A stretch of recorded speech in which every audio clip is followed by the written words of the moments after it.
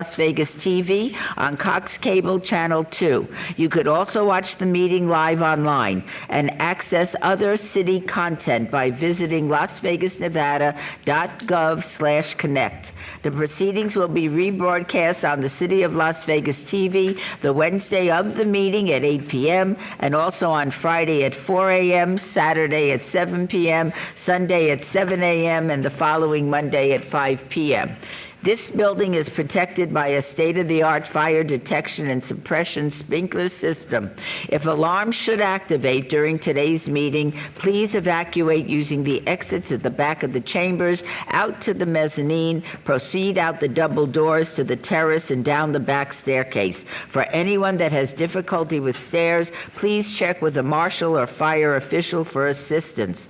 Once outside, assemble on the northeast corner across the street from City Hall at Lewis and First Street.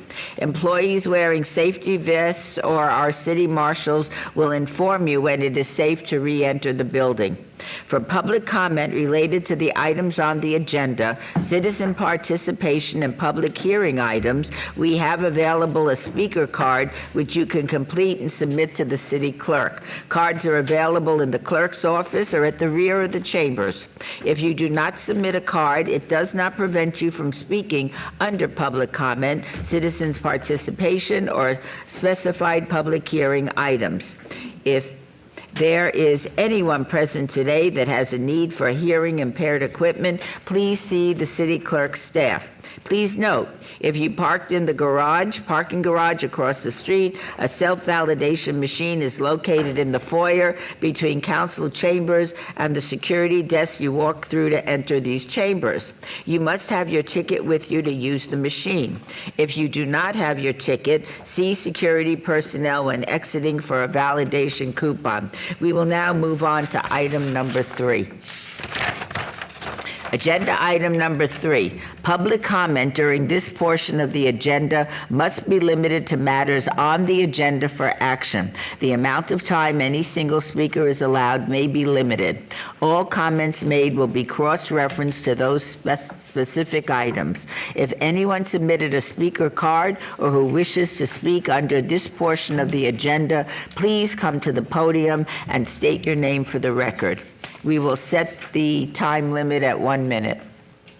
Is there anybody that wishes to address the redevelopment agency? Seeing nobody, we will now move to item number 4. For possible action to approve the final minutes by reference of the regular redevelopment agency meeting of April 16th, 2025. Mayor Pro Tem, is there a motion to approve the minutes? Madam Mayor, move to approve. Okay. Please vote on the motion. Post.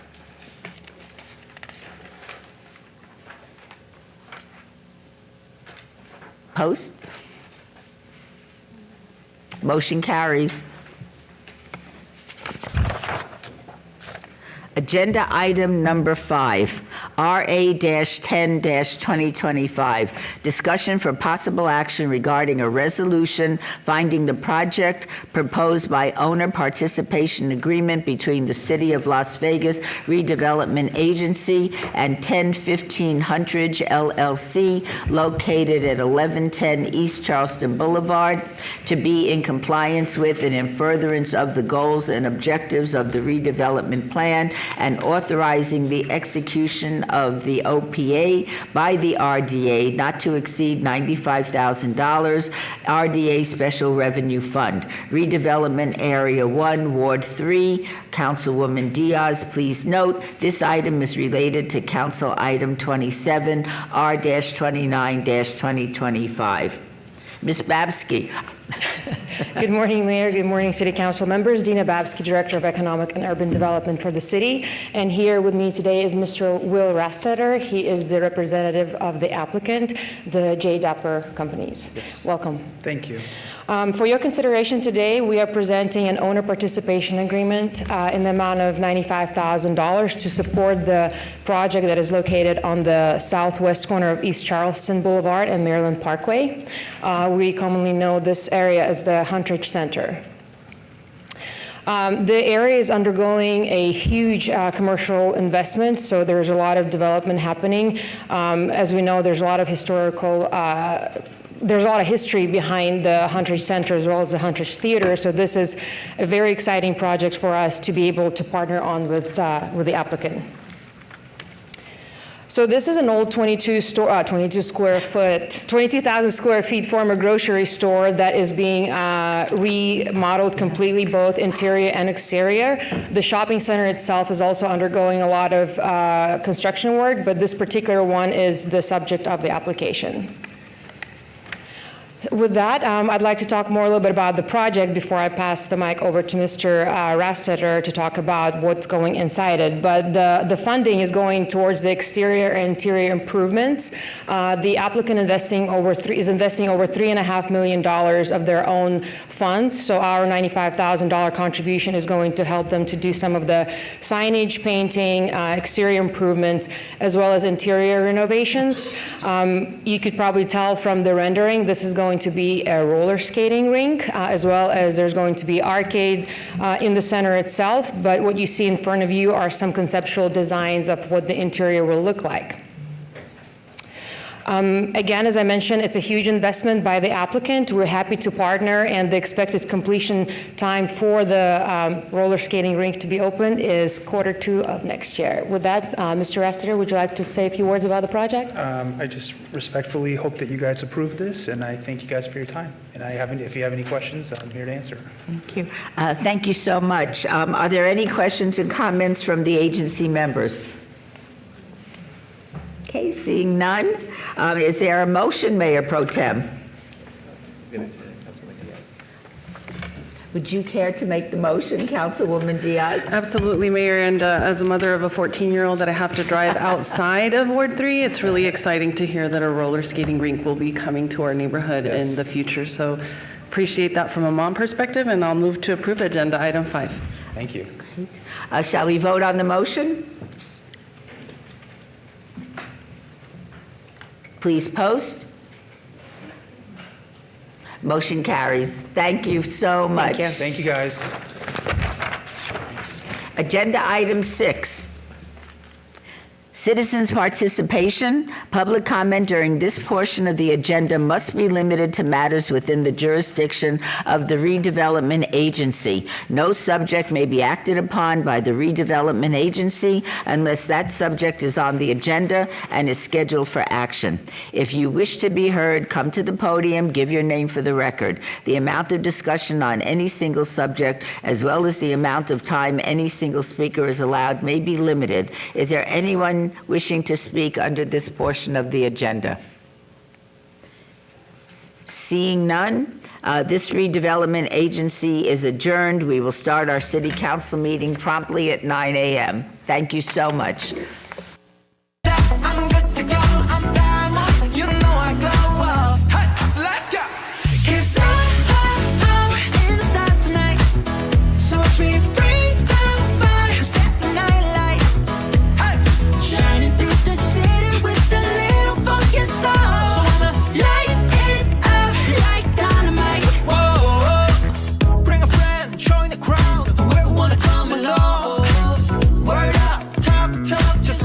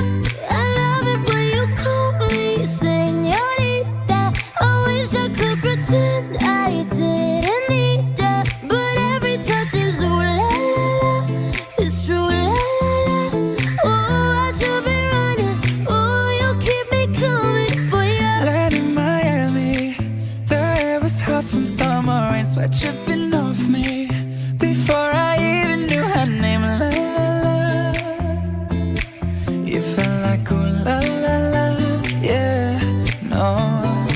Sapphire and moonlight, we danced for hours in the same tequila sunrise. Her body fit right in my hands, la la la.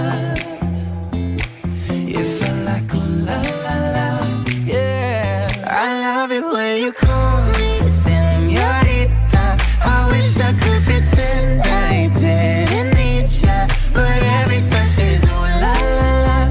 It's true, la la la. Ooh, I should be running. Ooh, you know I love it when you call me señorita. I wish it wasn't so damn hard to leave ya, but every touch is ooh la la la. It's true, la la la. Ooh, I should be running.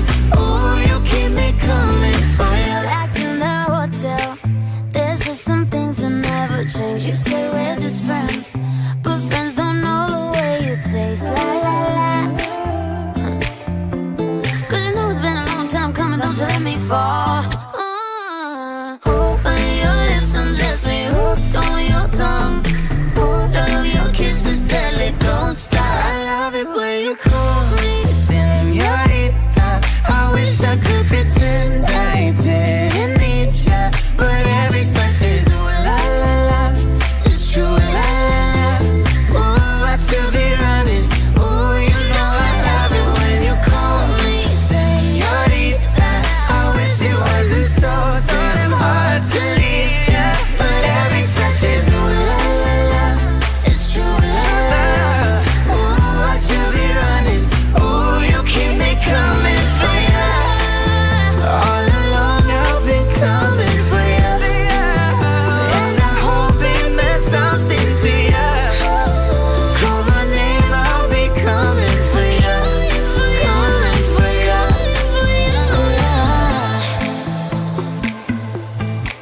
For ya. Oh, she loves it when I call for ya.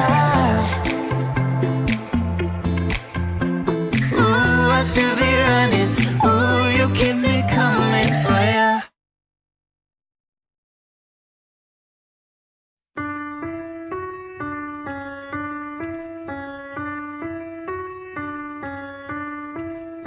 Always knew you, even when I didn't know you. Don't make sense, but it do. I was on my way to you. Every teardrop felt so heavy, hurt like hell, but heaven sent me through. I was on my way to you. Every heartbreak was a yellow brick road, pointing me straight, just taking me home. I was never lost, I was just passing through. I was on my way to you.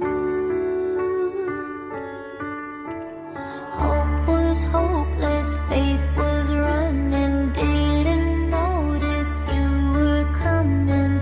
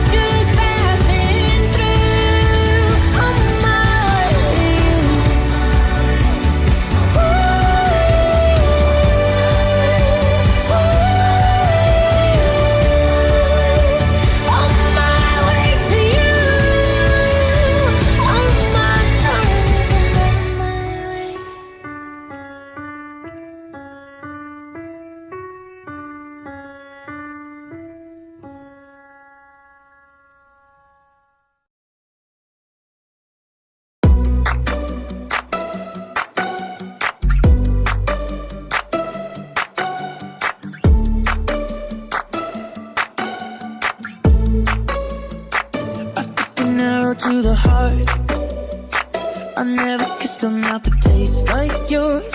Strawberries and something more. Ooh yeah, I want it all. Lipstick on my guitar. Feel like the angel, you can drive real far. Go dancing underneath the stars. Ooh yeah, I want it all. Got me feeling like I wanna be that guy. I wanna kiss your eyes. I wanna drink that smile. I wanna feel like like my soul's on fire. I wanna stay up all day and all night. Yeah, you got me singing like, ooh, I love it when you do it like that. And when you're close up, give me the shivers. Oh baby, you wanna dance till the sunlight cracks. And when they say the party's over, then we'll bring it right back. And we'll say, ooh, I love it when you do it like that. And when you're close up, give me the shivers. Oh baby, you wanna dance till the sunlight cracks. And when they say the party's over, then we'll bring it right back into the car. On the backseat in the moonlit dark. Wrap me up between your legs and arms. Ooh, I can get enough. You know you could tear me apart. Put me back together and take my heart. I never thought that I could love this hard. Ooh, I can get enough. Ooh, you got me feeling like I wanna be that guy. I wanna kiss your eyes. I wanna drink that smile. I wanna feel like my soul's on fire. I wanna stay up all day and all night. Yeah, you got me singing like, ooh, I love it when you do it like that. And when you're close up, give me the shivers. Oh baby, you wanna dance till the sunlight cracks. And when they say the party's over, then we'll bring it right back. And we'll say, ooh, I love it when you do it like that. And when you're close up, give me the shivers. Oh baby, you wanna dance till the sunlight cracks. And when they say the party's over, then we'll bring it right back. Baby, you burn so hot, you make me shiver with the fire. You got this thing you started, I don't want it to stop. You know you make me shiver. Baby, you burn so hot, you make me shiver with the fire. You got this thing you started, I don't want it to stop. You know you make me shiver. Yeah, you got me singing like, ooh, I love it when you do it like that. And when you're close up, give me the shivers. Oh baby, you wanna dance till the sunlight cracks. And when they say the party's over, then we'll bring it right back. Gonna say, ooh, I love it when you do it like that. And when you're close up, give me the shivers. Oh baby, you wanna dance till the sunlight cracks. And when they say the party's over, then we'll bring it right back. Yeah. It's funny 'cause I've always dreamed of me and you. Now here we are, staring at the stars. You just broke my heart, even though you promised you'd never do that from the start. But I guess we can only make it so far, 'cause time wasn't in our favor. This isn't goodbye, this is simply see you later.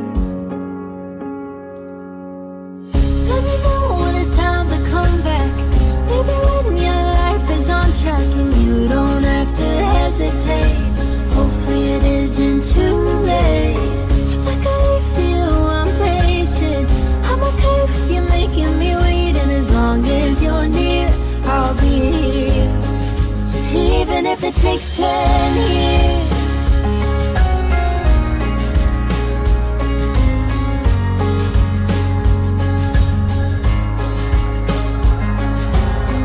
Can't fall in love when I found the one. How am I supposed to move on when you're never really too far gone? The memories won't go away. I feel pain every time I hear your name, but I always think of you the same. 'Cause time wasn't in our favor. This isn't goodbye, this is simply see you later.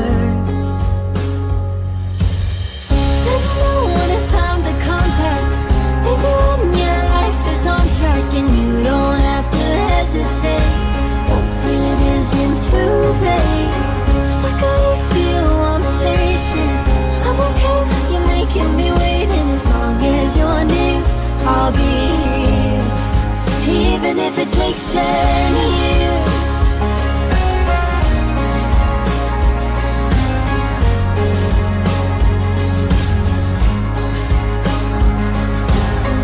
Let me know when it's time to come back. Maybe when your life is on track and you don't have to hesitate. Hopefully it isn't too late. I can feel I'm patient. I'm okay with you making me wait, and as long as you're near, I'll be here.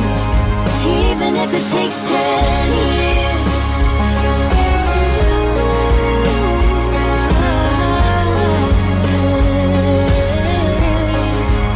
Even if it takes 10 years.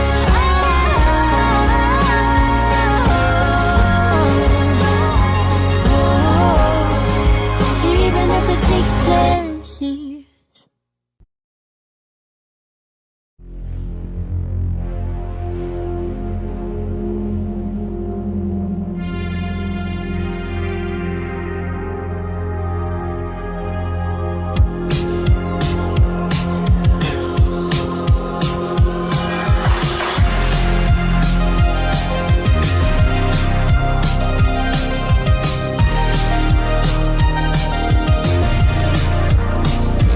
I've been trying to call. I've been on my own for long enough. Maybe you can show me how to love. Maybe I'm going through a drought. You don't even have to do too much. You can turn me on with just a touch, baby. I look around, since city's cold and empty. No one's around to judge me. I can see clearly when you're gone. I said, ooh, I'm blinded by the lights. No, I can't sleep until I feel your touch. I said, ooh, I'm drowning in the night. Oh, when I'm like this, you're the one I trust. Hey, hey, hey.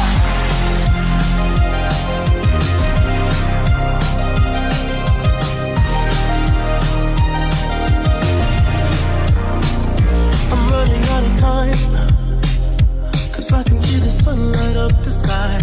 So I hit the road in overdrive, baby. Oh, the city's cold and empty. No one's around to judge me. I can see clearly when you're gone. And I said, ooh, I'm blinded by the lights. No, I can't sleep until I feel your touch.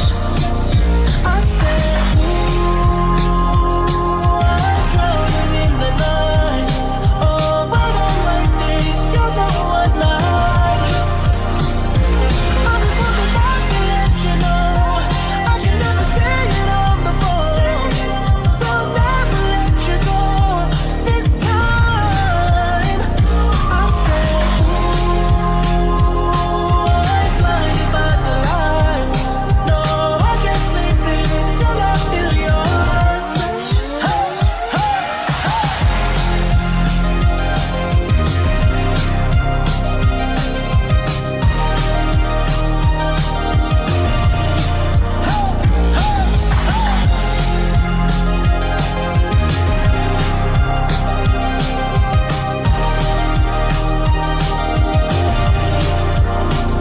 I said, ooh, I'm blinded by the lights. No, I can't sleep until I feel your touch.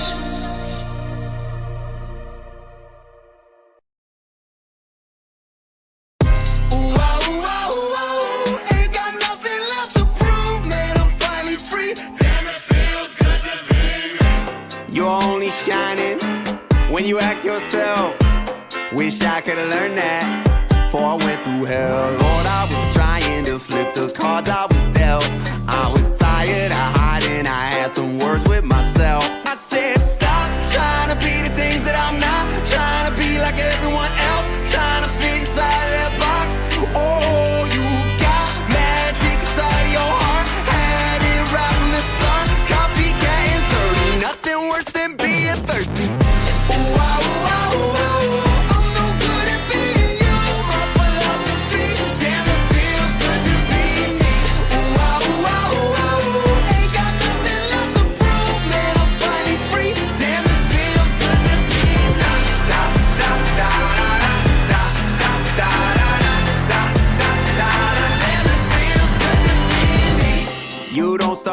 listen till you kill that shade.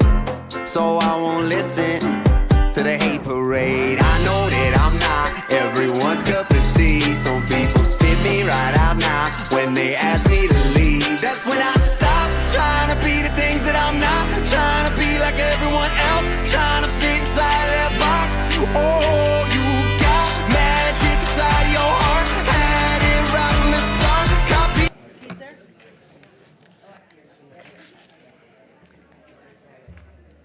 Good morning. The May 21st, 2025 meeting of the City Council is called to order. This meeting has been properly noticed and posted in compliance with the open meeting law. These proceedings are being video recorded and can be viewed live on City of Las Vegas TV on Cox Cable Channel 2.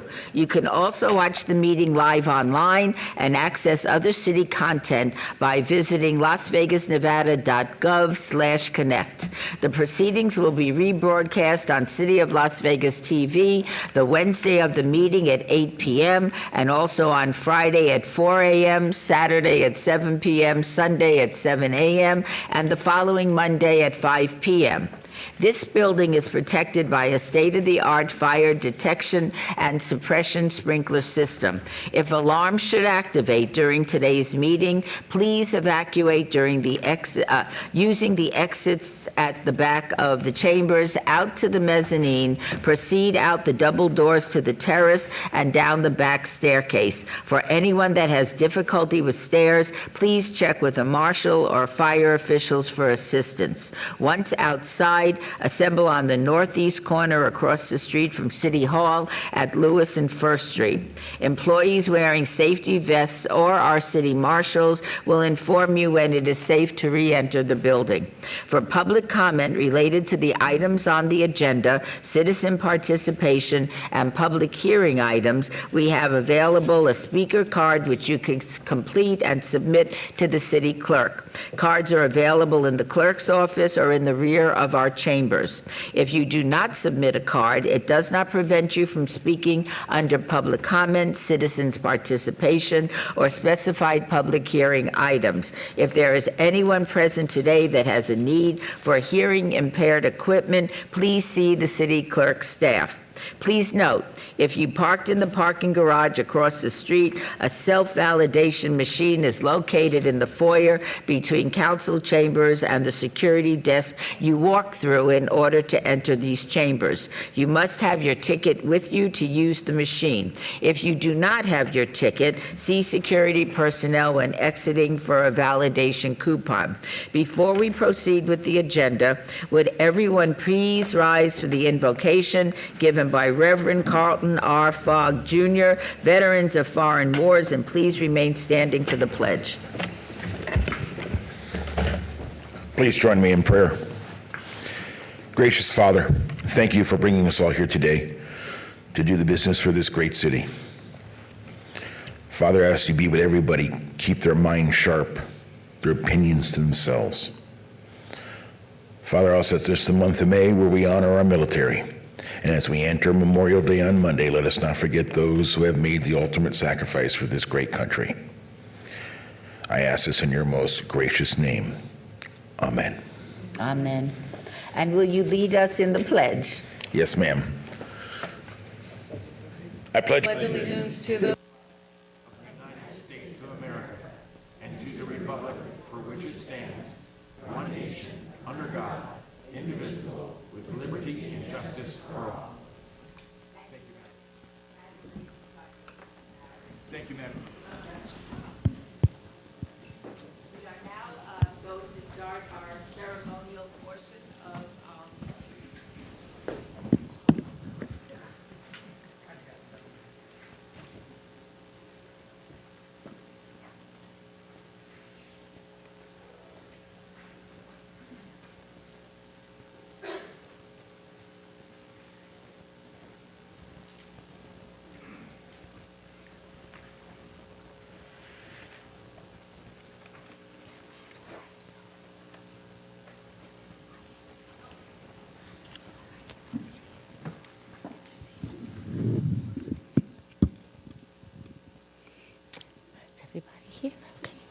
This is the ceremonial portion of our council agenda. And for the first item, I want to invite our Human Resources Director, Vince Zamora, to join us.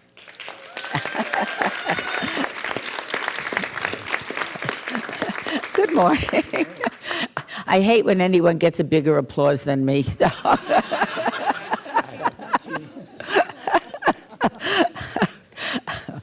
Our employees strive to meet our values of being kind, committed, and smart, and they work to build our community to make life better for everyone else. I'm proud to announce that the Employee of the Month is Sue Lynn Castleberry. Sue Lynn, would you please join us?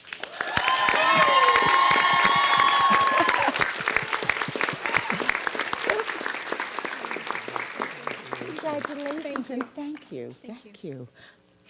Sue Lynn joined the city in 2002 and is a human resources technician. Sue Lynn shows extreme care and dedication to her position and the department. While also maintaining her own workload, she is ready to help answer anyone's questions without hesitation. When we have hiring events for larger departments, she steps up to break through the heavy workload, taking on responsibilities such as doing background checks. Sue Lynn is extremely dedicated and will not quit a job until it is complete. Her motivation inspires the entire team. Sue Lynn is also an excellent teacher who has mentored many new employees in human resources and across the organization. She puts a smile on everyone's face she interacts with. Sue Lynn, thank you for all of your hard work, and I'd like to give Vince an opportunity to say a few words, and then we'll take a photo. But on behalf of all of the people of the city of Las Vegas, I want to thank you for your service and congratulate you for receiving this well-deserved reward. Thank you.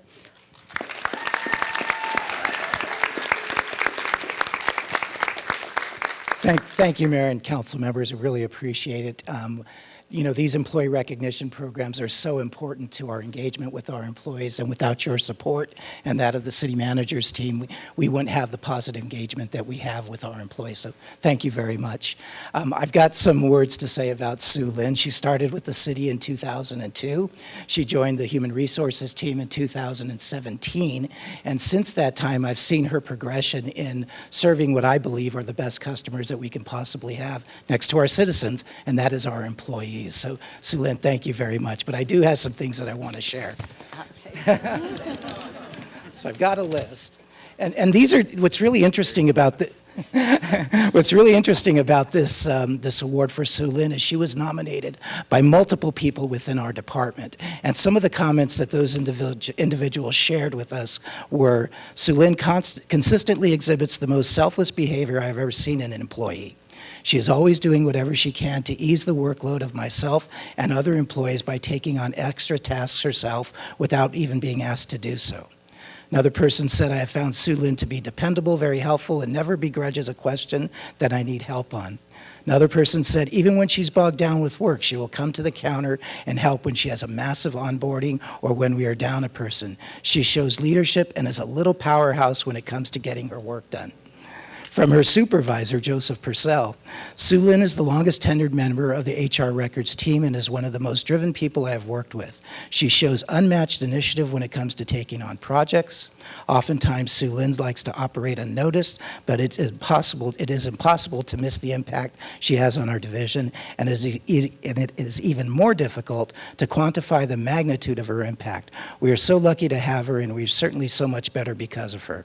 I can just tell you, I'm so proud of your accomplishments, Sue Lynn, and thank you very much for being part of our team and service. Yes. Thank you. You're very welcome.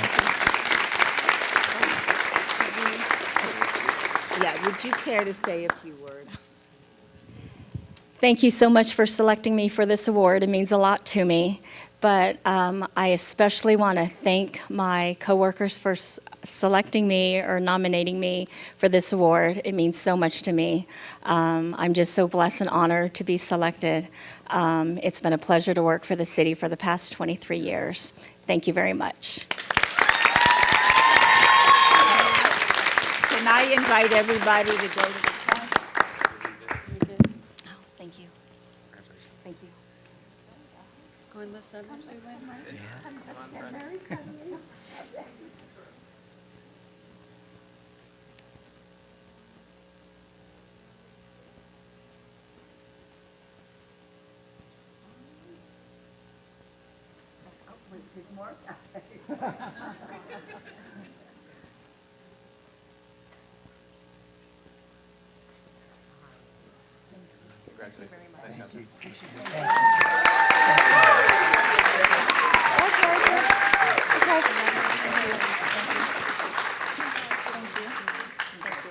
For our final ceremonial today, Councilwoman Nancy Bruni. For our final ceremonial item today, Councilwoman Nancy Bruni will recognize a local business that is making our community a better place. Councilwoman, take it away. Thank you, Mayor. I'm looking out and I'm seeing a lot of pink. I feel like some of us got a pink memo today.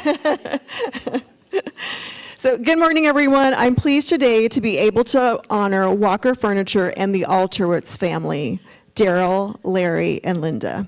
4 years ago, I knew about Walker Furniture primarily as my family's own furniture store, or my own family's furniture store.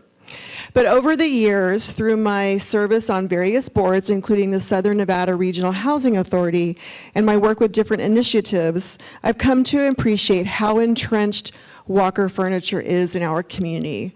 Many of you know about the annual Home for the Holidays event they do, but they do so much more. I know they've been partnering with the Southern Nevada Regional Housing Authority and Metro's Dream program, among many other partners. By providing furniture, including beds and dining room sets, to families in need, they have acknowledged the dignity of these families and planted seeds of hope around which these families can move forward. By supplying furniture and decor to organizations and institutions that are taking care of our community, such as Metro's new Wellness Center, they have offered support and relief so that these organizations can focus on their mission of protecting and serving our residents. Through their regular sponsorship of music and writing contests, Walker Furniture and the Alterwitz family have built community and connection.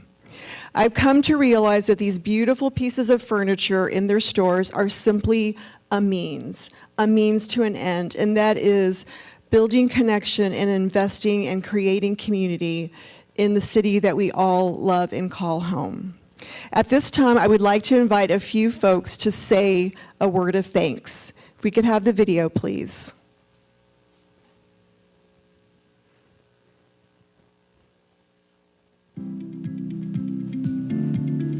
I would like to give a sincere thank you to our community partner, Walker Furniture.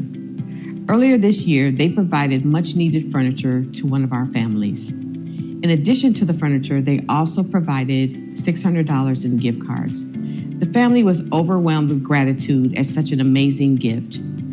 We want to let you know that we appreciate everything you do, not just for our residents, but for all of the residents of Southern Nevada. Thank you, Walker Furniture. Just wanted to say a resounding thank you to Walker Furniture for being such a tremendous partner for us and our community. Anytime that we've called for their help when we're conducting our outreach, you've always been the first to stand up and rise to the occasion and be there for those that are in need. So we're all eternally grateful and really appreciate the partnership. Thank you very much. I'd like to send out a huge shout out to Walker Furniture. Thank you so much for all of your support for our teachers here in CCSD during Teacher Appreciation Week. We are standing in our new staff lounge that was furnished by Walker Furniture.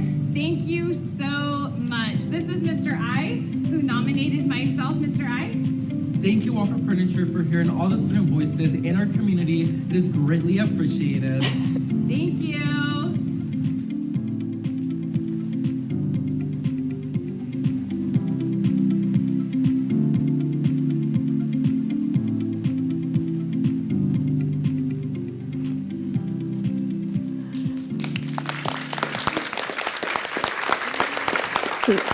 So I think you can feel the love and enthusiasm in the room. So Larry, Michelle, I'd love for you to, and Daryl, please come up. I know you just got here, so please, I'd like to invite you to come up.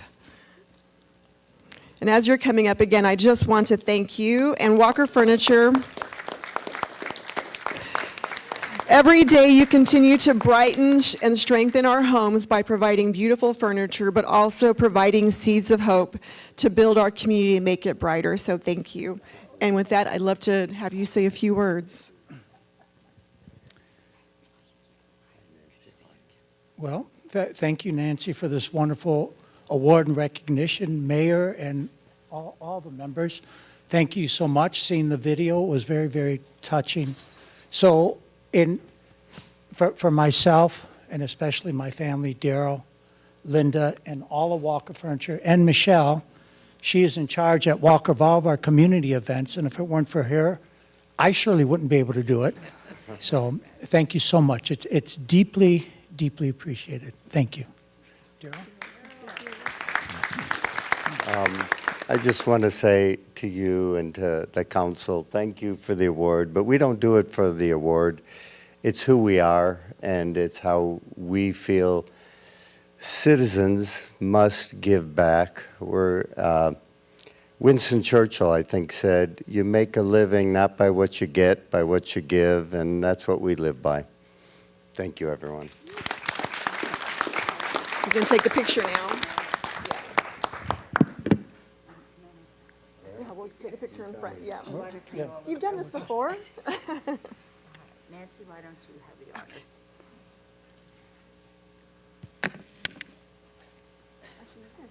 Yeah, you need to hold this though, yeah. And you need to be holding that.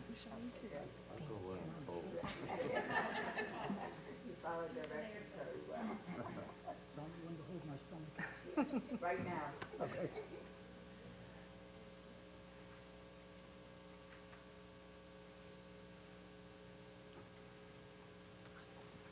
Okay. Sorry.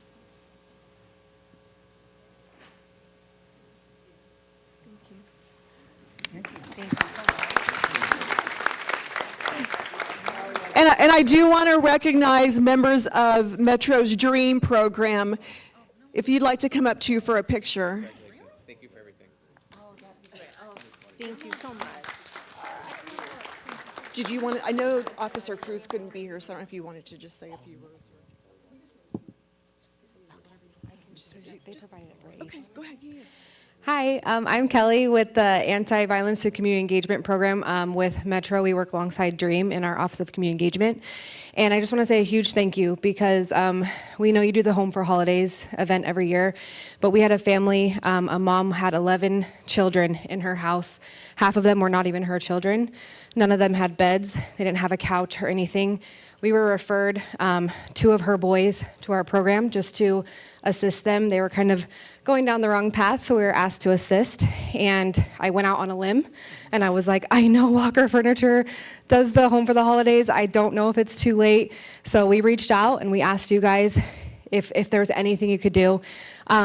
Couple weeks later, we showed up at this house. You guys provided them 9 beds. These kids were laying on the floor, sleeping on the floor every night with no couch, no nothing. So you gave them 9 beds and a couch.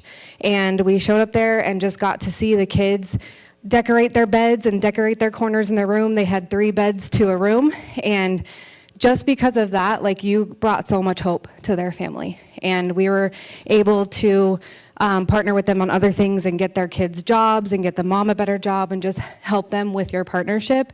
And now they have beds to sleep in at night. And I know all of us kind of take that kind of stuff for granted. And you provided that for them. And we really wanted to say thank you and just thank you for the partnership. And you were there. We got to take pictures, and it was amazing seeing those kids get their beds for the first time. So we really appreciate the partnership from a Metro standpoint. And we thank you for all that you do. Thank you. Let's grab another picture.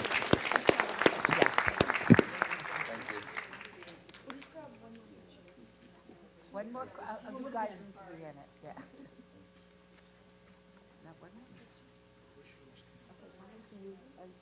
Nancy, do you want to get up here? Nancy, right here. There you go. Yeah. You go. Yeah. Find your spot.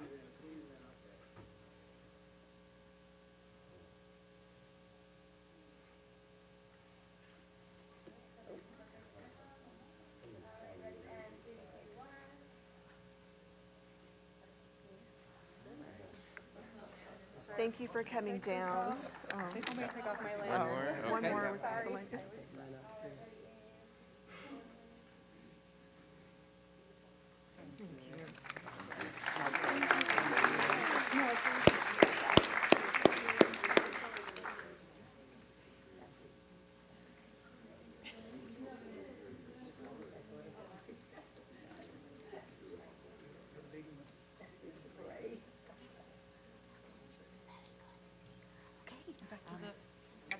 We'll reconvene in about 2 minutes.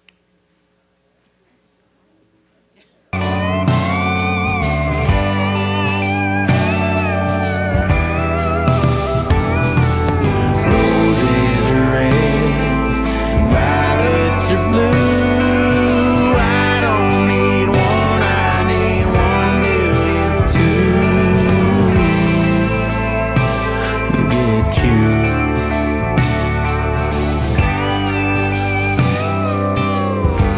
So mister, I'll take your roses if you cut off the thorns. She can't take no more. I'll buy violets and daisies to get back my baby. It's gonna take all you've got. Oh, it's a bad day for love, but a good day for flower shines.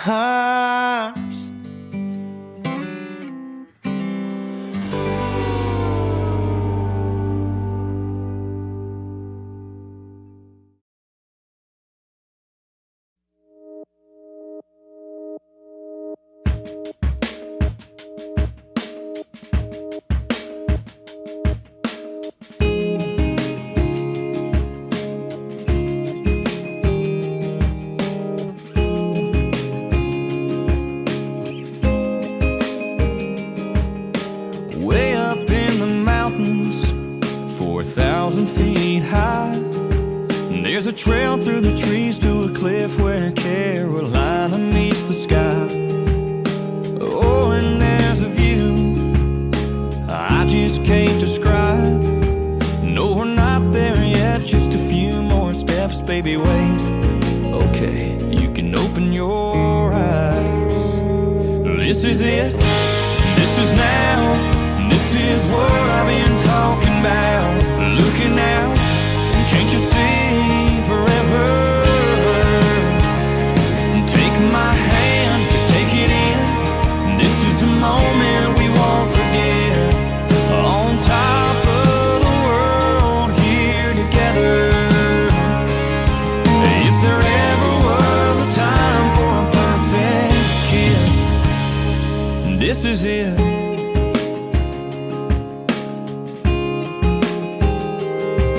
Girl, I know that you've been waiting, talking to your friends, wondering if and wondering where and wondering when.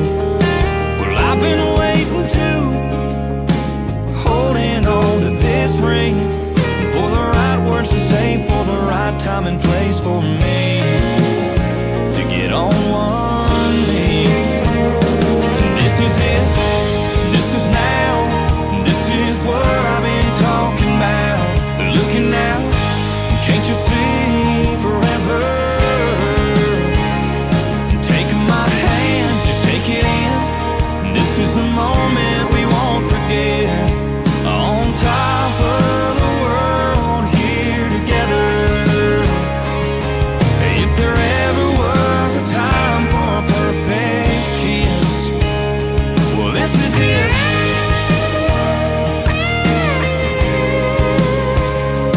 This is it.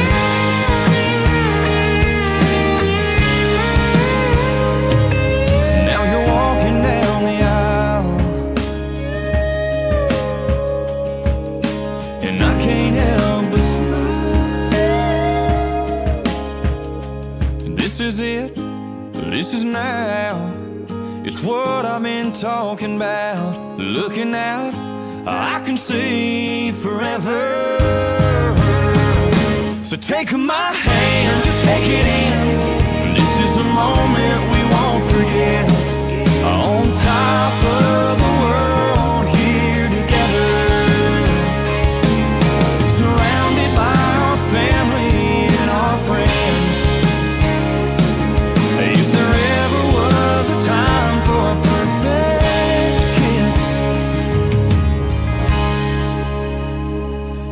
is it.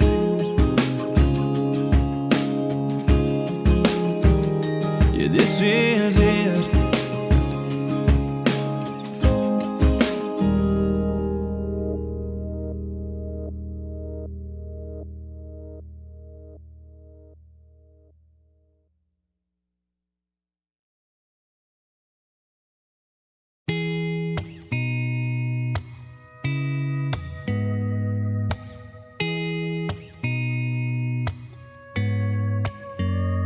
Hey God, it's me.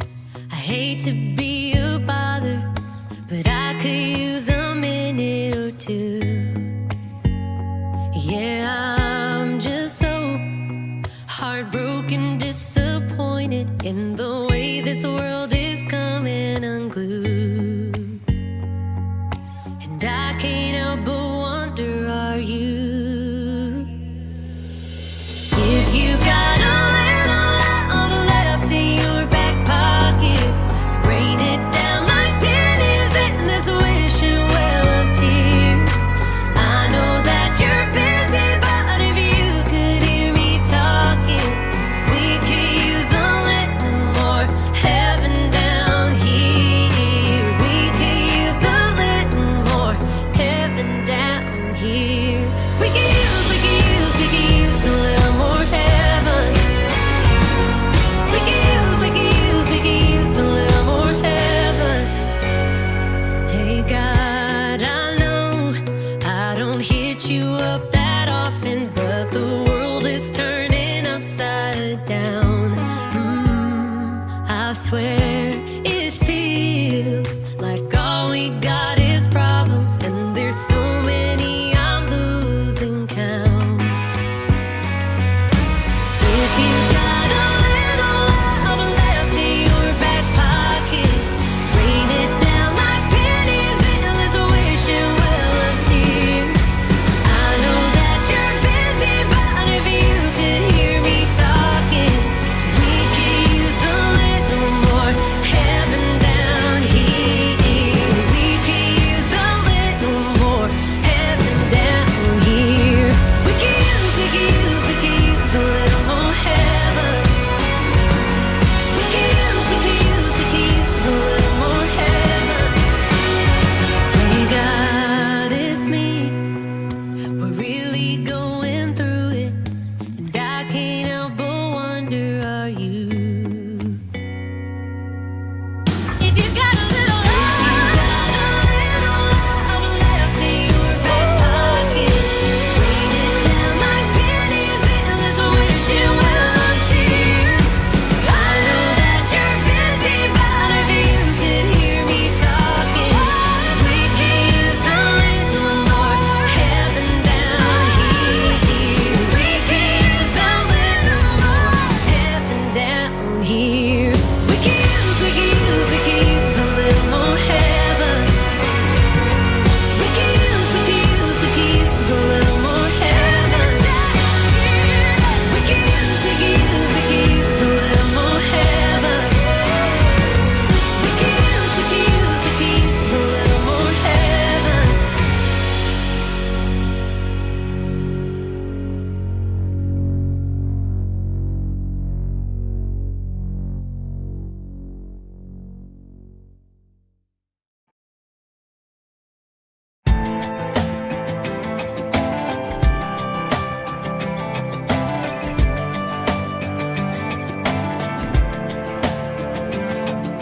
Old boat, new boat, red boat, blue boat. Only thing better than one is two boats. Big church, small church, come on, church.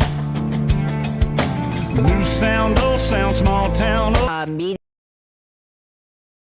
old town, red dirt, clay dirt, trying to get to Public comment during this portion of the agenda must be limited to matters on the agenda for action.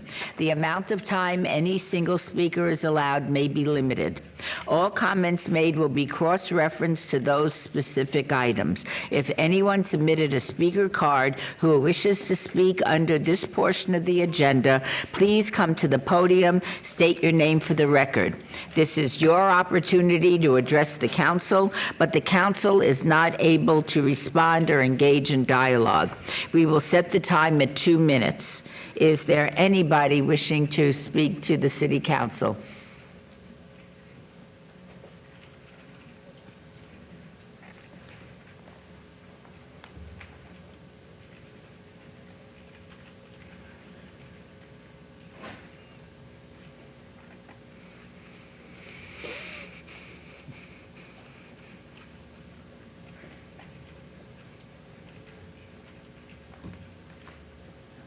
Yes, I think she's still getting ready. All right, welcome. Please state your name for the record. Thank you. My name is Shondell Newsom for the record. I'm the founder and visionary of Some New Marketing at 1951 Stella Lake Street in Ward 5 for Councilwoman Summers Armstrong. I'm speaking on item number 28. Talking a little bit about 1150 West Owens. Some New is the proposed tenant, and I'm really, really thankful to God for the opportunity to work with my friends and sisters of MYS, Maisha and Laura. We've worked on many projects that have impacted the community here in Las Vegas and throughout the country. We've done many things together as small firms. If you guys don't know about Some New Marketing, we're a family-owned business. My daughter, who was an intern 19 years ago, is today the CEO.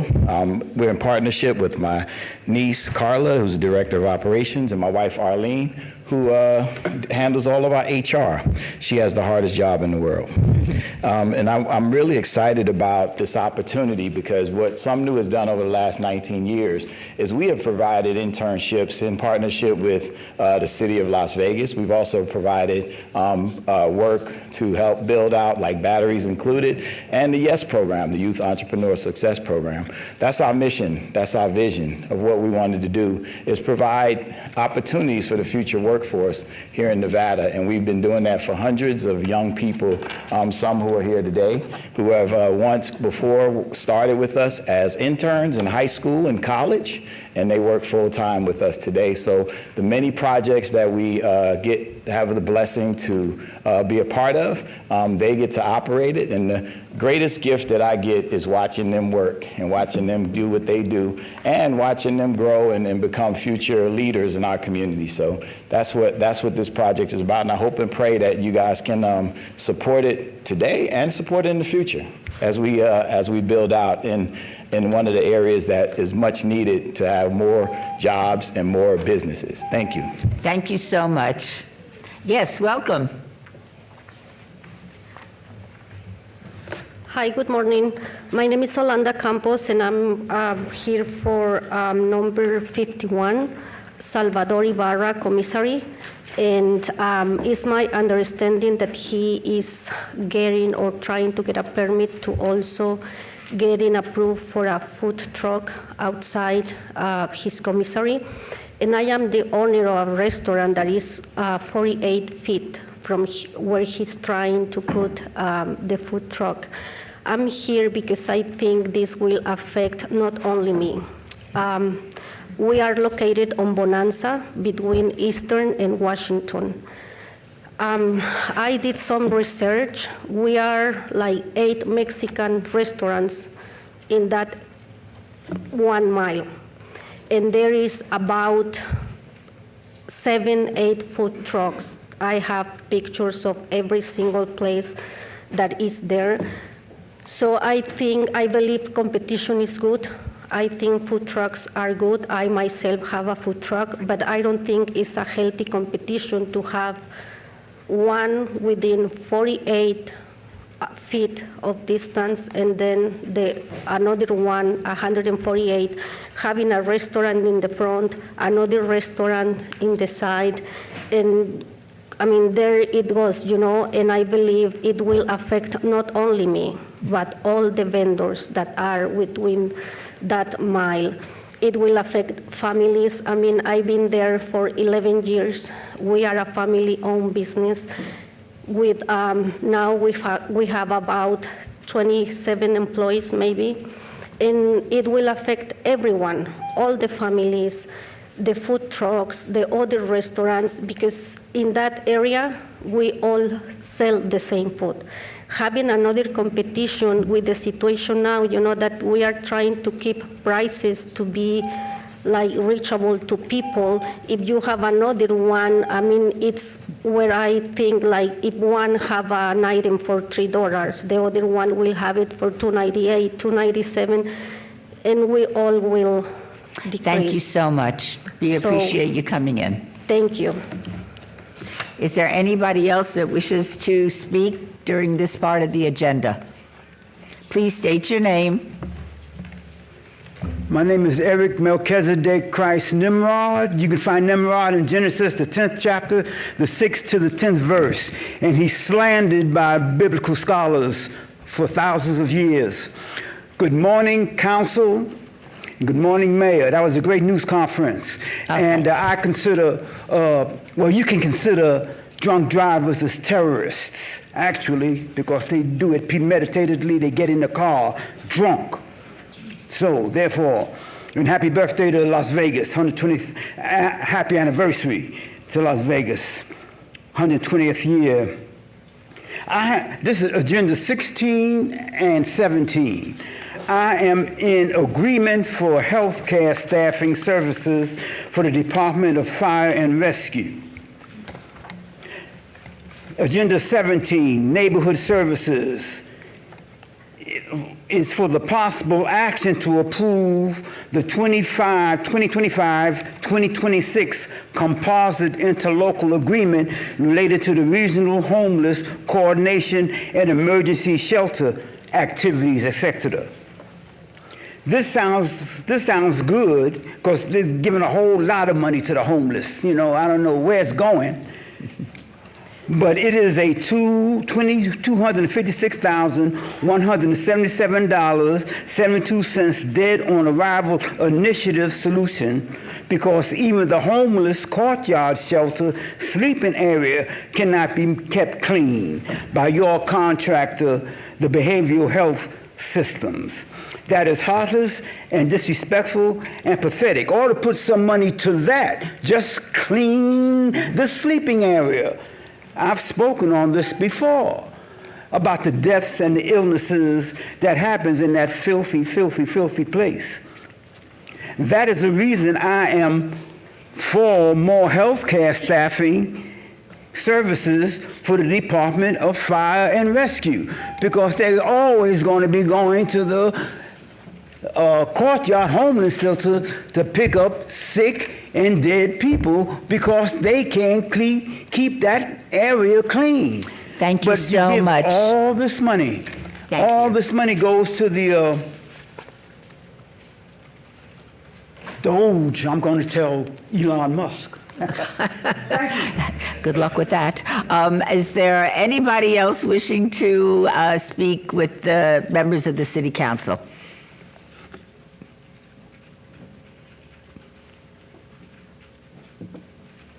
Welcome. Please state your name for the record. My name is Seth Davis. I'm at 8112 Pacific Cove Drive here in Las Vegas.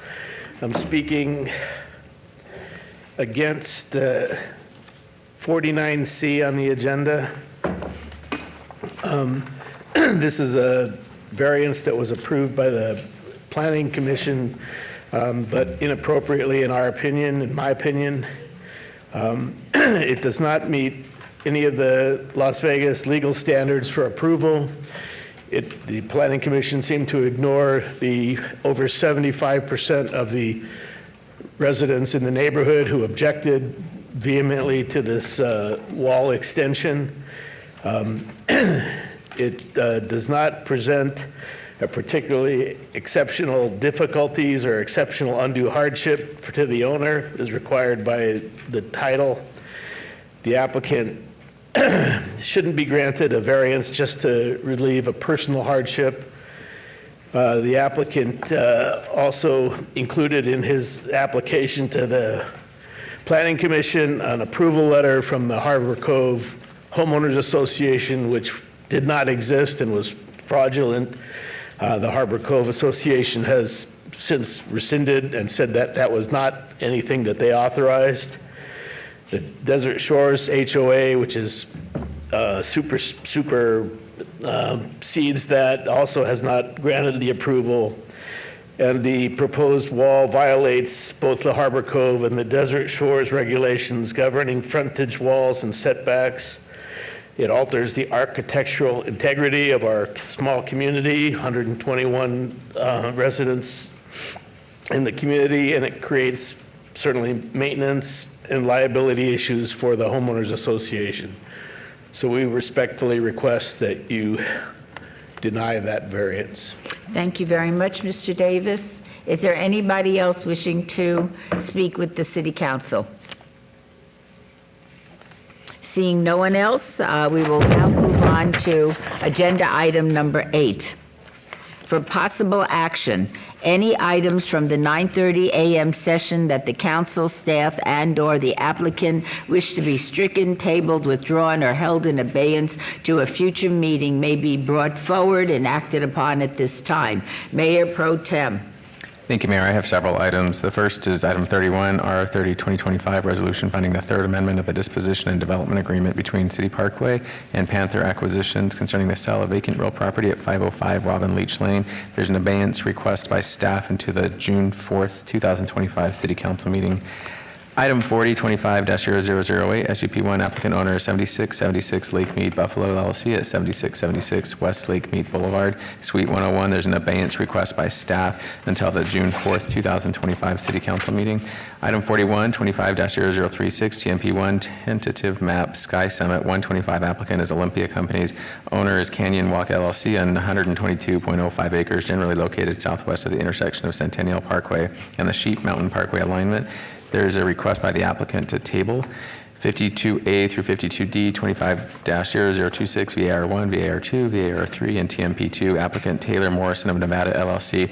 Owner is Phantom Group LLC on 3.43 acres on the west side of Tonopah Drive, approximately 442 feet north of Vegas Drive. There's a withdrawal without prejudice request by the applicant.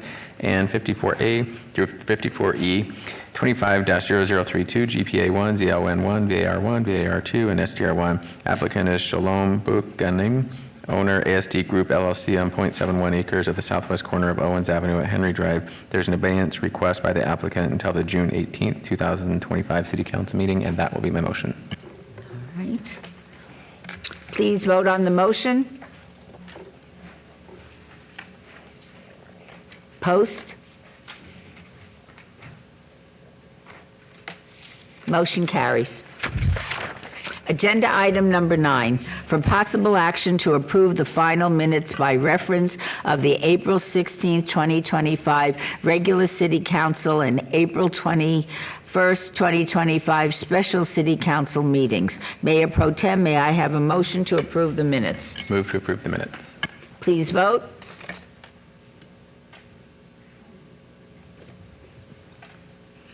Post.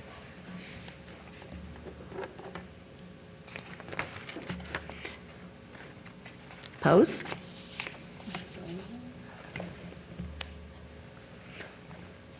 Did everybody vote A? Aye. All right, motion carries.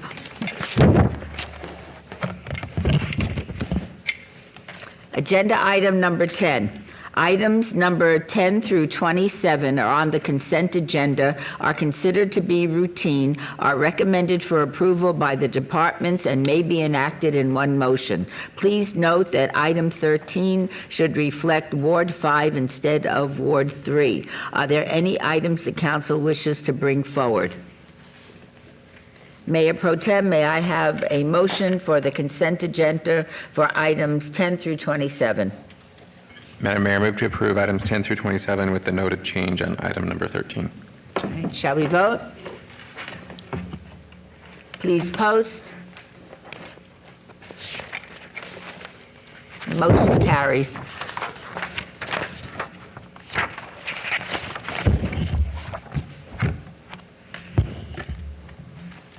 We will now hear related items 28 and 32 together. Item 28, regarding the fair market value of the City of Las Vegas-owned vacant real property based on the current appraisal report in anticipation of the sale and development of .41 acres located at the northeast corner of J Street and West Owens Avenue. 32, R-31-2025, discussion for possible action regarding a resolution finding the disposition and development agreement between the City of Las Vegas and 1150 West Owens Avenue LLC concerning the proposed sale of 1150 West Owens Avenue is in the best interest of the public and to be in compliance with and in furtherance of the goals and objectives of the City of Las Vegas. These items are Ward 5, Ms. Summers Armstrong. Item 28 is a public hearing, which I now declare open. Ms. Babsky. Good morning, Mayor. Good morning, City Council members. Dina Babsky, Director of Economic and Urban Development. And with me here today at the podium is Ms. Maisha Boyce. She is representing the developer, or is the developer. And with us also here today is Mr. Melvin Green with KME Architects. Before I start the presentation, I actually would like to see if my PowerPoint could be brought up.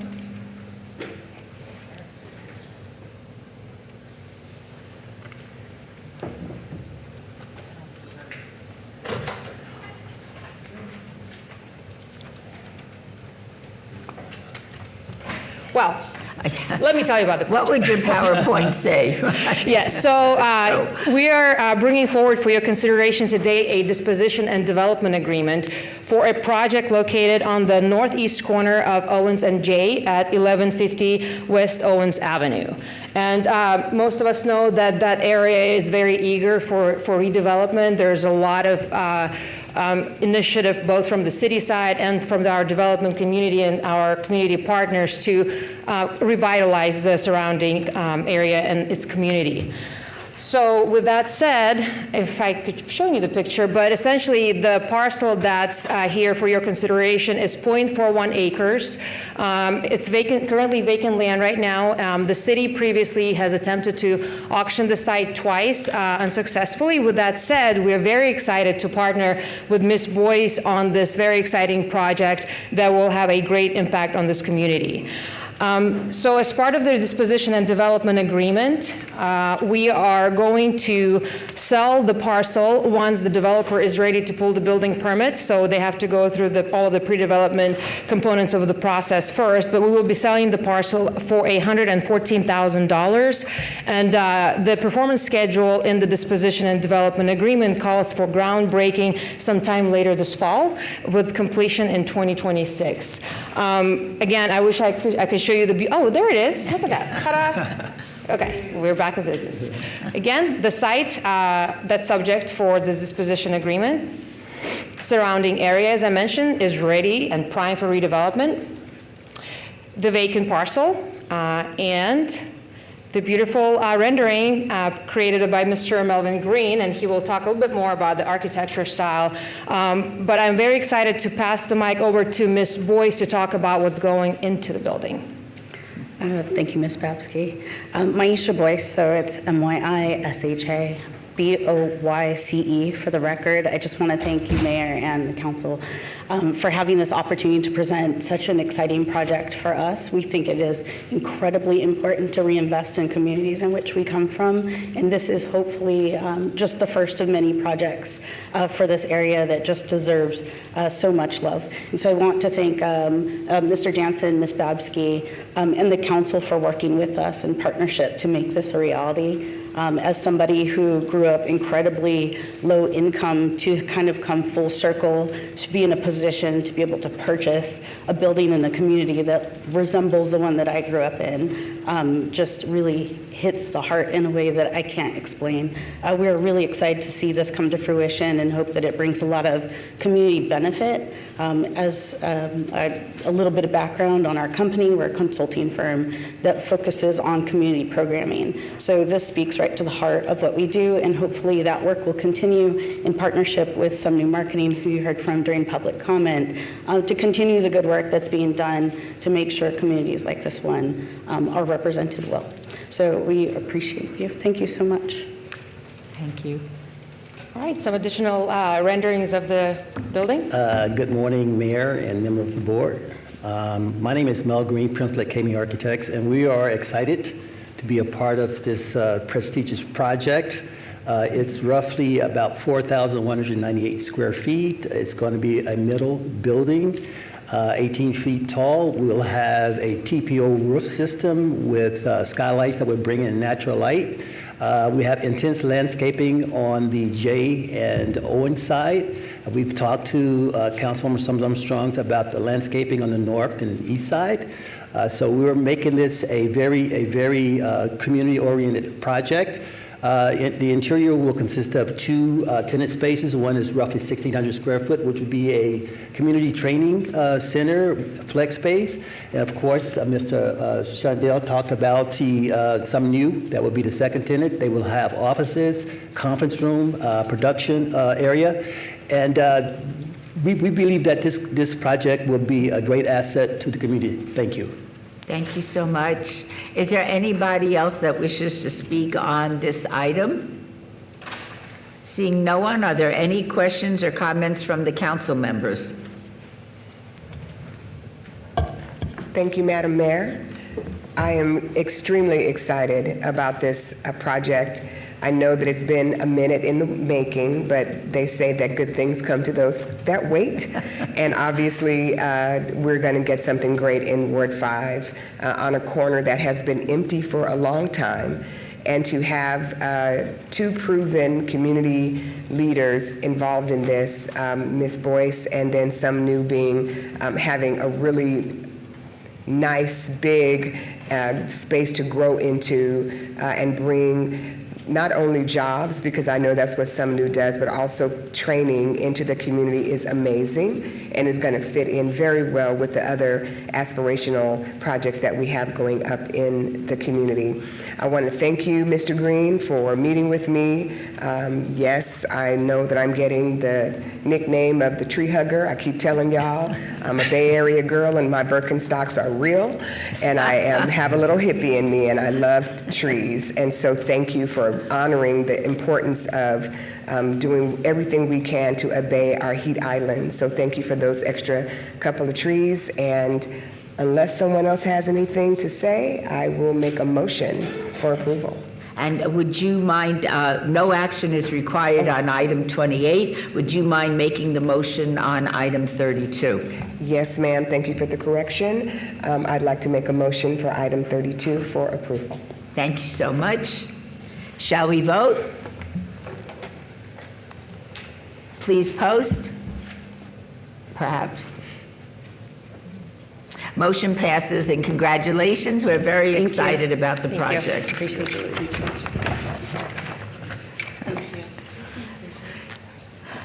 We will now hear related items 29, 30, and 33 together, but act on them separately. Item 29, regarding the fair market value of the City of Las Vegas-owned office building based on the market rent analysis of May 5th, 2025 by Southwest Property Consultants in anticipation of the lease of Civic Plaza office buildings located at the southeast corner of Bonneville Avenue and First Street with addresses of 70 Bonneville Avenue and 525 South Main. Item 30, discussion for possible action regarding the office lease between the City of Las Vegas and Workforce Connections, consisting of 16,435 square feet for a term of 20 years with an option to extend, located on the fourth floor at 70 Bonneville Avenue. And item 33, R-32-2025, discussion for possible action regarding a resolution finding that the proposed lease of real property to Workforce Connection, a Nevada Joint Powers Authority consisting of 16,435 square feet office space for a term of 20 years with an option for a renewal period, located on the fourth floor at 70 Bonneville Avenue, is in the best interest of the public. These items are in Ward 3. Ms. Diaz, item 29 is a public hearing, which I now declare open. Ms. Babsky. Dina Babsky. Thank you, Mayor. Director of Economic and Urban Development. And I would like to welcome our long-term partners and very notable guest here today, Mr. Jaime Cruz. He is the Executive Director for the Workforce Connections. Also with us here, the Board Chair, Ms. Jerry Merritt, as well as the Deputy Director, Ms. Irene Bustamante Adams. Welcome. We are so excited to bring forward this item. We have been working for a while now to finalize the lease, but it's like was stated just a few minutes ago, it's definitely been worth waiting. I don't have to say much about the Workforce Connections because we all know the great work that they do, but just for a little background, they are our local regional workforce development board. It has been in existence since the 1980 with their name change in 2009 is when they became known as the Workforce Connections. It is governed by a board of our local, a consortium of local elected officials, and our own Councilwoman Diaz is on that consortium. And that consortium appoints 23 board chairs, of which we have the board members, of which we have the board chair here with us present today. Without further ado, just a few highlights on the lease itself. It is a 20-year term, so it is long-term. We're very excited to have Workforce Connections with us for 2 decades to start with, maybe longer later, right? The lease is for the 4th floor of the brand-new Civic Plaza Building 2, a little over 16,000 square feet, so it's big. It's a big space. It's going to be designed specifically to the needs of Workforce Connection. The overall lease amount for the full term is almost $12 million. So it's a great investment on both the Workforce Connection side and the city. We are excited to say that the space will be ready for them for move-in on September 1, so just 3 or 4 months away, and then we can all have a great opportunity to have amazing synergies between our new tenant, Workforce Connections, the city, our tenant, Vegas Chamber, so it's going to be a lot of energy and excitement. Without further ado, I'd like to give a word over to Mr. Jaime. Thank you very much. I'll start. Madam Mayor, we're here to put a ring on it, as they say. 20 years. Are you proposing to me? Yes, ma'am. Yes, ma'am. To you and the council. But we couldn't be happier. This has been a labor of love. We worked with your city team, from the design team to the operations team. It's been a pleasure. It just gave us a window into what this relationship is going to be like. Your team is the best. And I'd like to thank our consortium chair, Councilwoman Diaz, who's been a champion of this from the very beginning. I remember over a year ago, we sat up in the city manager's office thinking about this. And so here we are. Again, I'm going to pass it on to our board chair and to our deputy director, but we couldn't be happier, Madam Mayor, members of the council, to be a part of this great project, which is Civic Plaza. Thank you so much. To the mayor and, of course, to the city council, this is so exciting. You know, as I've had the opportunity to serve as a board chair, for several years, we've always talked about the space where we are and how much more we could actually do if there was actually more space.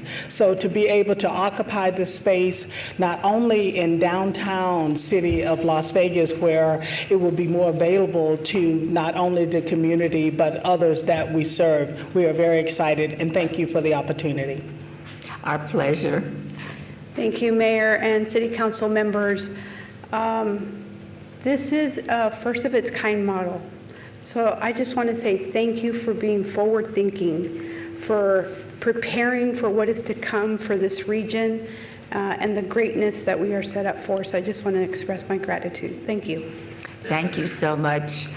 This is a public hearing. Is there anybody else that wishes to speak on this item? Seeing no one, I will close the public. I'd like to say that I agree. You'll have to come to the mic and state your name.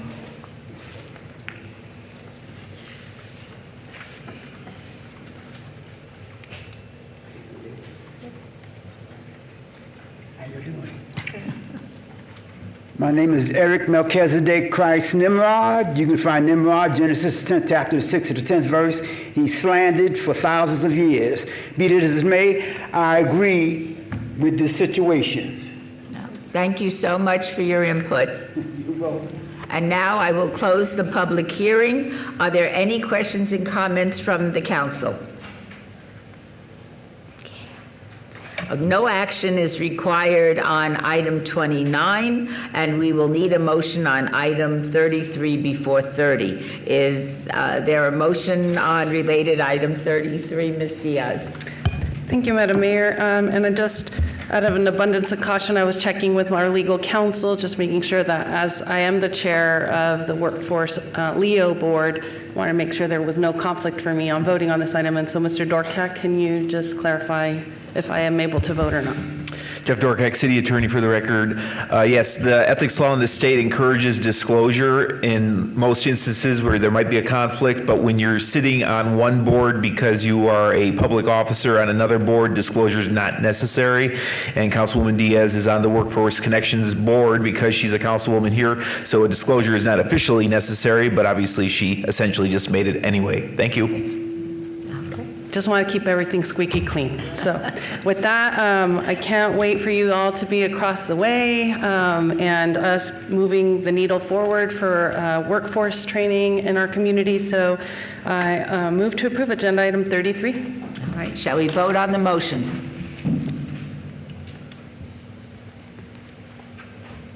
Please post. Motion carries. Yes, you do. Yes, we do. And wait. Wait. One more vote. We're going to go ahead and move to approve agenda item 30. Okay, shall we vote on the motion? Please post. Motion carries. Congratulations. That's very nice. Yes.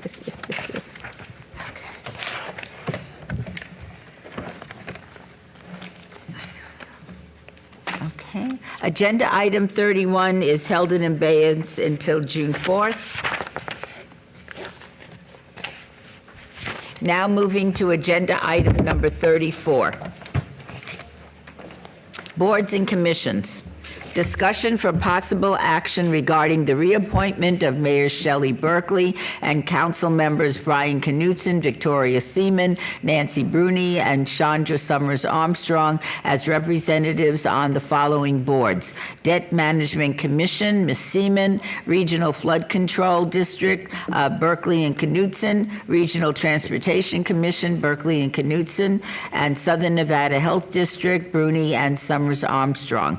Not all seats intended for the City of Las Vegas representation required adjustment at this time, as some seats are held throughout the election cycle until replaced, and some seats without member changes have future term expiration dates. Because of this, the subject does not gesundheit represent all seats the mayor and council occupy on outside boards, and the backup should be referenced for additional information. I move to approve the reappointments. Shall we vote?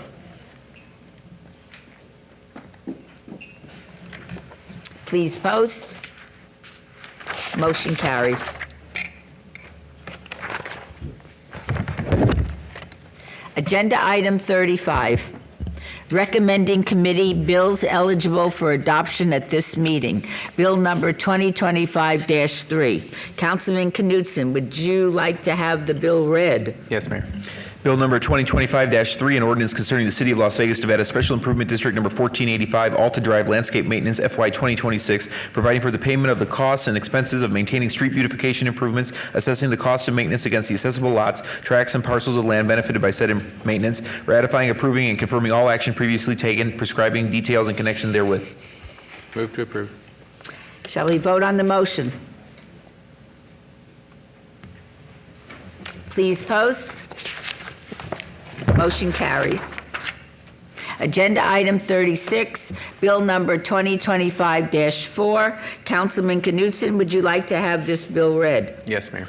Bill number 2025-4, an ordinance concerning the City of Las Vegas, Nevada Special Improvement District number 1516, Fremont Street Maintenance District, FY 2026, Las Vegas Boulevard to 8th Street, providing for the payment of the costs and expenses of a neighborhood improvement project, assessing the cost of the project against the accessible lots, tracts, and parcels of land benefited by said improvements, ratifying, approving, and confirming all action previously taken, prescribing details in connection therewith. Move to approve. Shall we vote on the motion? Please post.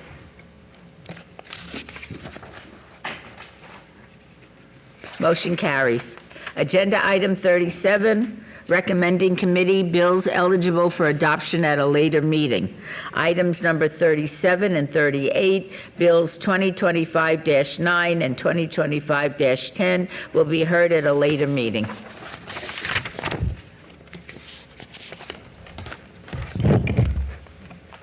Agenda item 39. Item 39 is on the consent agenda, but I understand Councilwoman Summers Armstrong has asked for it to be pulled for discussion. We will trail this item and hear it after the one motion, one vote agenda.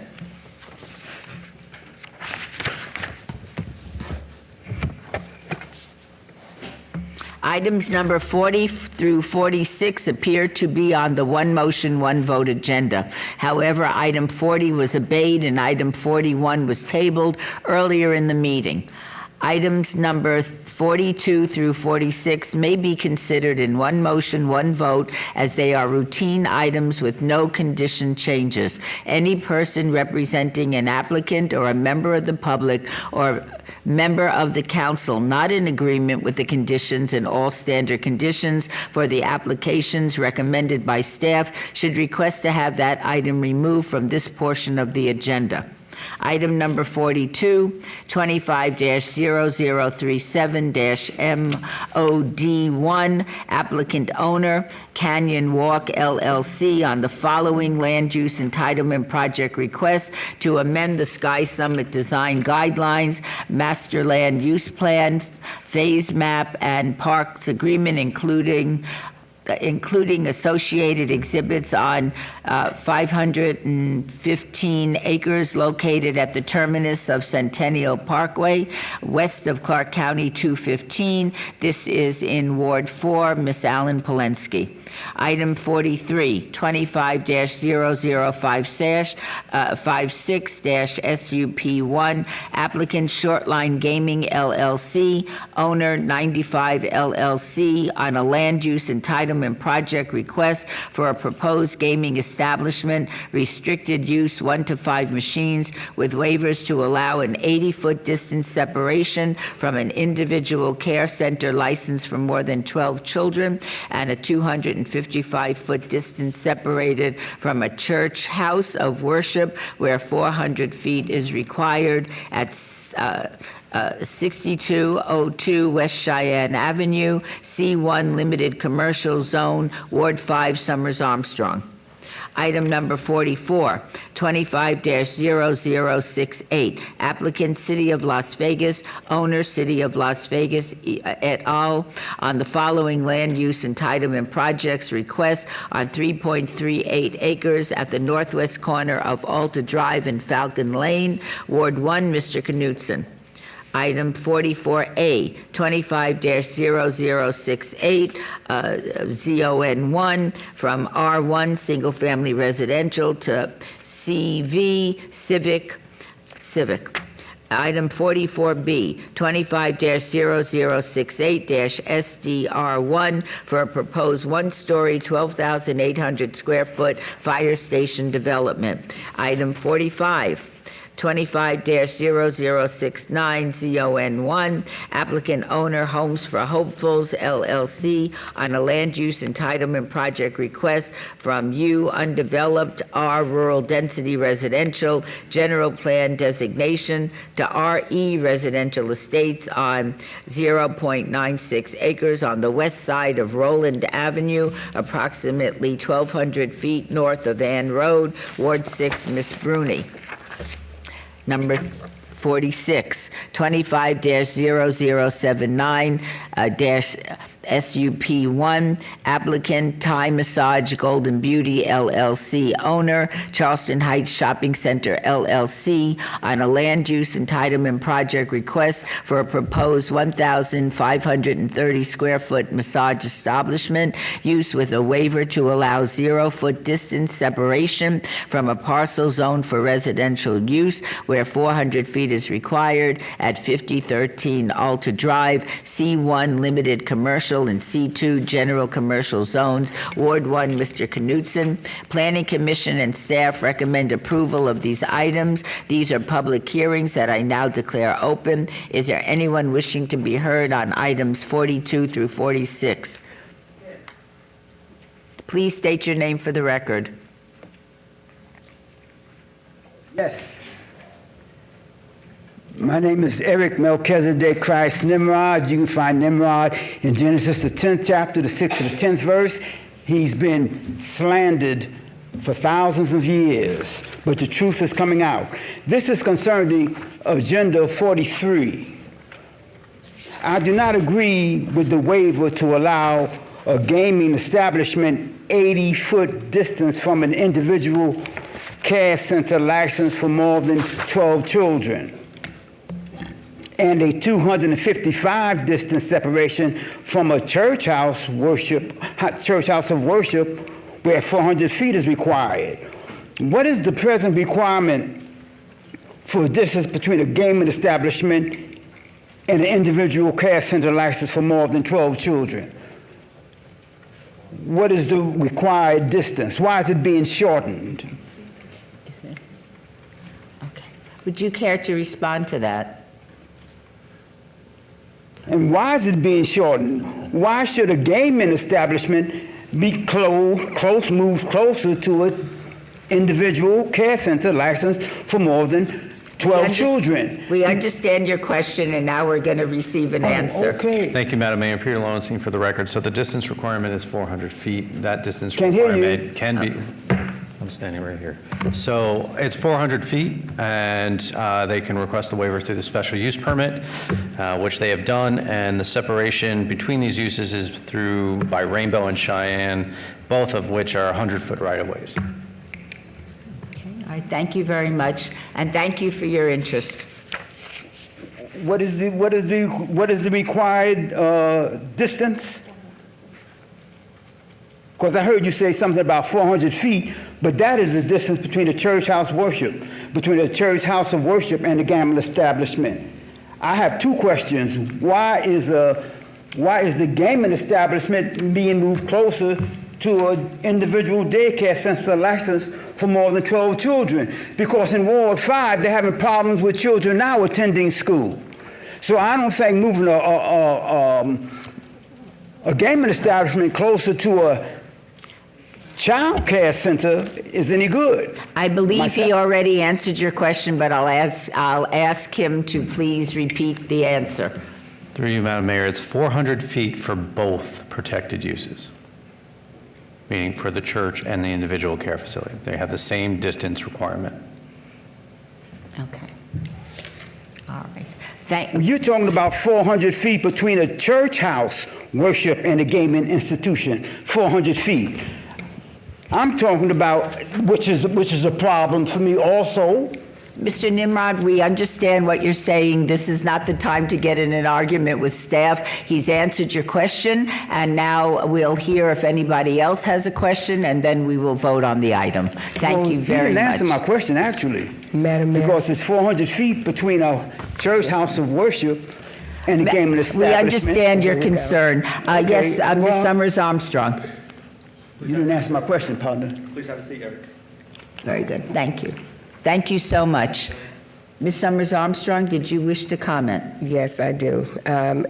Mr. Eric, I just wanted to let you know that this is a business that was already existing for some time.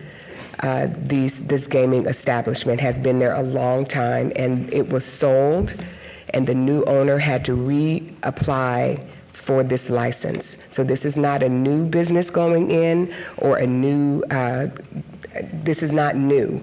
It was already there, and because they had a change in ownership, they had to come and get their license and then come back to us. So we're not adding anything new. So your concern is definitely warranted, and it is accepted, but this use was already there. Okay? Councilwoman, to the best of your knowledge, have there been any problems or complaints with this establishment in the past? Thank you, Mayor. No, we have not heard anything through business license or anyone else about misuse of this license in this location. So it's definitely carefully reviewed by our business license folks. The Gaming Control Board, of course, also keeps a close eye on it. And we don't think that we're having any issues with children in this establishment or using the gaming facilities in a way that they're not supposed to. So this is just a business use, and your concerns are definitely appreciated. Thank you for clarifying this. Is there anybody else that wishes to speak on items 42 through 46? Seeing nobody else, I will close the public hearings. Mayor Pro Tem, may I have a motion for the one motion, one vote items? Madam Mayor, I move to approve items 42 through 46. Please vote. Post. Is there a okay, motion passes.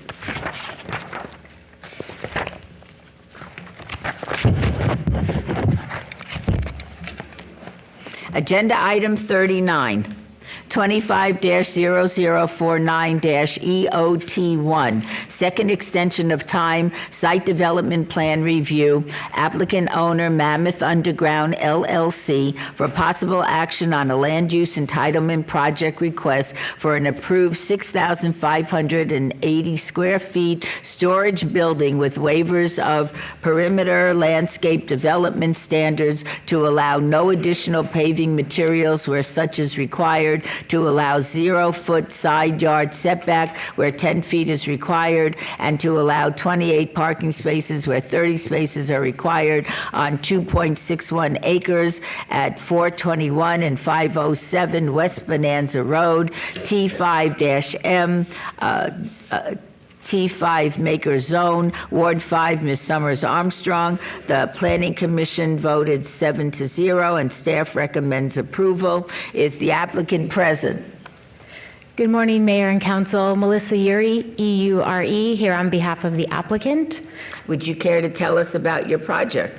Yes, so what the project was is that, as you can see on the aerial here, it's right at the corner of City Parkway and Bonanza, so they have actually the two parcels right here. And they are in the T5 Maker Zone, which has historically been a very industrial area for the city.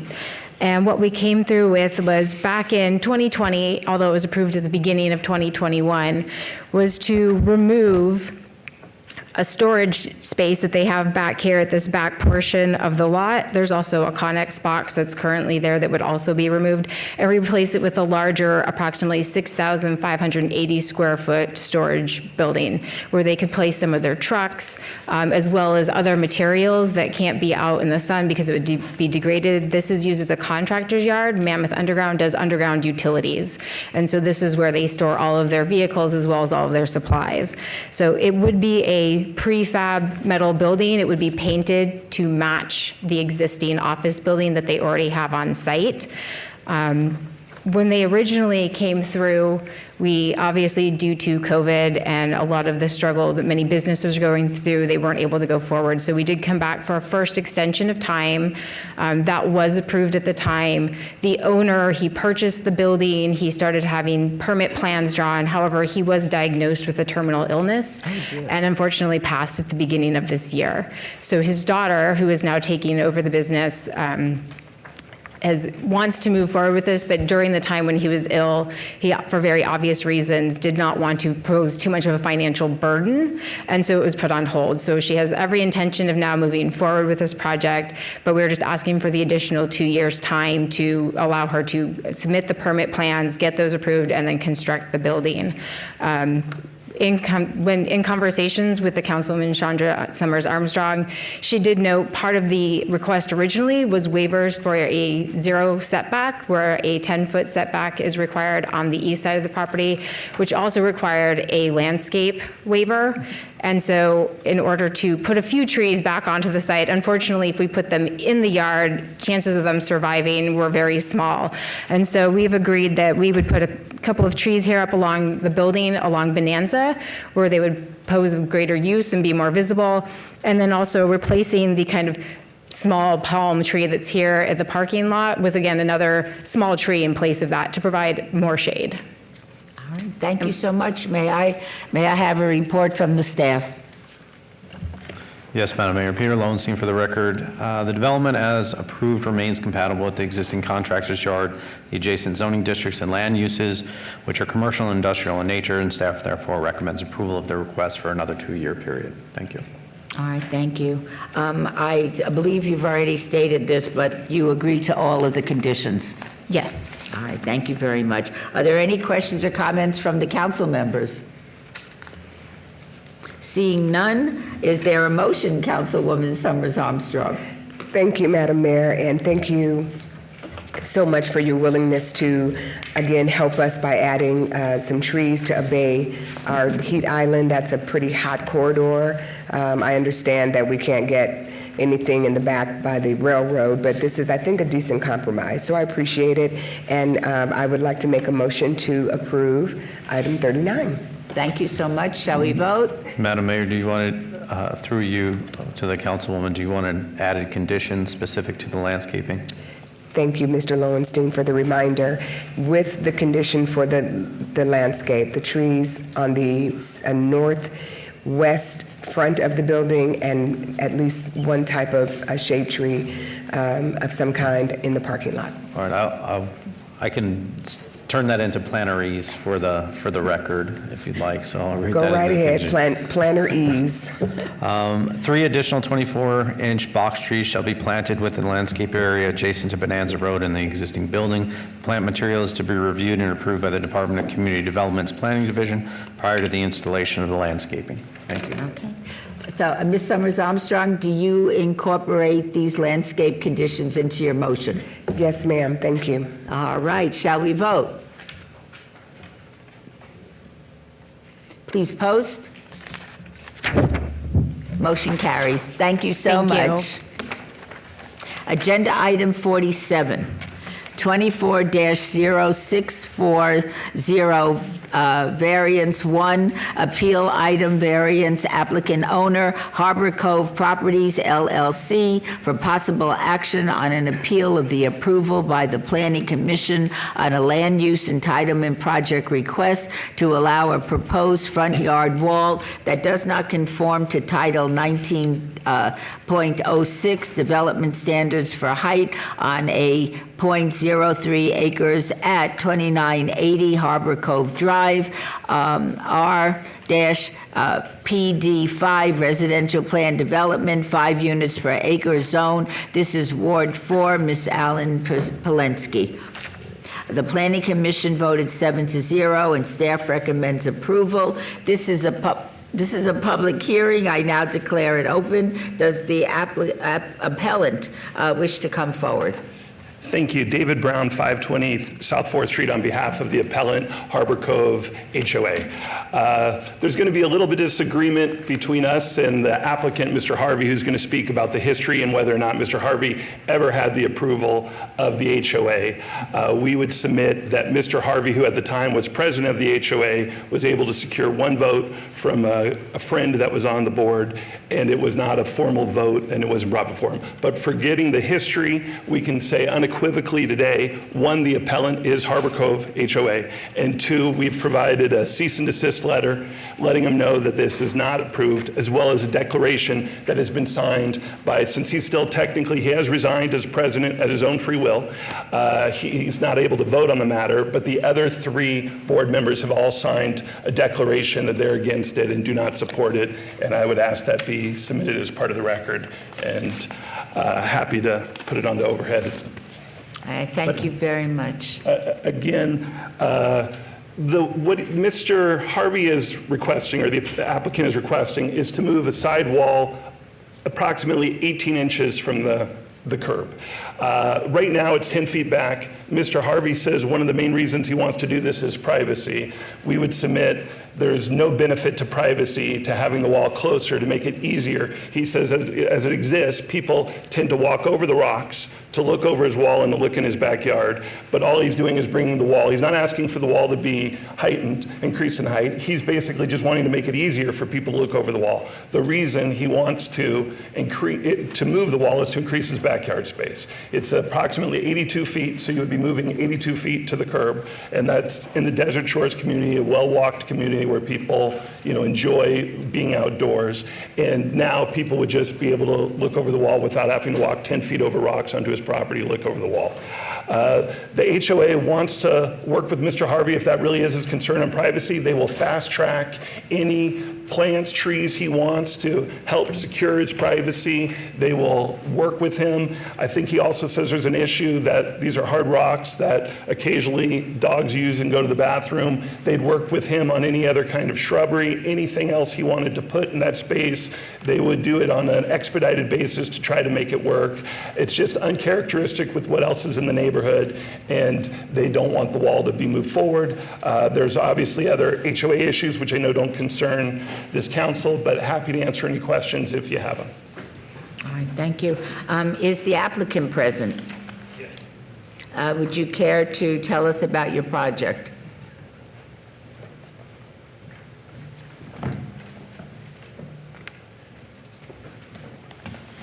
Good morning. Please state your name for the record. Alan Harvey, Harvey. Okay.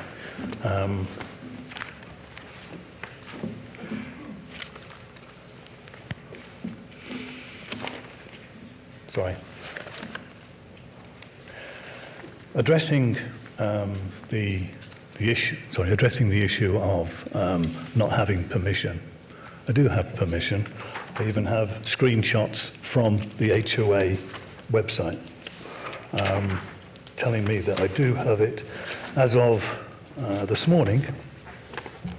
I don't know if you can see this. Mm-hmm. This was taken from the website this morning. Cottage status approved, okay? And it goes through all the documents approving it. I also have a screen print from, there was one yesterday. From yesterday, here, it's not very good on that screen because I took a photograph from the computer because I couldn't print it. And it actually states May 20th, 2025, which was yesterday. And they are still pending completion. So as far as the HOA management company are concerned, it was approved correctly. It is still approved, and they are awaiting completion. Okay? You've seen the pictures on the top there. Sorry, I didn't know what the HOA attorney was going to, what argument he was going to give. So unfortunately, my papers Could you are in speak up a little into the mic? Yeah, my papers are in a mess because I didn't know what the argument was going to be against me.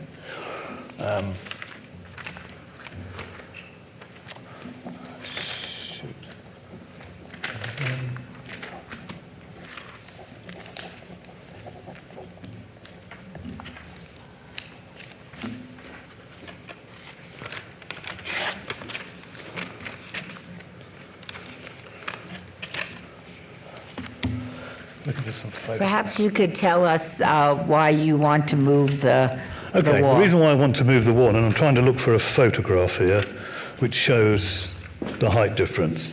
There we go. At the moment, you can actually see, standing on there, anybody can look over the wall quite plainly. I'm not on my toes, that's just me looking over the wall. I have another photograph with me standing next to where it should be, and actually the wall is this height. Because this land here is on a massive gradient, okay? Mm-hmm. So whereas the wall, as you can see in the photograph, is actually 5 feet high, when it actually gets to the sidewalk, it will actually be 5 feet 8 high, which is this high. So you would have to be standing on your tiptoes to try and look over it. Mr. Brown is a very tall guy. He can see over it, yes. The majority of people can't. The HOA, Mr. Brown suggested that I only come out 5 feet with the wall. And I said, well, no, because I have trees that are at 5 feet. It needs to come out all the way. Then the next suggestion was to come out and put a wall around the trees. Again, I'm coming out pretty much to the sidewalk to do that. But it's not just the people looking over the wall. I get a lot of people, gardeners or whatever, because I've got a lovely tree there with a lot of shade, will actually sit underneath that tree and have lunch. And I'm picking up candy wrappers, chip packets. In fact, even the day that Mr. Brown came and I spoke with him about this, there was dog poo there was chip packets that were tucked beside, no, there were drinks containers that were tucked behind the tree. So the community itself, the wall, and I'm in a bit of a, I've got loads of photographs, but they did have a degree of argument against it, okay, and they got a load of names. But what they were doing was showing this wall, where they were saying, oh, it's going to be similar to the wall that's on Bay Harbor Drive. This is 11 feet high. This is next to the sidewalk. It is not going to be that high. It's going to be 5 feet 8. That is the wall as it stands. And I have some, oh, there we go. That's the picture I was looking for. That would be where the wall would be once it's moved out to the sidewalk. You can see it's higher than what it is when you walk up over the ground. And that's my argument, if you like, in that it does have a degree of hardship, because I have to keep going out and clearing everything up. We have sat in the garden and people have peered over the wall. It's very easy to look over the wall. Excuse me, sir. Yeah, Madam, sir. Madam Mayor, I apologize. I don't want to interrupt. I'm just a bit lost, and so I hate feeling lost as people are talking, so I just want to be, maybe if, Madam Mayor, if you're okay, if we can get a staff report, and then maybe, I just have a question. I don't have a whole lot of HOAs in my ward, and so I'm always kind of lost at where the city starts and the HOA stops, and vice versa, and so between this staff report and maybe for our city attorney just to kind of weigh in, just because I'm lost, and I apologize. I just want to get caught up to speed. Hopefully, if I read this, then you can make a decision. If we can maybe start with the staff and maybe city attorney, if you're okay with that, Mayor, and I then am we'll go okay. from there. Thank you. Okay, staff, may we have a report? Yes, thank you, Mayor. Seth Fuller for the record. Mayor, this is an appeal from the Planning Commission's approval of the requested variance. The subject site is an irregular shaped lot that meets NRS requirements for the granting of a variance, and therefore staff is recommending approval. But Councilman, I think one of your questions was about the HOA. So that's a dispute that's a private one. We don't analyze these projects based on HOA rules. So we look at our code, and that's why you have the variance that's in front of you, which is to exceed the required wall height in what is considered the front yard. It is an irregular shaped lot. I think it was in your backup. It shows that for that area, it's quite an unusual lot. And so staff is recommending approval of up to a 6-foot tall wall along that frontage. I thank you very much. Did you want to read that one paragraph into the record? What, that paragraph there? You mean on No, what you just said you wanted to read. Oh, right. Yeah, I've got something here, which is something that I took a bit of time to write, so that hopefully that everybody can understand the... Well, why don't you go ahead and read it? Okay, fine. Right, with respect to Mr. Bray and Mr. Brown, attorneys for the HOA, I believe there is no basis for the HOA's appeal, as nothing new has been presented, and there has been no new change in circumstance since the last hearing when the council approved the variance as to recommend by staff and 0-0 vote. It appears the HOA is now again alleging, as it did prior to the hearing, that the prayer arc approval was alleged in error and incorrect, and my arc application was allegedly deficient.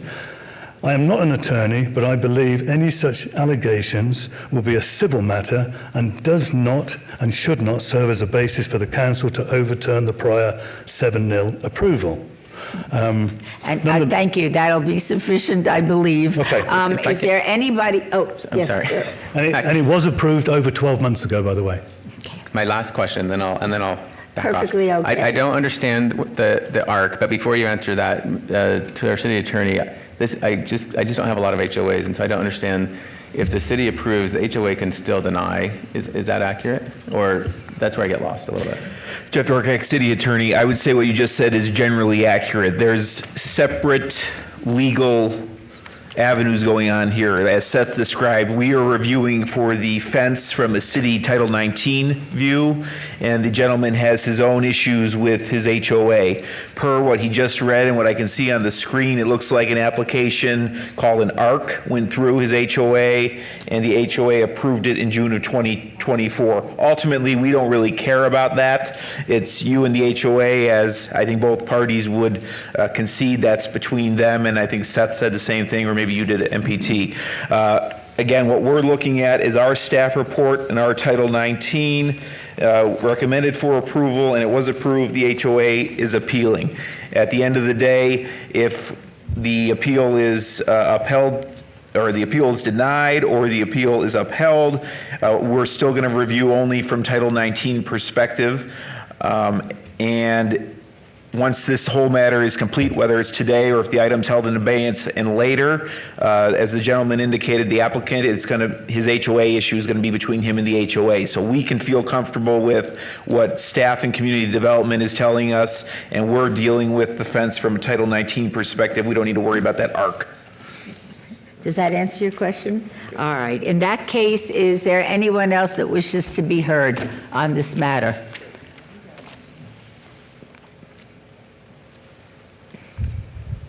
Please state your name for the record. You may continue standing, or you may sit. My name is Larry Handel.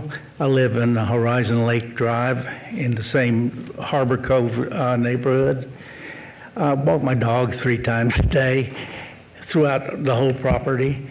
And I was surprised to see that there was objections to Mr. Harvey's proposal, because actually his house, that property, what he wants to do is actually an outlier as it exists now. It's the only property that has that buffer with his own land bordering the sidewalk. I thought it was community property for the longest time. And it's true. I see all kinds of garbage being laid on that property. And I could see why he'd want to move his wall over. Here's my property, and you can see that's the backside of my property, and there's the same wall. That wall is consistent with every entrance into our subdivision. It goes from north to south. Here's another picture of the road past Mr. Harvey's house. So it's actually makes it more consistent with the neighborhood. That's really all I have to say. Thank you so much. Is there anybody else that wishes to address the council on this issue? Seeing none, I'll close the public hearing. Staff, are there any conditions that the applicant has to agree to? No, Mayor, not at this time. Thank you so much. Are there any questions or comments from the council members? Yes, Ms. Polensky. Thank you, Madam Mayor. This is my item in my ward. Mr. Harvey, thank you for coming down today. For the record, Oops. That wasn't me. No, I didn't think it was. Just like to acknowledge that you and I have had 2 phone calls, if you recall. Yep. Once I called you, you were traveling internationally. Yes. So we ended that call. I called you a second time. Yes. And we discussed getting paperwork signed by your neighbors across the street. You indicated that this was a very, what we referred to, fully cooked item. And when I asked you about getting the neighborhood support letter, you said you have one neighbor that didn't like it. One neighbor that lived opposite, and in fact he was at the original my hearing. turn to talk. Sorry. And so you wouldn't be able to provide that letter. And just so you know, Mr. Harvey, since then, everybody's hired a lawyer. Cease and desist letters have been sent. And I've had almost 50 phone calls from neighbors saying, don't build the fence. So from my perspective, in this body, we ran for city council and mayor. We didn't run to be the state HOA ombudsman, where HOA items go. Okay. So I want to be clear that We are not interested in your HOA war and don't want to participate in it. What I want today for you and the HOA representative, Mr. Brown, to leave here and to negotiate this matter in earnest. I'm going to make a motion, if the mayor is in agreement, for a 30-day abeyance so you gentlemen can work things out and come back with a clean application. Okay, I did actually get the signatures from the houses that were exactly opposite me, and I thought I supplied you with that. I've never seen such a thing. I do. All the neighbours that lived opposite me. Would the applicant agree to a 30-day abeyance? Of course I will. Okay. Is that the nature of your motion? Yes, Madam Mayor. Oh, Mr. Brown, you want to come to the mic and make a recommendation?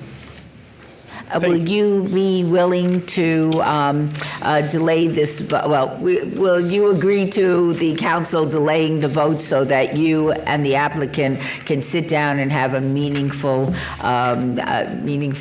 conversation and come to a more amiable conclusion? Absolutely. All right, then we will see you next month. Is that the nature of your motion? Yes, Madam Mayor, asking for a 30-day abeyance. All right, please vote.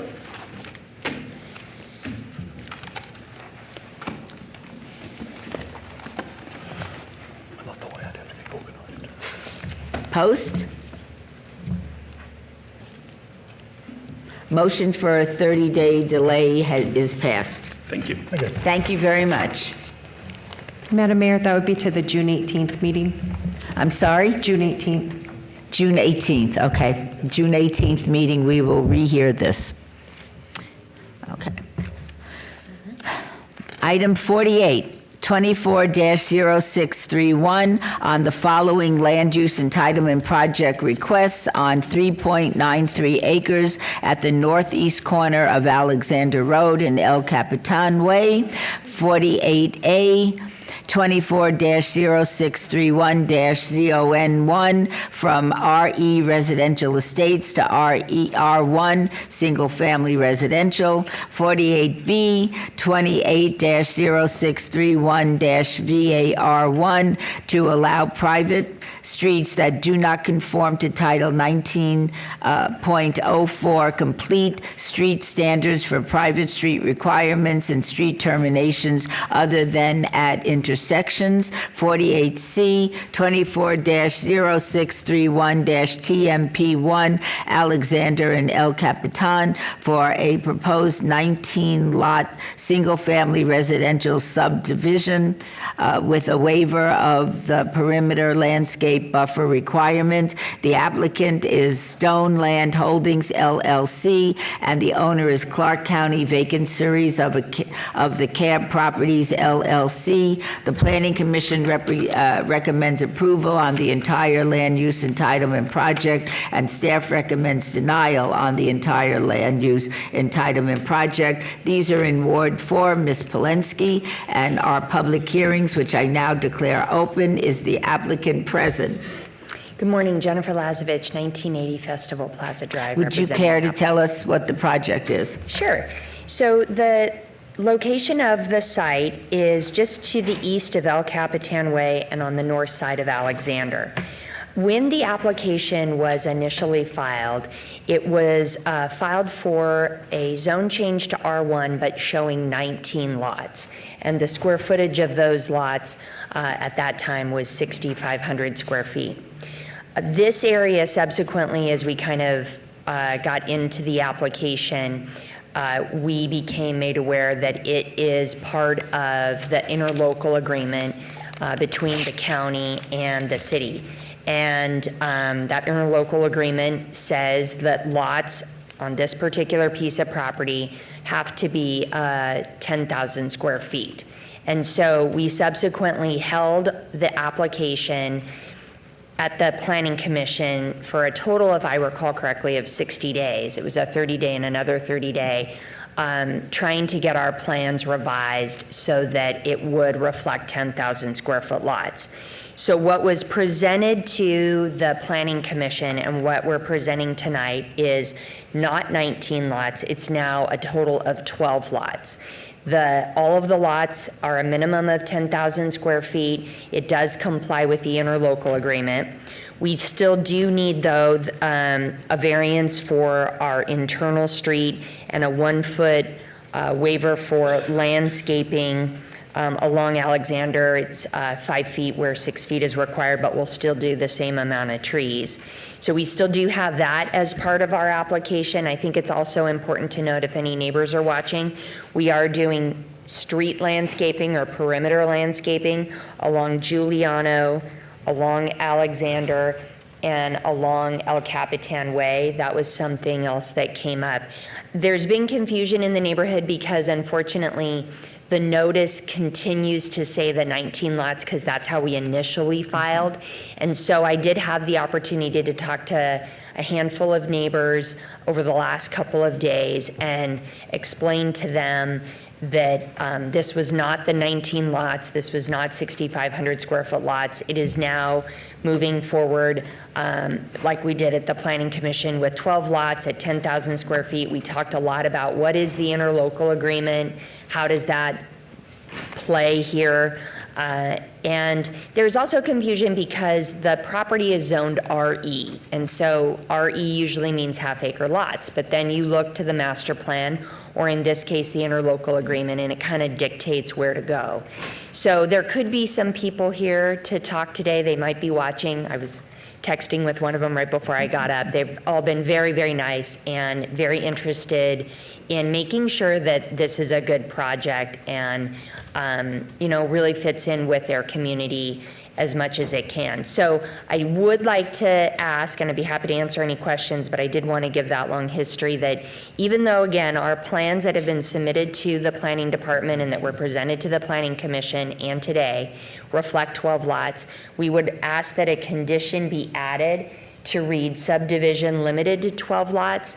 I think that's important, again, for the neighbors to just hear me say and also put in a condition, since that notice still references the 19. It is redundant and superfluous to what we have filed, but I do think it would be helpful to the neighbors for that. So I'd be happy to answer any questions. Thank you so much. I think first we'll have a staff report. Thank you, Madam Mayor. Peter Lowenstein for the record. Staff notes the submitted tentative map has been amended from 19 lots to 12 lots. However, staff does not support the requested variances that would allow substandard street widths, street terminus, and allowing residential lots to extend into the street center line to satisfy setback requirements in the R1 single-family residential zoning district. Therefore, staff recommends denial of all entitlement requests. If it is approved, the condition that Ms. Lazovich alluded to would read, the subdivision shall be limited to a maximum of 12 lots, and that would be placed on 24-0631-TMP1. Thank you. Thank you very much.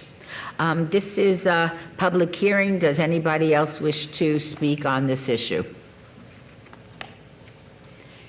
Seeing nobody, does the applicant agree to the conditions? Yes, we do. All right, and would you restate the conditions for us? Sure, Madam Mayor. So on the tentative map, 24-0631-TMP1, which is item 48C, it would read, the subdivision shall be limited to a maximum of 12 lots. Thank you very much. Are there any questions and comments from members of the City Council? Yes, Ms. Polensky. Thank you, Madam Mayor. Another one of my, in my ward. Thanks for being here today, and thank you for, if he's listening, Mr. Barron out there, for working in earnest to come to accord with the neighbors. I really appreciate the effort on all parties' part to come to a good middle ground. Number one question, I realize that it's a private road, not public, but will there be a gate? No, there will not be a gate. Okay. So full access? We did, I'm sorry, even though it's not a question that you asked, but at the Planning Commission, they did add a couple of additional conditions that at the beginning of the street, of our private street, here off of Giuliano, that we post no outlet so that people wouldn't think they could get through. Those are already part of the conditions. Okay, wonderful. I anticipated having some neighbors here with some objections, and I've been in pretty constant communication. I don't myself live far from this neighborhood, and Mr. Phillips I've been back and forth with him quite a bit, and he has one remark that I want to read for the record and maybe get your response to. I'm not sure that it's that we need to change the plans, but he said, I would also like to make all 12 lots the same size. And I don't know where that is driven from, and it's not common practice, but if you could just comment, I would be grateful. I don't think that I had a nice, lovely conversation with him. He was very nice. He lives just to the north of this. I don't think that we could do that. Our largest lots, and we talked about this a little bit last night, are right here at 6 and 7. Just the way that's designed, partially because this is a little bit of a turnaround, so we have to make this lot in particular bigger, and then you kind of want the lot across from it to be the same size, so they're kind of symmetrical. I'm speculating his reason for that is why you've got 2 really big ones and then ones that are 10, and if you kind of spread that out, maybe they would all get they would all sort of be larger than 10,000 square feet. But again, because of the way this turnaround, 3-point turnaround sits, we have this lot matching that across for symmetry. Of course, and put the fire wife hat on, the fire engine has to get in and has to be able to turn along with the trash truck, et cetera, et cetera. So there really is no way to change that, correct? Correct. Okay. Well, I feel comfortable at this point, Madam Mayor, if you're willing to entertain a motion to move forward with item number 48A, B, and C with the red conditions from Mr. Lowenstein. Move to approve. All right. Shall we vote on the motion? Please post.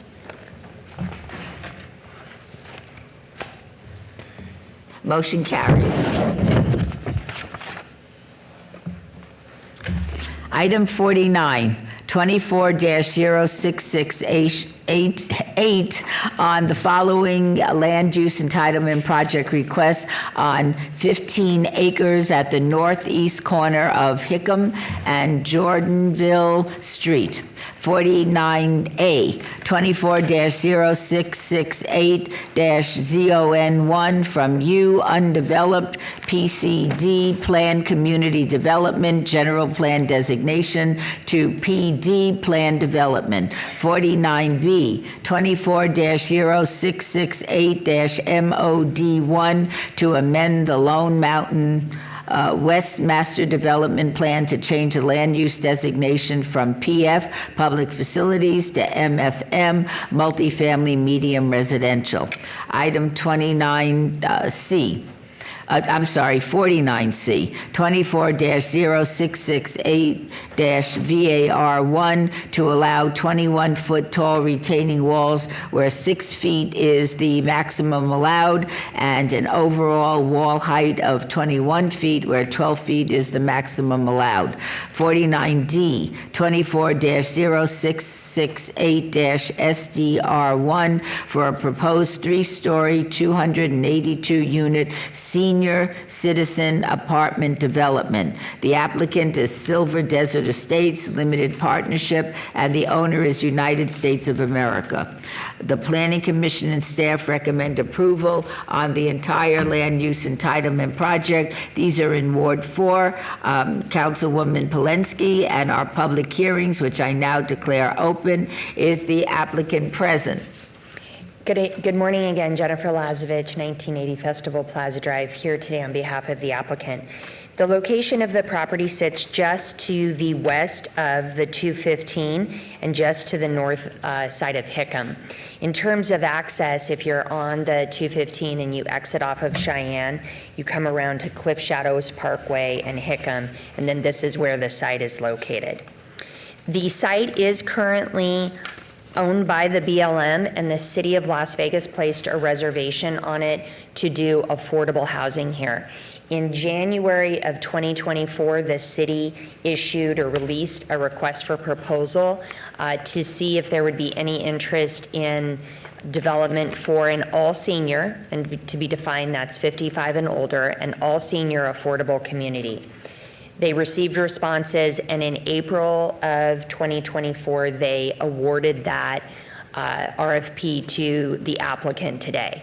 So what is before you on the screen is the proposed project. It does consist of 282 for-rent, multifamily, 55 and older affordable units. The access would be here off of Hickam. I'm going to go through a couple of things, comments that we've heard. Hopefully I can address as many of the questions that I've heard or comments that we've heard over time on this particular site. So as I indicated, it would be 282 units. It does have a split of 191 one-bedroom units and 89 two-bedroom units. Because it is affordable, the rents are reduced, and included within those rents would be water, sewer, and any trash. The only thing that wouldn't be included is anything, for example, like internet or cable, and then electric. There's no gas to this particular site. As part of the RFP, we do commit to do a certain number of units at an area median income of 60%, and then a certain level at around 80%. So those rents, which granted would be just a guess at this point, they change every year based upon what the area median income is, but we do have that structured within the agreement with the city as to how many units are rented at what levels. When we did the original neighborhood meeting, there was a number of people who came and expressed concern about a number of things. For starters, that at one point this was meant to be a library. That was news to me. I had not heard that.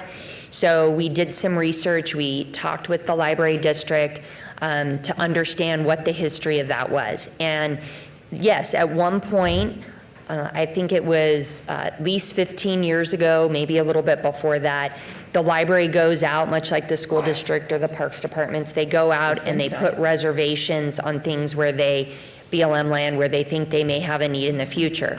And then development occurred, and their first library on this side of town was the one in Summerlin. And then as they looked how the development pattern was trending, which was a lot towards Ward 6, they actually took the reservation off of this site and built the Centennial Library. So they kind of had the library in Summerlin Sahara area and the library in Centennial for this sort of C. So the reservation has been off the property for quite some time. There was never a plan approved or any dollars expended on this site, but nonetheless, the neighbors had that history right. It's just that the way the development patterns occurred, they never really moved forward on any real design or plan to do anything on this location. The other thing that came up in the neighborhood meeting, so through our design, we have a combination of 2- and 3-story buildings. And again, this is the 215 Beltway here. Just to the south of us across Hickam is a condominium community here. And then on the west and on the north is a single-family detached community made up of single-story and 2-story homes. So when we submitted to staff, we intentionally considered where those single-family detached homes were. And everything in blue is a 2-story building. The only things that are 3-story are up along the Beltway and a little bit right here, and then in the middle of the site. So anything in beige is 3-story, anything in blue is 2-story. And we did that also because this site, if you've been to the site or if you are familiar with this area, there's 40 feet of fall that starts on our west side and moves across the site towards the 215. So it really sits at a diagonal. So even by placing the 2-story buildings on that north side and that west side, it still sits lower from the adjacent sites next to us because of the way the natural topography of the site goes towards the 215. The other thing that came up in our neighborhood meeting was a concern in general about parking. Typically, senior projects across the valley don't require as much parking as all-family or all-age type of projects. And even in the affordable world, sometimes there's even less parking that might realistically occur. But that was a comment that came up from the neighborhood meeting. Again, we had 282 units, and if I recall at the neighborhood meeting, I think we were providing maybe 270 or so parking spaces, so it was less than the total number of units. So we revised the plans, and the plans before you also have 282 parking spaces. So the community, 282 units. The community also has 282 parking spaces. We also heard a lot of concern over the access and the only access to this site being on and off of Hickam. And so we looked at that. Now, the reality is that is literally the only place we can take access to this site, no matter what gets developed here. Whether it was this or anything else, the only access to the site comes off of Hickam. You cannot access it, of course, off the 215. And then this right here to the north and to the west of us is a gated community. They take their access through this road and up to Cliff Shadows Parkway. Now, it looks like that would be a road that comes to Hickam, but what that is a emergency vehicle crash gate. So there's no access from this community out to Hickam. So here's who does have direct access, vehicular access onto Hickam. It is this particular site, and then it is this community right here. This condo community that sits to the north of us, their vehicular access is down here off of Alexander Road. So in terms of the concerns about can Hickam handle these units and the traffic that could come from that, the answer to that is yes. I've also had specific conversations with your Public Works and Traffic team about that because of the concerns raised by the neighbors during the neighborhood meeting. As I was going through, I'll just show you. So in terms of elevations, the elevations, they tried to mirror the colors that they saw in the surrounding community, which is a lot of desert tones. And so that's why you see similar colors here, the beiges, the tans, the brown accents. This is maybe a rendering that I think is nice to show because it gives you a little bit more of a perspective of what those colors look like.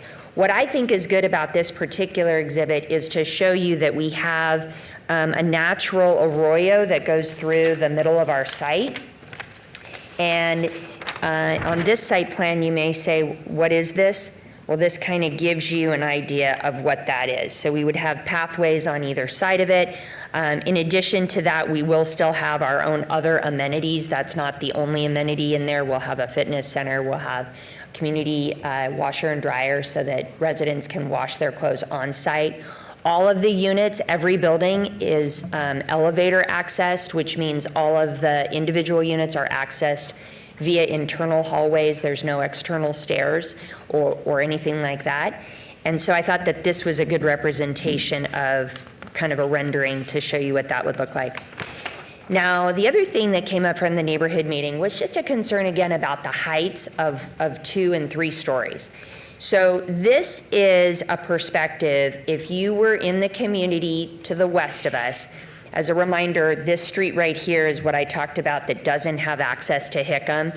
It is an emergency access crash gated Hickam. And so the front yards face towards the east. So what you see when you look here is this is somebody standing in the front yard of these homes looking east. This is that HOA's existing community block wall. And then beyond that, you will see the tops of the roofs. I won't say that you won't see any, but these are the 2 stories. You don't see any of the 3 stories. Again, that's farther away. That's much closer to the 215 than this. But this gives a little bit of a perspective of it's not at grade and then 2 stories. It is really the tops of the roof of that 2-story building that sits along our western edge. And then we went over and we did it from the perspective of the homes that are to the north looking, I'll say southeast, and that's the backyards of these homes. And so you can see through here, we do have to put trees on our side of the property. This is the existing homeowner's wall that's there today. And then you'll see beyond that, you'll see the rooftops really of the 2-story homes that run along the north edge. Now, the reason I also like these 2 exhibits is we have a variance for the walls. And if you know this area particularly, you can kind of see it in the condo development that's to the south of us. The 40 feet of fall comes down, and so we have to do retaining walls on our north and our west boundary. And what's good about these two exhibits is to show that we are not increasing the wall height to the neighbors more than what they have today. So said a different way, our retaining walls stop at the bottom of these walls. They don't go or exceed the heights of those existing neighbor walls, and nor will there be a gap between those existing neighbor walls. But we kind of have to build up and shore up right to the bottom of where their walls start. So we do have a variance for that, which staff is recommending approval. But visually, what does that really look like? Because it seems pretty great in the variance, but it's because of that 40 feet of fall across the site. We have to do those retaining walls on the west side and on the north side of the site. I think I'll maybe pause there, and I'll come back up if there's any neighbors that have any comments or questions, and finish the presentation after staff. Thank you so much. May I have a staff report? Thank you, Mayor. Seth Floyd for the record. Mayor, the proposed development will provide senior housing to the Lone Mountain West community, which has the capacity to accommodate the higher density required for this project. The development has been designed with sensitivity to existing adjacent single-family residential properties, as well as incorporating the existing topography into the site for use as open space. The requested variance for retaining and perimeter wall heights meets the requirements set forth by NRS for the granting of a variance with the site's extreme topography.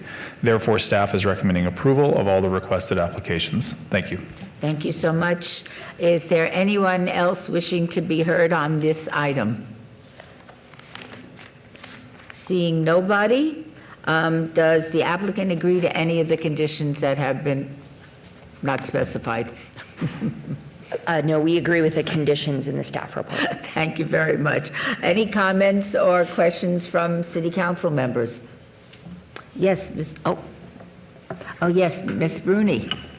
Thank you, Mayor. I have two questions, Ms. Lazovich. One is more superficial. You know, the trees that you showed in the renderings, are those what we would get on day one with the 36-inch box trees, which I'm assuming you have, or are those trees after 5 years of maturity? I'm just trying to get a sense of the vista. That would be with some maturity. Okay. But what I was taking a look at is to see if we agreed to, I do not see it in here. I don't think that we have the condition for the 36-inch box trees on the perimeter, but that's something that we could agree to on the perimeter. Okay.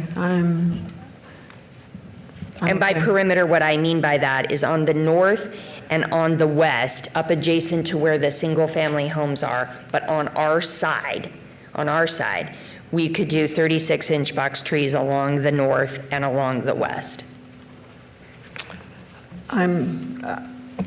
Sure, I'll ask for that condition, I guess. I'm surprised that it didn't get brought up in Planning Commission. And then my second question is, I know with some of the affordable housing developers we have here in the Valley currently, they offer programming and almost like wraparound support services or programming on site. What sorts of similar programming does this developer provide to its residents? They'll do the same general thing where they'll partner with other nonprofits, whoever that may be, for in some locations, like it'll be 3 Square or it'll be a shuttle service or something like that. So yes, they will partner with other agencies to come in and provide additional services. Does anyone else have any questions? Yes, Ms. Armstrong. Thank you, Madam Mayor. I am really in awe of the opportunity to have this many new units of affordable housing for seniors available in our community. We are, at last count or most recent discussion, probably 80,000 units short just in Clark County. I did a little digging. If you all will just give me a moment. The average Social Security benefit for someone in Nevada is about $1,866 a month. And that's average. In my ward, many of my constituents receive substantially less. And for our seniors to be able to find housing that is this beautiful, with these types of vistas, with these types of amenities that they can afford is a blessing. And I just think that, as we are moving forward in our community and we must increase density if we're going to meet the needs of our community members, and to have an organization come in to want to meet all of these prescribed variances, but also what the city is asking them to do in order that this fit beautifully in this community is a really good thing. We're all getting older, and some of us are going to need this type of support. And if you don't, your neighbor may, your family member may. And I think that it's a good thing that we're doing this in such a respectful manner to those people who need senior housing. And so if no one else has anything, I'd like to make a motion. Would you incorporate Councilwoman Bruni's condition in your motion? Yes, ma'am, and I think that's absolutely appropriate so that we'll get trees higher than that wall and get beautiful treetops in about 5 years. I would be happy to. Through you, Madam Mayor, I have a prepared condition to address that. I'll read that into the record. Go right ahead, Mr. Lowenstein. Sure. Added condition of approval will go on 24-0668-SDR1, which is item 49D. The added condition would read, the trees within the northern and western landscape buffer shall be a minimum of 36 box in size. Thank you. We agree with that condition. All right, fantastic. And then the motion has been made by Ms. Summers Armstrong. Shall we vote? Please post. Motion carries. Thank you so much. Thank you. Item 50, 24-0616 on the following land use entitlement project requests on .55 acres at the southeast corner of Harrison Avenue and Owens Avenue, T4-N, T4 Neighborhood Zone. 50A, 24-0616, VAR1, to allow stub street termini where a cul-de-sac or hammerhead terminus is required, and to allow a private street that does not conform to Title 19.04 complete street standards for public street requirements. 50B, 24-0616-WVR1, to allow a single-family attached residence that does not conform to Title 19.09 Form-Based Code standards for setback and frontage standards, Lot 1. 50C through 50E, 24-0616-WVR2, WVR3 and WVR4 to allow a single-family attached residence that does not conform to Title 19.9 Form-Based Code standards for setback, lot coverage, and frontage standards, lots 2, 3, and 4 respectively. 50F, 24-0616 WVR5, to allow a single-family attached residence that does not conform to Title 19.09 Form-Based Code standards for setback and frontage standards, Lot 5. 50G, 24-0616 SDR1, for a proposed 3-story, 6-unit multifamily residential development with waivers of Title 19.09 Form-Based Code standards, and 50H, 24-0616-TMP, 1 Owens and Harrison Residential for a 5-foot lot, single-family attached, and 1 6-unit multifamily condominium subdivision with waivers of Title 19.09 Form-Based Code Standards. The applicant is CBLC LLC, and the owner is Cindy Braden. The Planning Commission and staff recommend approval on the entire land use entitlement project. These are in Ward 5, Ms. Summers Armstrong, and our public hearings, which I now declare open. Is the applicant present? Good morning, Landon Christopherson, here representing the applicant. First, I'd like to thank Joshua Nolan. He's the planner that on the project. He's the reason why we're still here on the agenda today. So we wanted to give our gratitude to him. The project itself is 0.55 acres. It's at the intersection of H and Owens, where Owens itself breaks to a one-way heading west on Owens, and then Harrison is a one-way heading east. There's some access restrictions due to those one-ways.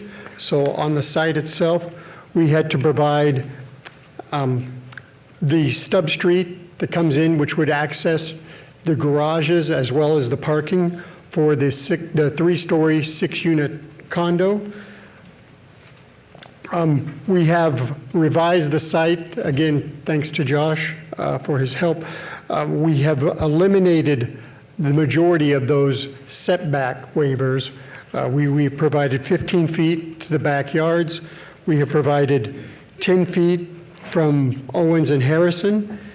And with that, we believe we have alleviated a lot of those problems. The street itself is 28 feet from flow line to flow line, which is the access that fire department has requested. So we meet those fire and safety requirements. Landscaping, we provided trees both along Harrison and Owens at 20 feet on center. The landscape material itself matches those that are requested for Ward 5. The project itself, there's 5, as we mentioned, 5 townhomes, which we have some of the elevations, the renderings, and since Planning Commission, we have set back the first floor to give a covered patio along that back to give some character on that back side. The square footage of the units are 1,580 square feet, total square feet, which is a 3-bedroom, 2.5 bath, 1-car garage. Then we have the 3-story condo. Again, the materials that we've requested will be stucco with materials. We could use materials to give contrast to the building itself and some character, but we have agreed that the standards that will be set for the downtown historic area will meet those requirements, as we understand that those are still being written up. There's the rendering of the building, and the 6 units consists of 3 1,120 square feet, 3-bedroom, 2-bath, and then 3 920 square feet, 2-bedroom, 1-bath units. When we met with the councilwoman's office, there were some concerns on the 3-story for some privacy, as you know, those lots are really close together. So what we have come up with is window treatments that would, on the 3rd floor, either be what they call the reeded glass or a smoke glass on those 3rd stories to provide privacy. We concur with staff's conditions and here to answer any questions you may have. Thank you so much. I'd like to get a staff report, please. Thank you, Madam Mayor. Peter Lowenstein for the record. Staff finds the proposed residential development is compatible with the adjacent development and redevelopment vision within the surrounding area of the subject site. Typical yard spaces and setbacks are difficult to meet given the unusual site shape, unique shape and limited dimensions of the subject site, create extraordinary circumstances wherein it would be a hardship to achieve conformance with Title 19 form-based code requirements. Therefore, staff is recommending approval of the requested project. If approved, we would like to make the following condition changes as noted by the applicant. There was a shift in the buildings which have eliminated a number of waivers. So with that, I have quite a bit of condition editing at the moment, so bear with me. Starting with deletion of condition number 3 within applications 24-0616 waiver WVR1, WVR2, WVR3, WVR4, and WVR5. Deletion of condition of approval number 4 within applications 24-0616 WVR1, WVR5, and SDR1. Deletion of condition of approval number 5 within application 24-0616 SDR1.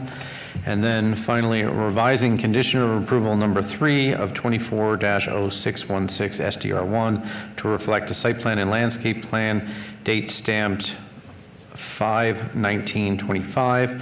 And forgive me, I believe I have one additional, revising the bullet point of condition of approval number 17 of 24-0616 SDR1 to read, the hybrid Palo Verde and Texas Mountain Laurel along the street frontages shall be replaced within an equal number of 24-inch box trees from the district-specific tree palette in Title 1909.040.C.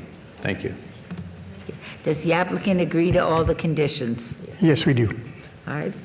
This is a public hearing. Is there anybody that would care to speak on this issue?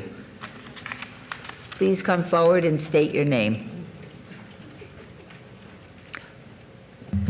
Forgive me today my appearance, but I just want to get down here to testify in behalf of some the revitalization programs. My name is William O'Neill McCurdy.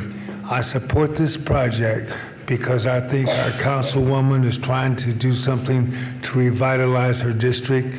And during this particular time, I've lived here since 1952, and I have seen this area. We have property at 315 Harrison, and I support this young lady in her vision to do something to uplift and revitalize our community. Thank you so much, Mr. McCurdy. Is there anyone else that wishes to speak to the council? In that case, are there any questions or comments from the city council members? Seeing none, is there a motion, Councilwoman Summers Armstrong? Yes, ma'am. I just want to say that I am so excited about this project. We have had several projects come before us that are rental, and this is a for sale product.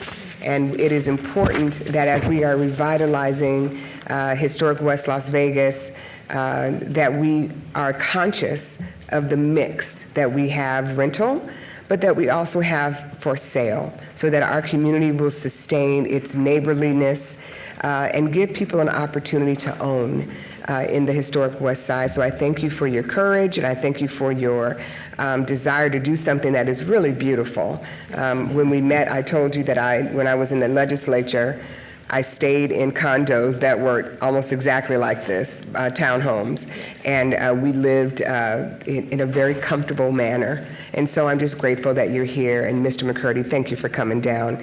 You look fine for a Wednesday morning. So with that, Madam Mayor, I'd like to make a motion for approval. All right, shall we vote? And Madam Mayor, that's through you. That's with all the conditions as deleted and revised. Would you revise your motion to incorporate the conditions? I will revise my motion to incorporate all of the revisions that were presented by Mr. Lowenstein.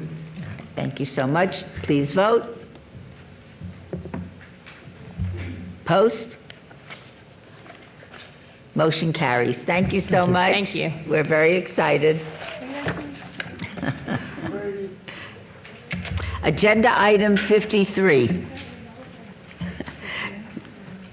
I've got 53. I think we just Let me revise that. I was getting too excited. Item 51. 24-0650 on the following land use entitlement project requests on 1.04 acres at 634 Northeastern Avenue, C2 General Commercial Zone. 51A, 24-0650-VAR1 to allow existing perimeter walls and fences that do not conform to Title 19.09 outdoor storage screening requirements. 51B, 24-0650-SUP1 for a proposed commissary use. 51C, 24-0650-SUP2 for a proposed open-air vending transient sales lot use. The applicant is Ibarra's Commissary LLC, and the owner is Juan and Norma Martinez Family Trust. The Planning Commission recommends approval on the entire land use entitlement project. Staff recommends denial on 24-0650-VAR1 and SUP1, and approval on 24-0650-SUP2. These are in Ward 3, Ms. Diaz, and our public hearings, which I now declare open. Is the applicant present? Would you care to state your name and tell us about your project? Good morning, Madam Mayor and Council. I'm Jonathan with Ibarra's Commissary. I'm here today to propose the approval of 634 Northeastern Avenue as a food truck and food trailer commissary. The approval of this project will also aid in the approval of 38 more business licenses for mobile food trucks. This will also help keep businesses from seeking licenses in other jurisdictions. This is occurring due to the shortages of commissaries in the city of Las Vegas. As the food truck industry continues to grow in the Southern Nevada, we hope that we can count on your support in opening our second commissary. May I have a staff report, please? Thank you, Mayor. Seth Floyd for the record. Mayor, staff finds that the proposed commissary development is not compatible with the surrounding commercial land uses in the area, as evidenced by the requested variance 24-065-VAR1 to allow existing perimeter walls and fences that do not conform to Title 1908 outdoor storage screening requirements. Therefore, staff recommends denial of the requested variance and associated special use permit 24-0650-SUP1 for the proposed commissary land use. Additionally, the applicant has requested a special use permit 24-0650-SUP2 to allow an open-air vending mobile food vendor to operate on the subject site within a parking space in the front parking lot area directly in front of the building from 10 a.m. to 2 a.m., where 10 a.m. to 8 p.m. is allowed adjacent to a residentially zoned lot. Staff has determined the request is suitable for the subject site, as the existing residential land use to the east of the subject site is approximately 205 feet away from where the food trucks will be located and will not be negatively impacted by the open-air vending operation on the site. Therefore, staff recommends approval of special use permit 24-0650-SUP2 with conditions. Thank you. Is there anybody that would like to come and speak to the City Council on this issue?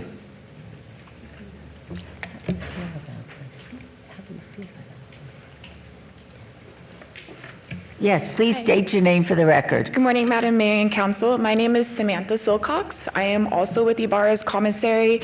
To piggyback off of what Jonathan had mentioned for commissary use for food trucks and food trailers in the city of Las Vegas, it is really important to hopefully, have this project go through for the support of these food trucks and food trailers. What I mean by that is, in order for a food vendor to get a license or a health permit with the city of Las Vegas, they need to have a licensed commissary for where they do the disposal of all their trash, their gray water, and make sure that they park in an adequate commercial area. Right now, we are seeing a lot of food trucks and trailers going outside the city of Las Vegas to find commissary, as right now, in the city of Las Vegas, there are not enough commissaries to support their needs. This also hinders food trucks and trailers to get their license in the city of Las Vegas, because now they have to get licensing in a different jurisdiction prior to getting a license in city of Las Vegas because of lack of commissary. With the potential approval of our project here, I know it will bring multiple businesses back to the city of Las Vegas and help further develop this area with, more businesses, small businesses, and providing growth for the city. Thank you very much. Is there anybody else that wishes to comment on this agenda item?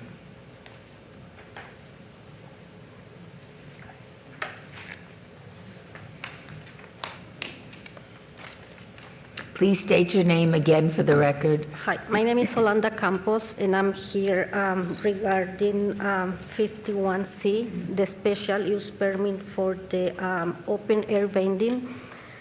As you can see here, this is the land that they are planning to use for the open vending food trucks, and we are here. I only 48 feet apart from them. Okay, and only with a pony wall. So I think this will affect my business because unfortunately I cannot compete with a food truck expense because we are a full-size restaurant, okay? And also I think it will risk, since they will not have any bathrooms, as you can see, this is the restaurant, my restaurant, they could get access from the outside to the restrooms. And I think it will bring us trash and everything. Besides that street is full of restaurants and food trucks. In the front, there is El Pollo Mobile. On the other side, there is Maritierra, like Lapa Lapa. There is food truck already selling tacos. This is a taco cart also. There is another one, and this is all within 1 mile. We are all together. There is another restaurant. This food truck is only between 100 feet, which is I think from them the distance will be only 50 feet also. So like I said, there is another one and another one, and this is our space. And I am not counting the big chains that we also have there. So like Jonathan said, I think the commissary will be good for the food trucks, and I think food trucks are nice because we can have all variety of food, But unfortunately, on this street, there is no control of the quantity. And if you are there, you can get from one to the other. If they are allowed to put the food truck, it's basically the distance from my space is when we are talking.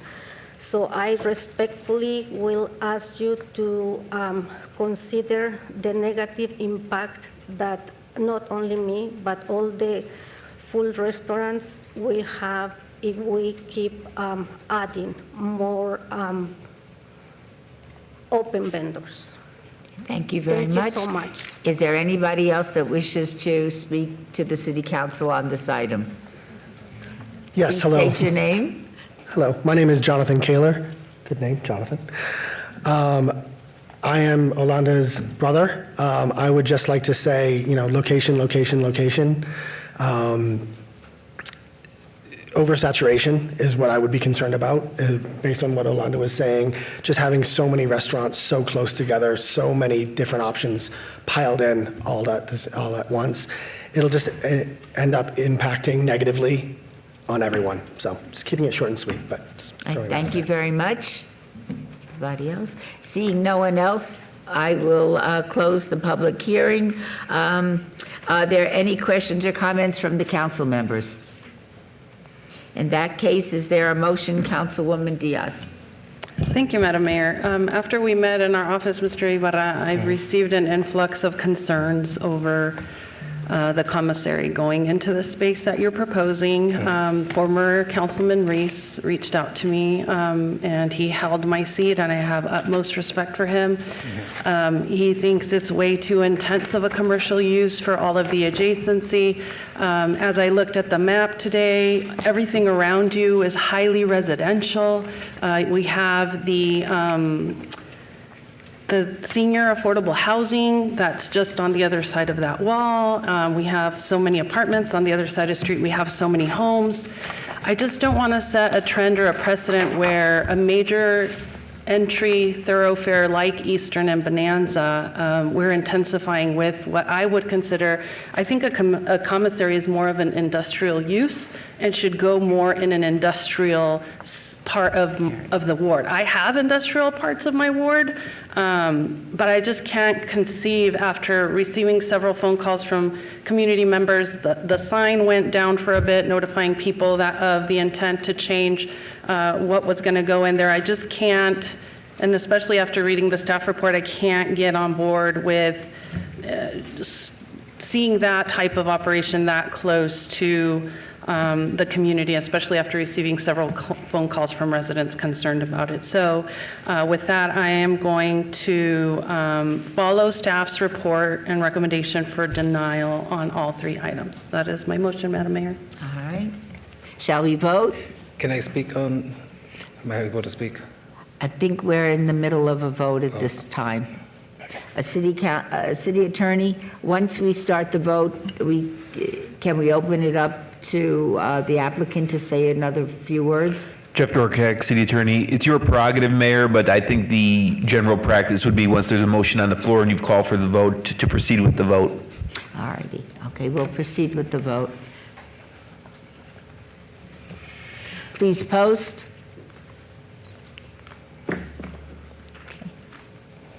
Motion passes. Thank you.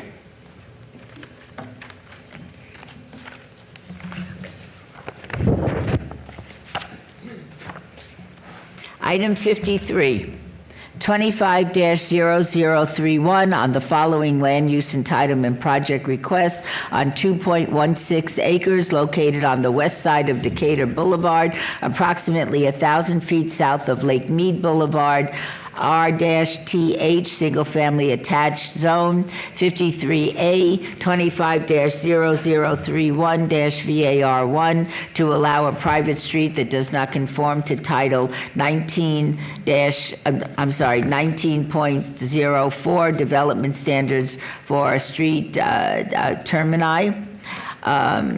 53B, 25-0031, TMP1, Contour Vesper, for a proposed 39-lot single-family attached residential subdivision. The applicant is Contour Builders, LLC, and the owner is Decatur Lake Mead, LLC. The Planning Commission recommends approval on the entire land use entitlement project. Staff recommends denial on the entire land use entitlement project. These are in Ward 5, Ms. Summers Armstrong, and our public hearings that I now declare open. Is the applicant present? Yes, Your Honor. Greg Borgel, 3747 Heritage Avenue, representing the applicant here. I thought we would have our neighbors, but I'll tell our story regardless. This is first of all, unanimously recommended by the Planning Commission, and the applicant agrees to all conditions that were proposed at that time. The issue that arose, that I was hoping the neighbors were here for, pertained to this design, which created, at the neighbor's request, a dead-end street with a turnaround and a gate such that in an emergency situation, the gate would be available for access. And in a non-emergency situation, there is a turnaround for people who ignore the signage that's been proposed at the other end of the property, which would say something like no through access, or words to that effect. So, but they would be, anyone who ignored that would be capable of using this turnaround parking space. This is a project that was approved in its entirety, but at the time of the Planning Commission and the subsequent county or city council approval, the neighbors appeared and said that the only objection that they had was the through access to Fairhaven, which is this street here. And the applicant indicated that he would make every effort to redesign this situation so that there would be a gate here and for emergency access, and that there would be a turnaround, a non-standard design, but still a turnaround, to accommodate anyone else.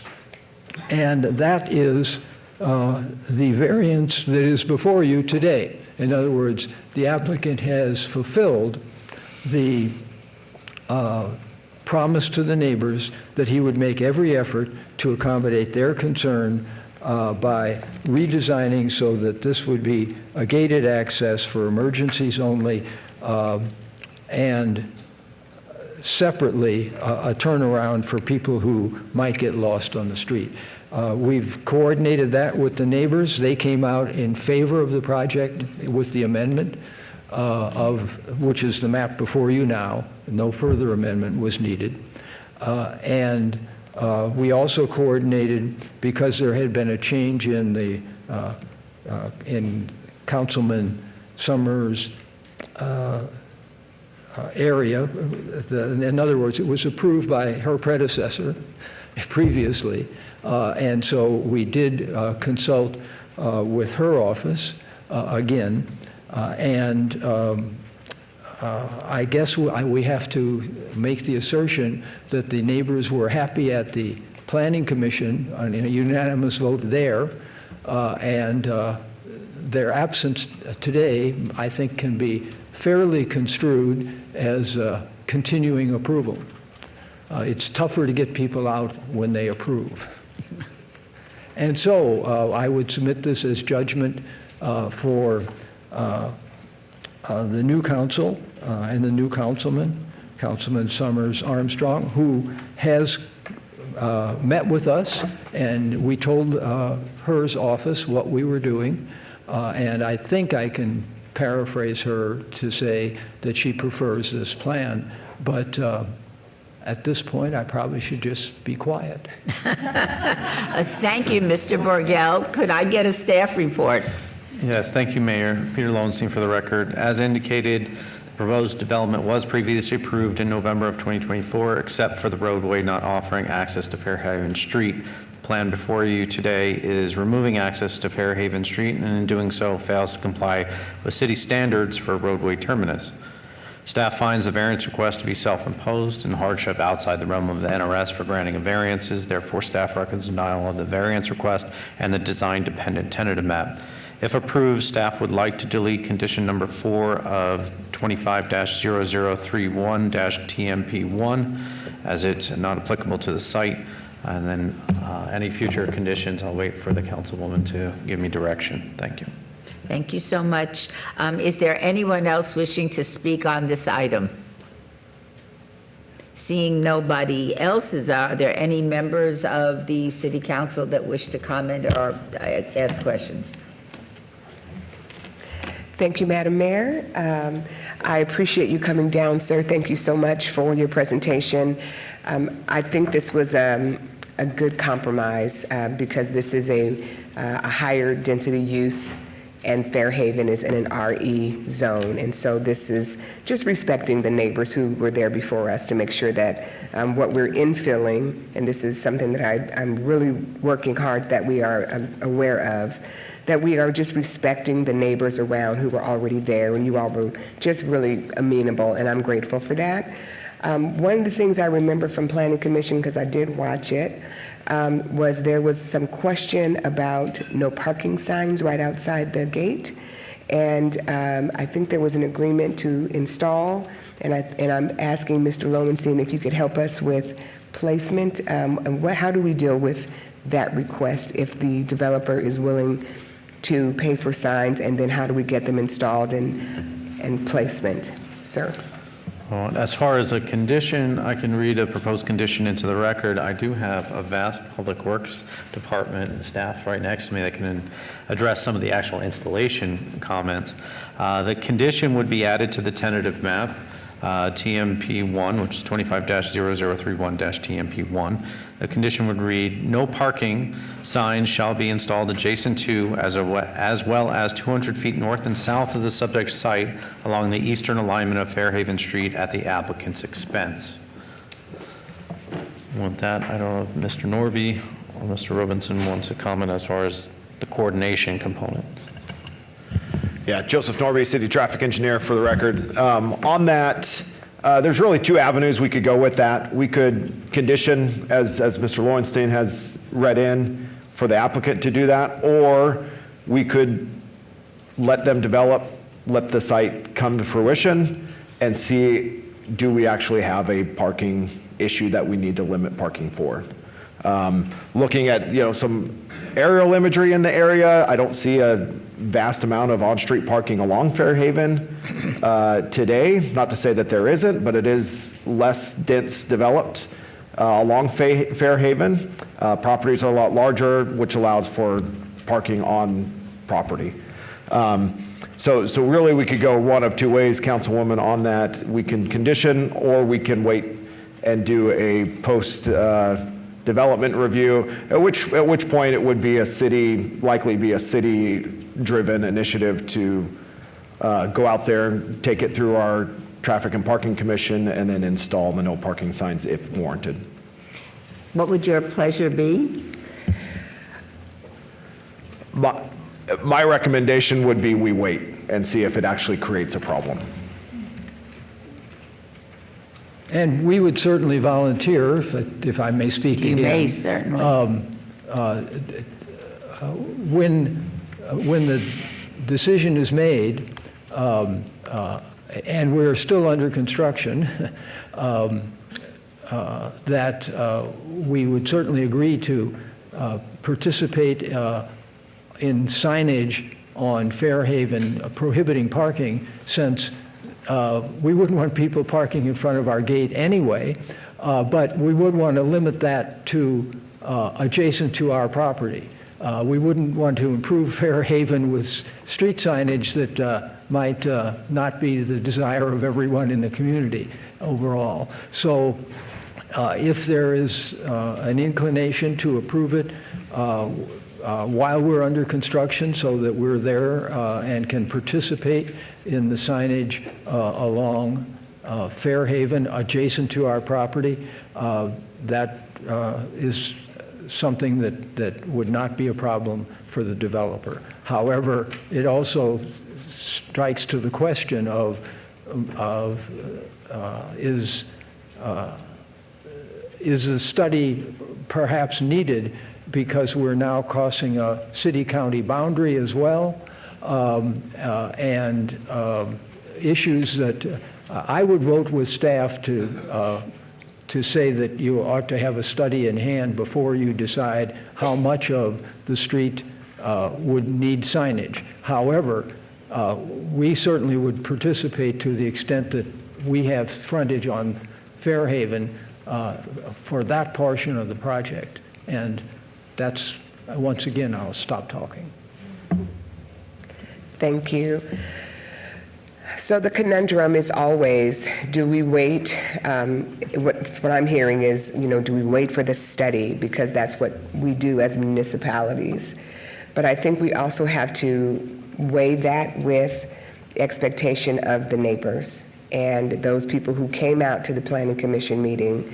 I think have an expectation that we were going to be proactive in having the signage there. And it may end up that we don't have a problem with parking, but my aunt said to me once, Aunt Ann, she said, we have to begin as we intend to proceed. And I'm trying to begin this process of building trust in communities as we are infilling from the beginning, that we try and keep our word and are as conscientious as possible with neighbors, and that we meet their expectation. So I would like to have the signs installed as you are under development, and whether we need them later or not is okay. We will have kept our word, and we will have stood with the community to be as thoughtful as possible. And so that would be my motion, if you could include that. Before we have your motion, may I ask, would any other city council member care to speak? And does the applicant accept the conditions? Certainly can do that adjacent to our property. We're not volunteering to do signage up and down Fairhaven. So yes is the answer. Yes, adjacent to our property. Thank you so much. Would you repeat your motion? Thank you, Madam Mayor. Mr. Lowenstein is signaling. So revise the condition as I already read in. It would say no parking sign shall be installed adjacent to the subject site along the eastern alignment of Fairhaven Street at the applicant's expense. So it's basically no parking sign shall be installed adjacent to the subject site along the eastern alignment of Fairhaven Street at the applicant's expense. And it also includes the deletion of condition of approval number 4 on the tentative map. Right. Thank you. That's the motion. There is a motion on the table. Shall we vote? Please post.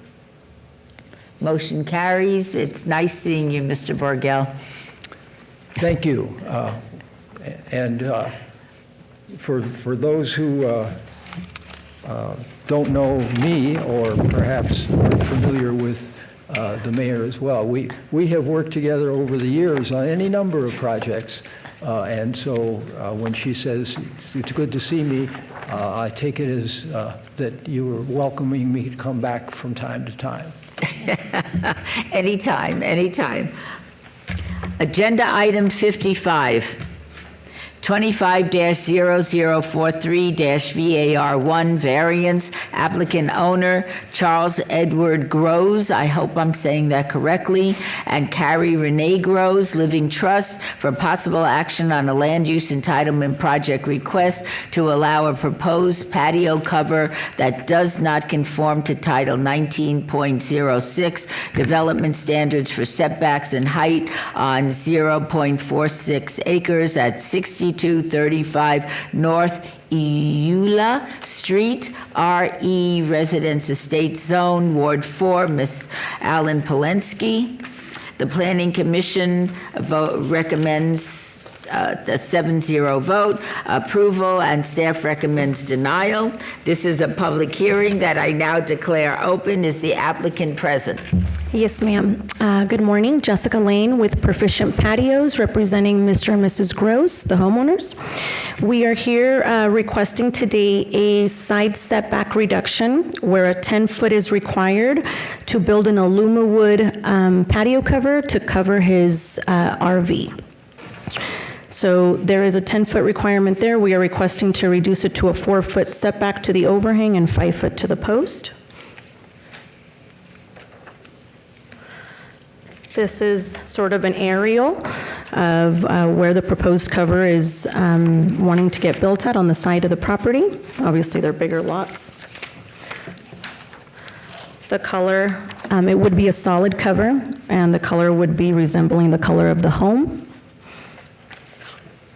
There is no HOA in this community, and we did get a sign-off from the neighbors stating he would have no problems with it. And that is pretty much it, Ms. Berkeley. Thank you so much. May I have a staff report, please? Yes, thank you, Mayor Seth Fuller, for the record. Mayor, per the submitted justification letter, the applicant is proposing to construct a patio cover to provide shade for recreational vehicle parking. However, no evidence of a unique or extraordinary circumstance related to the physical characteristics of the property have been presented to warrant the requested variance, and as such, the hardship is self-imposed, and staff recommends denial of the variance request. Thank you. Thank you. Is there anyone wishing to be heard on this issue? Seeing no one, I will close the public hearing. Are there any questions or comments by members of the City Council? Is there a motion, Councilwoman Polensky? Thank you, Madam Mayor. I appreciate the applicant bringing what I would refer to as a clean application. No opposition. I appreciate you getting a signed letter from the neighbor in support. I move to approve item number 55.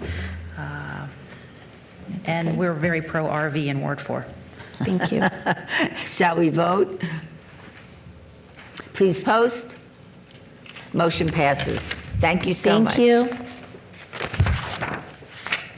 Agenda item 56, 25-0046-SDR1, Site Development Plan Review, applicant owner, Good Cluck West LLC, for possible action on a land use entitlement project request for a proposed 2,380 square foot restaurant with a drive-through and a 3,067 square foot office building development with waivers of perimeter landscape buffer requirements on 1.69 acres at the southeast corner of MLK Boulevard and Cary Avenue, C1 Limited Commercial Zone, Ward 5, Ms. Summers Armstrong. Planning Commission voted 7-0 for approval. Staff recommends approval. This is a public hearing. I now declare it open. Is the applicant present? Yes. Would you state your name for the record? Yes, Steve Winfield, 6865 Ambler Court. Would you care to tell us about your project? Yes, this is a quick serve, sit-down restaurant with a drive-through and also a office building, and we agree with staff recommendations for approval. Okay, may I have, thank you so much. May I have a report from the staff? Yes, Mayor, thank you. Peter Lowenstein for the record. The proposed development as designed is compatible and harmonious with the surrounding future land development in the area. It also adheres to the minimum Title 19 development standard requirements, except for landscape buffer waiver, which staff finds minor in nature. Therefore, staff recommends approval of the requested site development plan review subject to conditions, and I'll wait for any further direction from the council. Thank you so much. Is there anyone wishing to be heard on this item? Please come up and identify yourself. Yes. William McCurdy, Las Vegas, Nevada. I like to support this item because of the fact back in the 60s there was a restaurant located at that particular site called the Colony Club. And also it was Cooper's, it was another separate club. So that area is very familiar. It's right across from the Martin Luther King Senior Center, and we need economic development in historic West Las Vegas.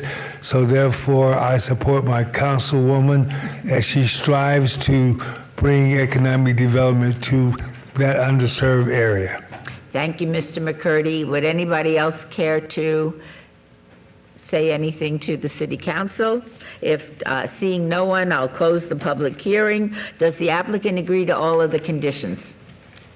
Yes. All right. Any questions or comments from city council members? Thank you, Madam Mayor. Yesterday during our meeting, I did raise a concern about the entrance off of Miller. You have an entrance on Martin Luther King and you have one on Cary. And I was just wondering if you would consider closing the Miller entrance, because straight down there's one lot adjacent to you that is empty, but immediately after that we begin residential. Would you be interested or open to closing that so that we only have the two entrances and we don't end up with cut through from Cary onto Miller? I believe we need a little bit more time to investigate whether or not that entrance was required. I did look at the staff report, which provided analysis of Cary Avenue, and per that report, it states that that street is wide enough to support the anticipated traffic for this site. But it's something that we would be willing to look into. Staff, could you help with this, please? Sure, Madam Mayor. So the staff report does address the trip generation and levels on the roadways, and Public Works can speak to that, but some communication with fire as far as fire access. The ingress egress from Miller Avenue is not a requirement on their behalf, so they can still serve the subject site fine with the other two access points. So, I don't know, Joe, you want to jump in? Yeah, Joe Norby, City Traffic Engineer for the record. Just as we look at it, there's obviously pros and cons that come with adding or removing site driveways, and a lot of that has to do with how that site disperses and arrives from the site. I share your sentiment with it being heavily residential. What does that do for drawing additional traffic up and down residential streets that do not currently have such traffic? From a traffic operations standpoint, that would leave all of the site driveways as right in, right out only, which does make it easier to egress out, but it does make it a little bit more challenging with potential U-turns that do have to happen to get, ultimately traffic to where it needs to go. For that being said, Public Works supports the removal of the driveway on Miller if so desired. Is there, Mr. Lowenstein, first of all, would you all be willing to agree to that condition, since since we can still meet our public safety requirements without that entrance off of Miller? At this time, we are unable to agree with that, given that it is approved and allowed. Yeah.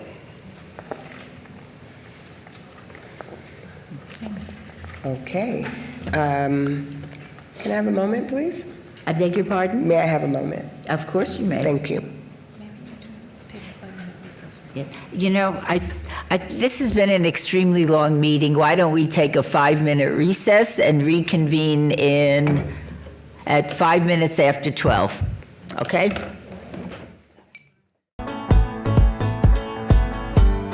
Brand new sounds in my mind, but honey, I'll be seeing you ever I go.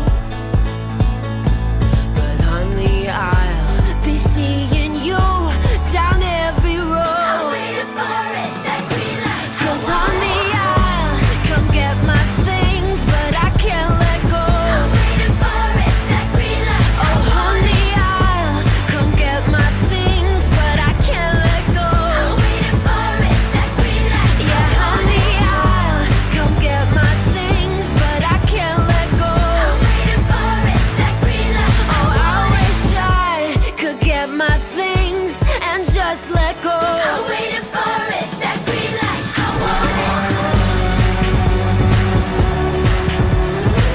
I'm waiting for it, that green light. I want it. I'm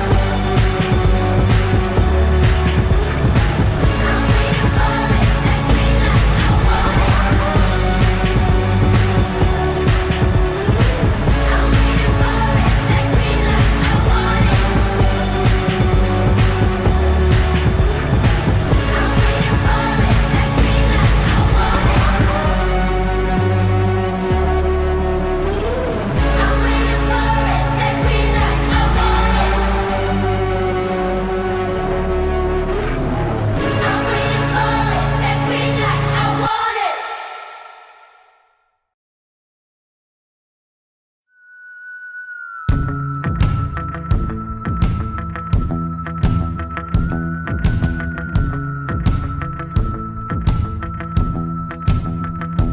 Here I go once again, firing you up and breathing you in. I watch the smoke fill up the room. Girl, that's how high I get on you.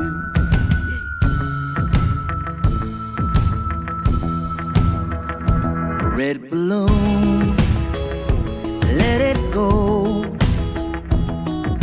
watch it rise till the jet stream blows. 1,000,000 miles above the blue.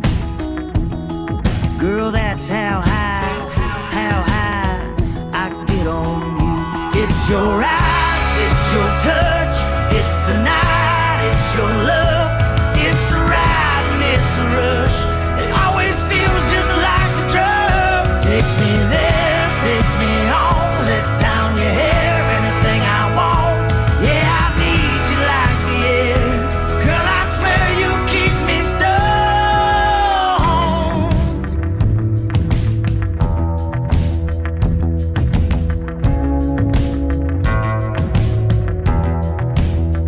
We'll ride the stars through time and space.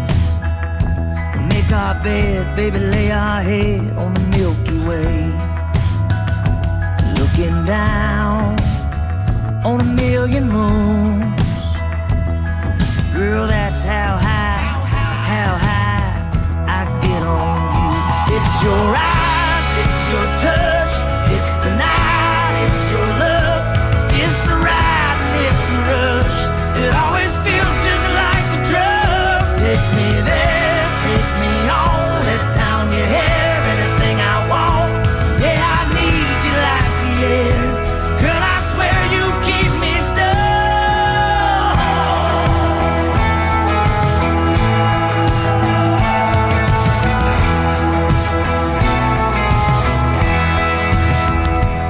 All the way to the great beyond, just to stand and wait at the pearly gates of God. And when you go there too. Girl, that's how high I get on you. Girl, that's how high I get on you.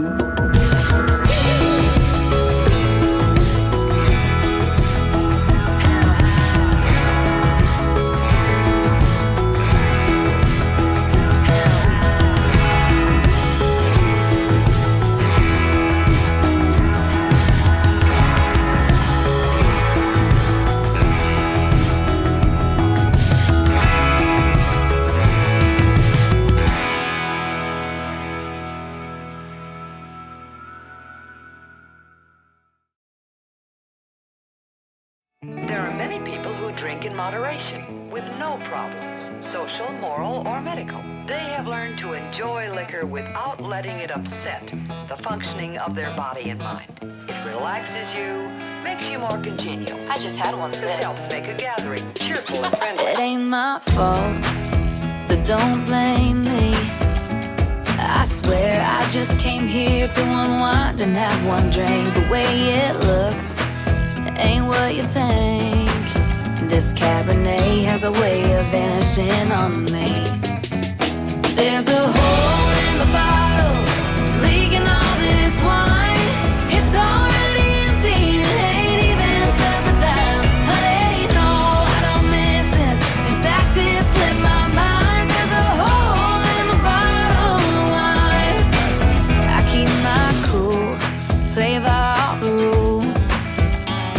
I swear 10 minutes ago that bottle was full. I won't cry about love gone wrong, 'cause tears would water down this ruby red I'm sipping on. There's a hole in the bottle, leaking all this wine. It's already empty, it ain't even supper time. I let you know I don't miss it. In fact, it slipped my mind. There's a hole in the bottle of wine.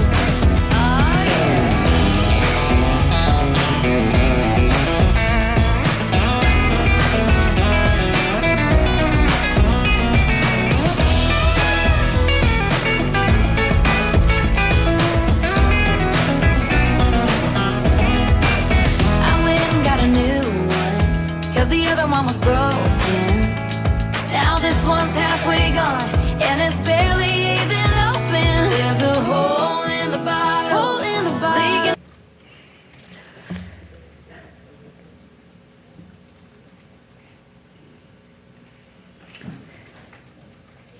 Councilwoman, do you care to make a motion? Thank you, Madam Mayor. Do we have enough folks? Yes, we have a quorum. Thank you, ma'am. My motion would be approval with the condition that the Miller exit and entrance be deleted, and that you have enough. Our Public Works folks and our fire folks have indicated that there's enough entrance, egress, and egress and ingress off of Martin Luther King and Cary to meet your needs. And so if you will agree to that, Mr. Lowenstein can read a condition into the record. If you... Okay, well, let's, Mr. Lowenstein, can you, could you restate the motion with the conditions? Sure thing, Madam Mayor. The motion, as far as I have heard, is a motion for approval of the project subject to an added condition, and that condition would read, a revised site plan and landscape plan shall be submitted to the Department of Community Development prior to the submittal of a building permit depicting the elimination of the ingress-egress to Miller Avenue. The revised plan shall depict a continuous streetscape, landscape, and interior parking where the ingress-egress previously existed. Thank you. Is that your motion? Yes, ma'am, that is my motion. And does the applicant agree to all of the conditions? No, not this time. Your associate had offered that maybe we could shuffle this to the end for further discussion. You want to obey it? Or trail it? Trail it. To the end of today's meeting? Yeah, we can trail it to the, sorry, Chad Hamilton. We can trail it to the end of this meeting. There's got to be a solution that we can come up with possibly that maybe eliminates maybe access out on the Miller, no left turn or something. But for this late in the game, this thing's been in design for 4 years, and to ask us right at the last minute to remove a complete access, we should come up with a different solution. Legal counsel, can you please advise? I'm sorry? Jeff Dorkak, City Attorney. The condition as written by Mr. Lowenstein and expressed can be imposed without the acquiescence of the applicant. It's appropriate, again, as Councilwoman said, based on Mr. Norby's description from Public Works and also the impact. I don't see a reason why it can't be imposed. So do we want to do we want to vote on this, or do we want to postpone it until the It's Councilwoman's prerogative. I think at this point, Councilwoman Summers Armstrong has a motion on the floor, so if she wants to pull it back and make a new motion, she can, or otherwise, she can confirm that she would like that motion voted on. I just don't want to impose it without them having digested the change. Let's say that again. I just don't want to impose Yeah, the change being. I'm going to vote for the project with or without this. Councilwoman, what would you care to do?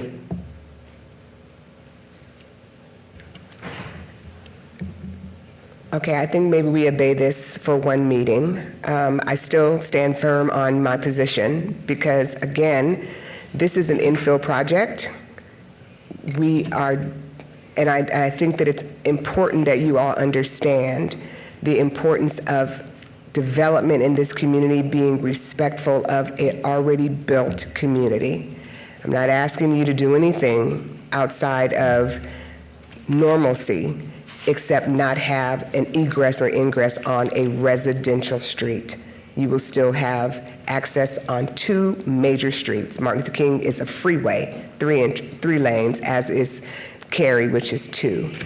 I'm just asking you to be respectful of a residential community, and I don't understand the pushback, but if you want to talk about it some more later, we can. I'd be happy to obey it, but I think I don't understand what the resistance is, but if you want to talk about it some more, we can obey this for a meeting if you want. Yeah, I think that'd be... What is the pleasure of the applicant? Chad Hamilton. Yeah, I think that would be our wish, is to further talk about it, and we can push it out. Okay. So we can push it, we can put this motion back on our agenda for the following meeting? June 4th. June 4th meeting. Are you comfortable with that? Yes. All right. And then in that case, Does she have to rescind her motion? yeah, that's my question. City Attorney, do we just move on, or does the councilwoman rescind her motion? Councilwoman, did you rescind your first motion and revise it with that motion to obey just now? Yes, thank you. So we have a motion on the floor for an abeyance to June 4th. All right. All right. Shall we vote? Post? Motion is passed. We'll see you in a couple of weeks. Thank you. Agenda item 57, 25-0059-VAR1 variance, applicant owner Las Vegas Clark County Library District for possible action on a land use entitlement project request to allow an animated wall sign that does not conform to Title 19.08 Development Standards for Size and Residential Protection on 2.54 acres at 1861 North MLK Boulevard, CPB Plan Business Park Zone, Ward 5, Summers Armstrong. Planning Commission recommends approval. Staff recommends denial. This is a public hearing that I now declare open.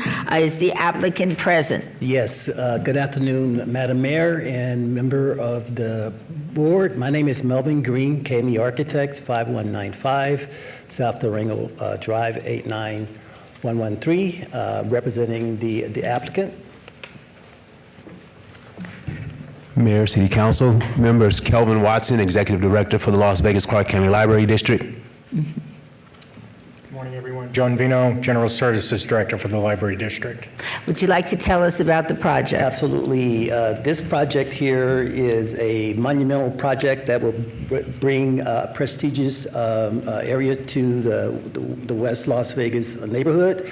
It's a 43,000 square foot library, two-story on approximately 5 acres. So we are requesting a variance for the signage package. The first variance is for a area increase from 10% to 15%.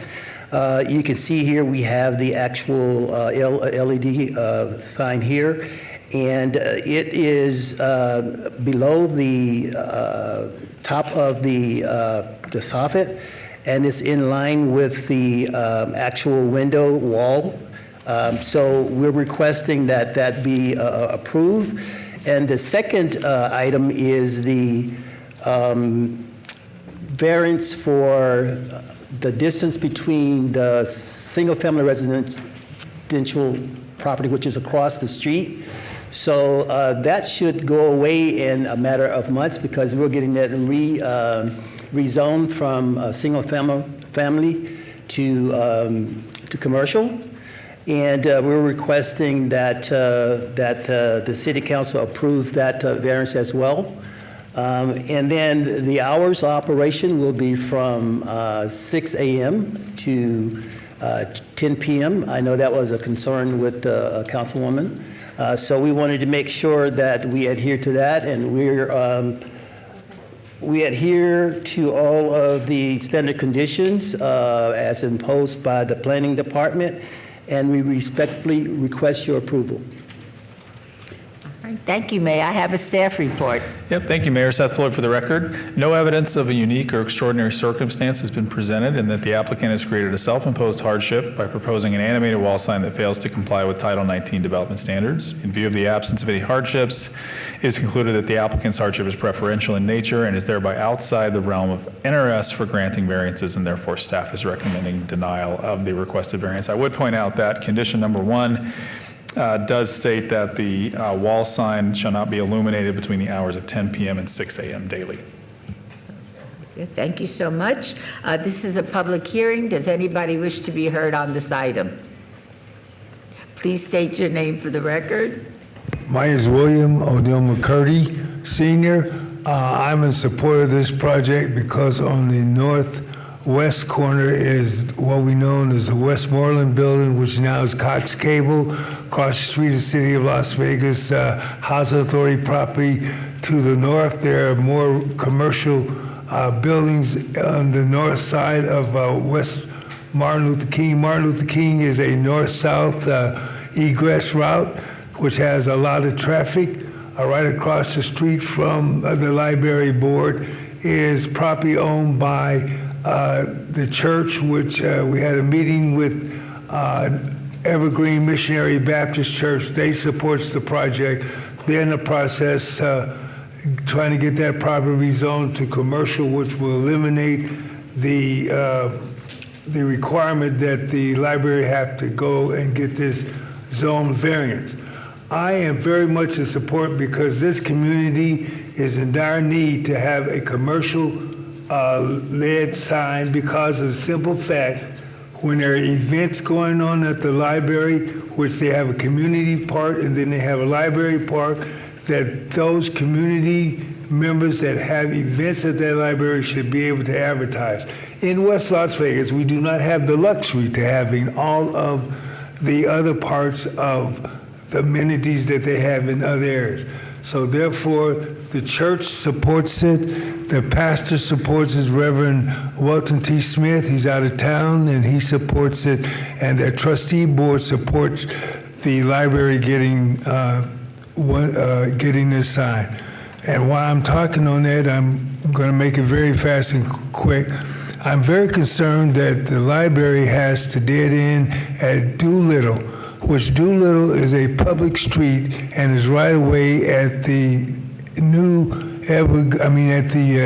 Jerusalem Church, which is a through street, need to be cut straight through so the kids from Matt Kelly can access the library. So I will be talking to my councilwoman in reference to that. But I hope that this board will support the library board because I supported East Las Vegas Community Center. I served on the Housing Authority Board. I made the motion that the Housing Authority gave the property to the library board. So I'm supporting West Las Vegas. Thank you so much, Mr. McCurdy. Does anybody else wish to be heard on this item? Staff, are there any conditions? No additional conditions. All right. In that case, are there any questions or comments by the council members? Oh, go right ahead. Thank you, Madam Mayor. I just want to direct my comments to Mr. Green. I've seen 2 renderings today of quite impressive buildings that you've designed. If you're interested in doing any work in Ward 4, call me. Absolutely. Well, that's a lovely recommendation. Okay. You will not be over here trying to snatch our talent. That's no. She's absolutely right, my colleague. This is absolutely beautiful. I'm so excited, and I appreciate your proactive work to change the zoning of the parcel across the street, which was making the conflict. Absolutely. So that makes it so much easier for me to make this motion, which is for approval of the application as presented. And thank you. It is beautiful. I'm excited, very, very excited to see it open. Could I just say one thing? It takes a team. So it's not only Mel Green, it's our whole team of engineers and architects. Mel Green and the team. Yes, thank you. Shall we vote on the motion? Please post. Motion carries. Congratulations. Thank you so much. Thank you. Agenda item 58, 25-0060-SUP1, special use permit, applicant Armando Santiago Delgado, owner VIV Rancho Pavilion DE LLC et al. For possible action on a land use entitlement project request for a proposed 2,100 square foot alcohol on premise full use with a waiver to allow a 0-foot distance separation from an individual care center licensed for more than 12 children and a 60-foot distance separation from a church house of worship where 400 feet is required at 721 North Rancho Drive Drive, C1 Limited Commercial Zone, Ward 5, Ms. Summers Armstrong. Planning Commission voted 7-1 in favor. Staff recommends approval, subject to conditions. This is a public hearing. I now declare it open. Is the applicant present? Yes, good afternoon, madam. My name is Gaspar Andrade, 3200 Abbeville Street, and representing the owner. As you mentioned, our license is for a full liquor license on an existing restaurant located at 721 North Rancho. Staff recommend approval. We agree on conditions. Also, Planning Commission recommended approval. We here respectfully requesting your approval also. Thank you so much. Is there a staff report?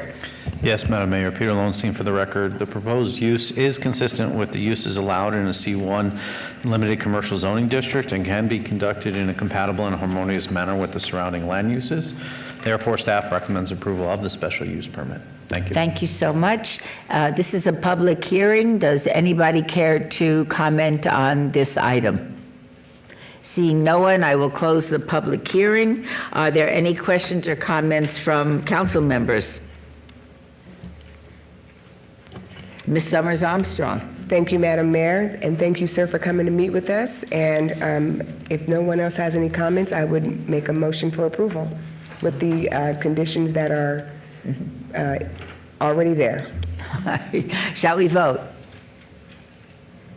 Please post. Motion carries. Thank you so much. Thank you. Item 59. 25-0065 on the following land use entitlement project requests on 17.70 acres, generally bounded by the Ruston Road, Larry McBride Street, Sheep Mountain Parkway, and Trails End Avenue Street alignments. 59A, 25-0065-GPA1 from PCD, Planned Community Development, to ML, medium low density residential. 59B, 25-0065-ZON1 from U, undeveloped PCD, Planned Community Development General Plan Designation, to R-SL, residential small lot.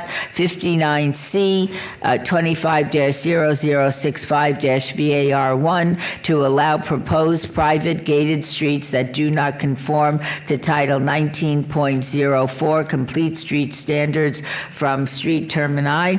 59D, 25-0065-VAC1 for a petition to vacate U.S. patent easements in portions of the public right-of-way, Trails End Avenue and Ruston Road. 59E, 25-0065-TMP1, Rocky and SMP for a proposed 77-lot, single-family detached residential subdivision with waivers of the perimeter landscape buffer requirements. The applicant is Tri Point Homes and the owner is C-SWDE 382 LLC et al. The Planning Commission recommends approval on the entire land use entitlement project. Staff recommends approval on 25-0065-GPA1 and ZON1 and denial on 25-0065-VAR1, VAC1, and TMP1. These are in Ward 6. Ms. Bruni, and our public hearings, which I now declare open. Is the applicant present? Good afternoon, Jennifer Lazovich here today representing Tri Point Homes. The location of the property sits north of Kyle Canyon Road, and Rocky Avenue kind of goes right through the middle of the site. Tri Point is proposing to build a single-family detached community split between Rocky in the middle. On either side will be a gated community. This is a detention basin, which for things in this Kyle Canyon area are somewhat consistent on plans that we come through with. And then, as we know in Ward 6, we have added additional open space and amenities in this location right here for our residents. It would have, we kind of are theming different amenities. And in this particular community, we've got a turf area, and then we've got soccer, like a soccer net right here to practice goals and things like that. We, just a blow up of that if you want to see, this is where the soccer grass area is with the soccer net right here, and then this has got a different area for seating and bag toss and things like that over in here. So we would ask you to follow the Planning Commission's recommendation of support. I'd be happy to answer any questions. Thank you so much. May I have a staff report, please? Yes, thank you, Mayor. Seth Floyd for the record. Staff finds the proposed general plan amendment and rezoning are appropriate for the area, as this land use category and zoning district accommodates single-family detached residences and is consistent with the intent of the Kyle Canyon Special Area Plan. Staff recommends approval of the general plan amendment and rezoning. Staff does not support the use of stub street termini and supports Title 19 complete street standards. Therefore, staff recommends denial of the variance, the vacation, and the tentative map. Thank you. Is there anyone that would like to come and speak to the City Council on this item? Seeing nobody, I will close the public hearings. Is the applicant willing to agree to the conditions? We are. All right. Are there any questions or comments from the City Council members? Okay, seeing none, I will entertain a motion by Councilwoman Bruni. Thank you, Mayor. I just have one question, Ms. Lazovich. We had talked about conditions regarding the detention basins. Is that condition in this particular application? I think you mentioned in a previous meeting it is.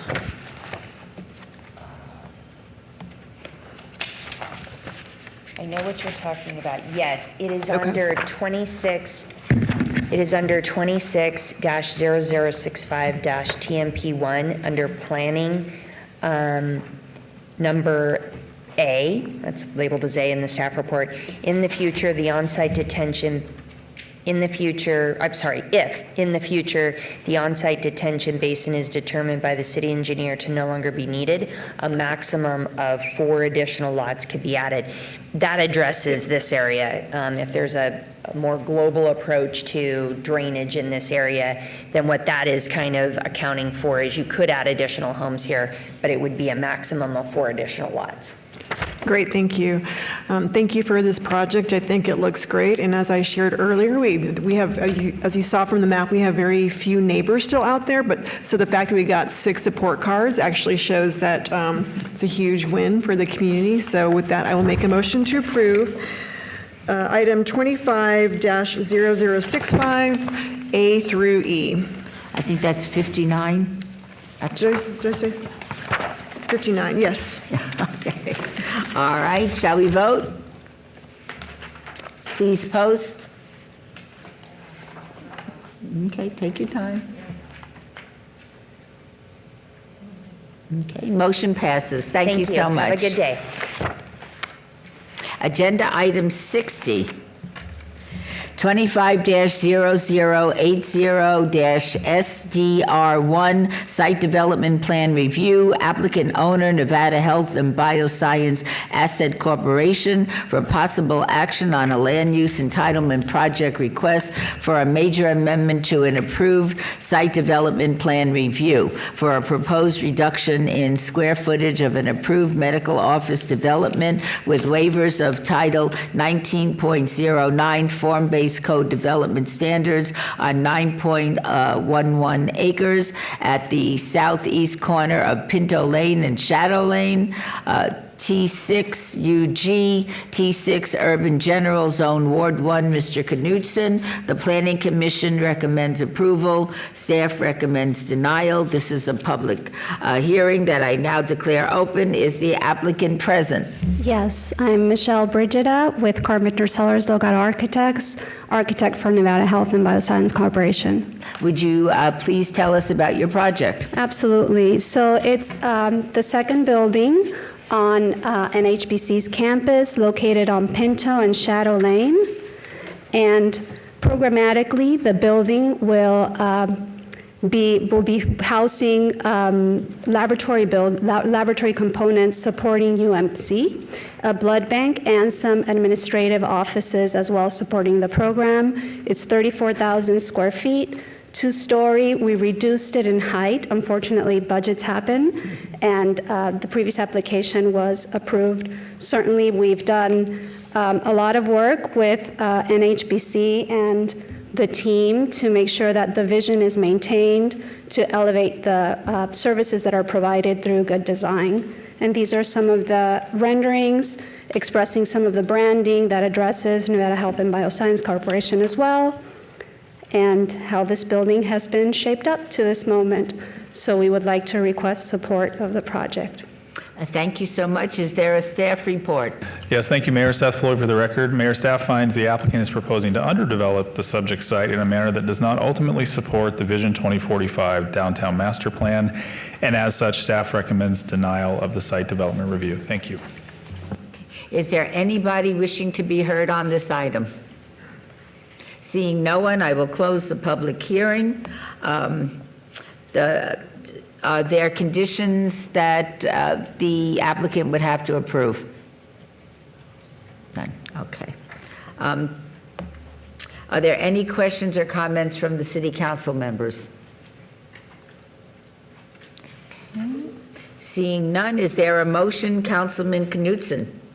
Thank you, Madam Mayor, and I appreciate the presentation. Just for this council's knowledge, this is a project that's funded through the ARP funds through the state of Nevada as well as through the city of Las Vegas, and we've been closely working with NHBC as well as UMC and the potential blood bank partner. So we've had multiple conversations about this, and this is a positive step forward in the growth and development of the medical district. So thank you for the presentation. I'll move to approve. All right, shall we vote? Please post. Motion passes. Thank you. You're very, very welcome. Thanks for coming in. Agenda item 61, 25-0168-ROC1, review of condition, applicant owner Rebel Land and Development LLC, designated Series D, for possible action on a land use entitlement project request for a review of condition of approval number 5 of an approved special use permit, which states the sale of individual containers of any size of beer or wine coolers is prohibited. All such projects shall remain in their original configurations as shipped by the manufacturer. Further, no repackaging of containers into groups smaller than the original shipping container size shall be permitted on 1.15 acres at 890 North Pecos Road, C1, limited commercial zone, Ward 3, Ms. Diaz. Staff recommends denial. This is a public hearing that I now declare open. Is the applicant present? I am here. My name is Raj. I am representing Rebel Convenience Stores, specifically the store at 890 North Pecos Road. We are a nationwide company with over 500 stores throughout the U.S. We have about almost 50 in Las Vegas. Rebel was founded and is still led by a retired Las Vegas police officer who was injured in line duty.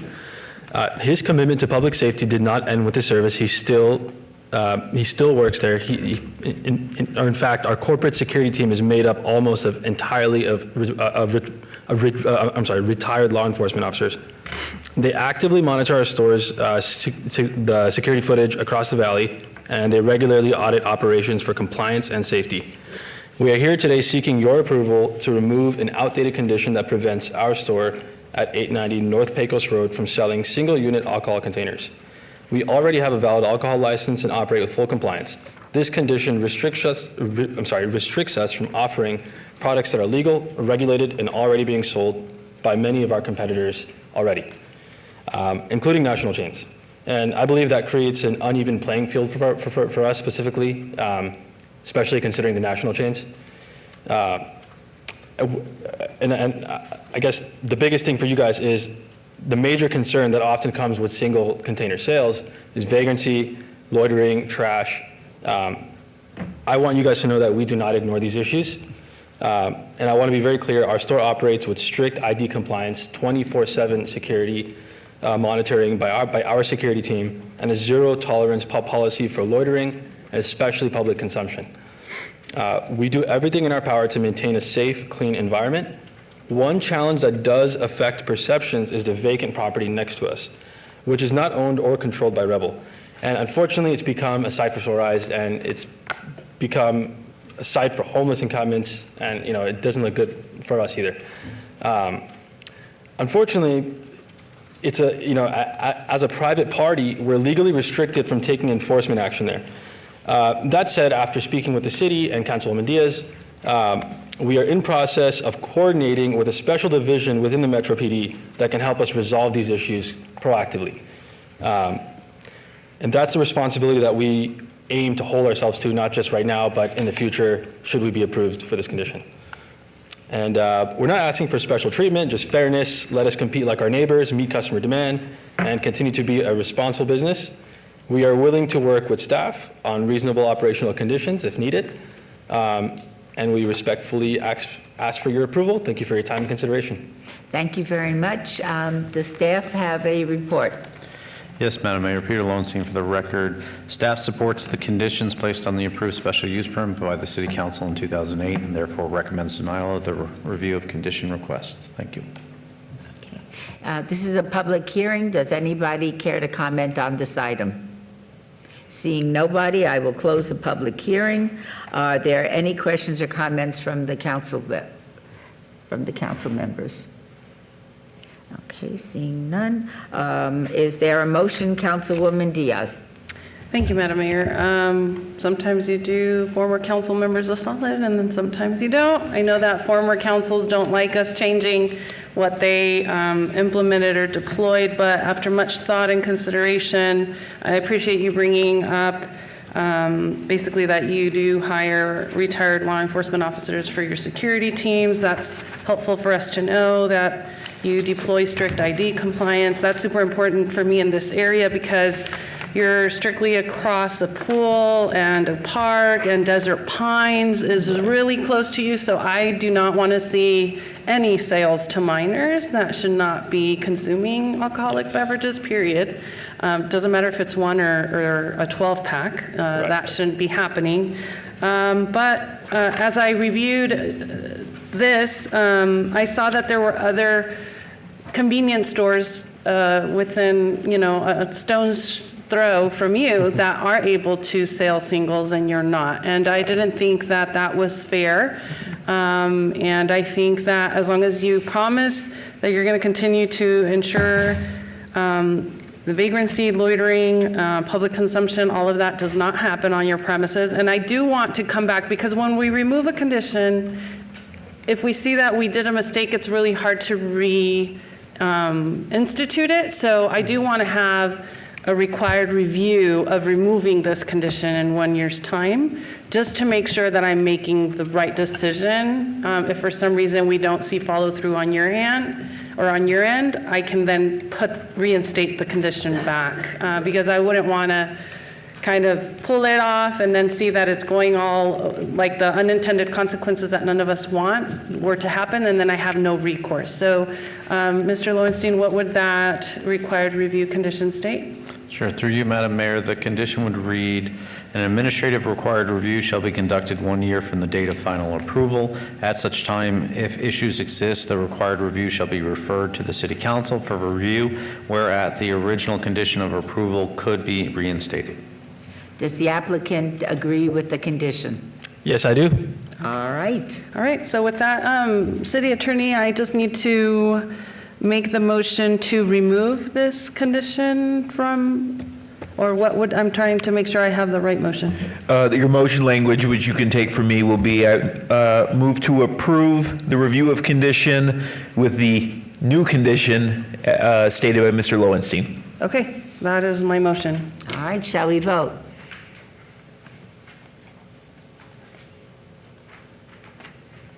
Please post.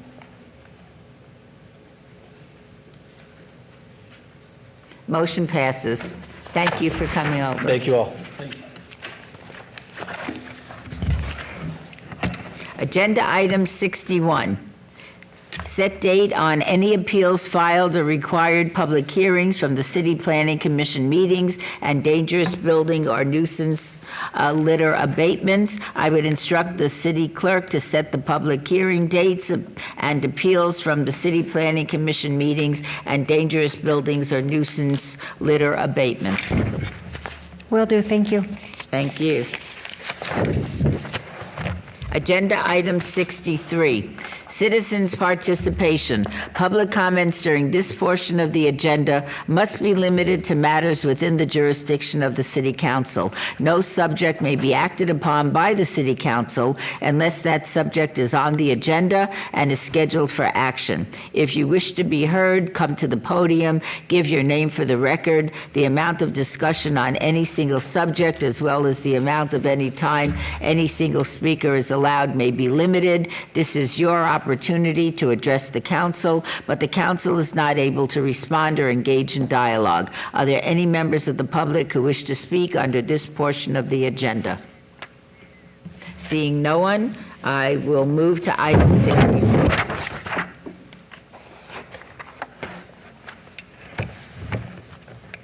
Item 64, council emerging issues, discussion regarding potential items for future city council agendas. All wards, any discussion must be limited to whether or not such proposed items shall be placed on a future agenda, and no discussion regarding the substance or any such proposed topic shall occur. No action shall be taken. Do any members of the council have any topics they would like to bring forward under this item?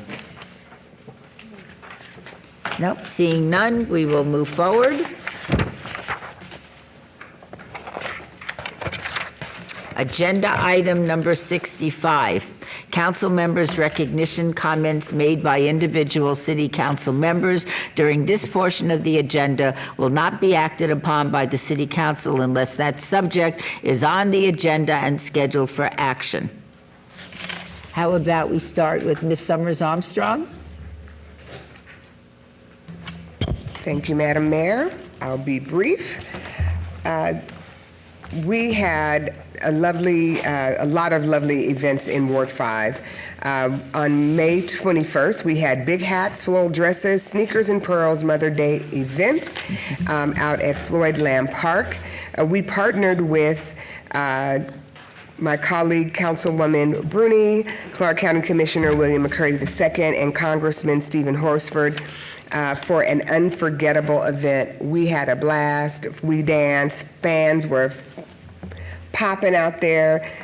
It was a lot of fun. And so I'm just really excited for these collaborative events. The sad part was that Cassandra Lewis, who is the recreation coordinator at Doolittle Active Adult, is announcing her retirement.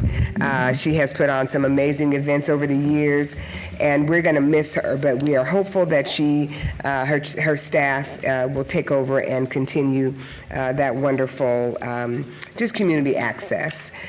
Next, there was... Before you move on, would you invite me to next year's tea? I would love to go. I have some great hats. Oh, my goodness. And only if you promise you'll let me look in your closet and borrow one, because mine was just so-so. It wasn't a hot hat. So. You are very welcome anytime. You're invited, absolutely. Okay. On May 10th, we participated. I participated with the mayor in the El Dorado Days. I rode Big Red. We had so many fun participants. It was beautiful. The mayor looked great sitting in a convertible and was interviewed and just had some wonderful things to say about El Dorado. So we're hoping that it will pick up steam and be an even bigger event next year. That same day, on May 10th, we were at the Doolittle Community Center celebrating their 30th anniversary. Folks were out there in the garden picking fresh fruits and vegetables, but we also had a group called United Movement Organized Kindness. They were there also, and they gave out free cleaning supplies to 170 individuals representing 60 families. It was just a beautiful event. So many wonderful things are happening in Ward 5. The next item we have is we had a quick turnaround park cleanup at Ethel Pearson, which is at the intersection of Washington and D Street on May 17th. Get Outdoors Nevada had a little time on their schedule and did a quick outreach. We had actually, this was at the beginning of the event. We had more folks come later. We were out there for a good hour and a half cleaning up trash in and around the park. Ethel Pearson is a beautiful park. The trees are amazing, and we just want to encourage our community to use our open space. It was amazing, and I'm grateful for Get Outdoors Nevada to help us just keep our parks clean. On Monday, I don't have a slide for this, but on Monday, the 26th of this month, we will be celebrating having a Memorial Day service and a remembrance at Woodlawn Cemetery.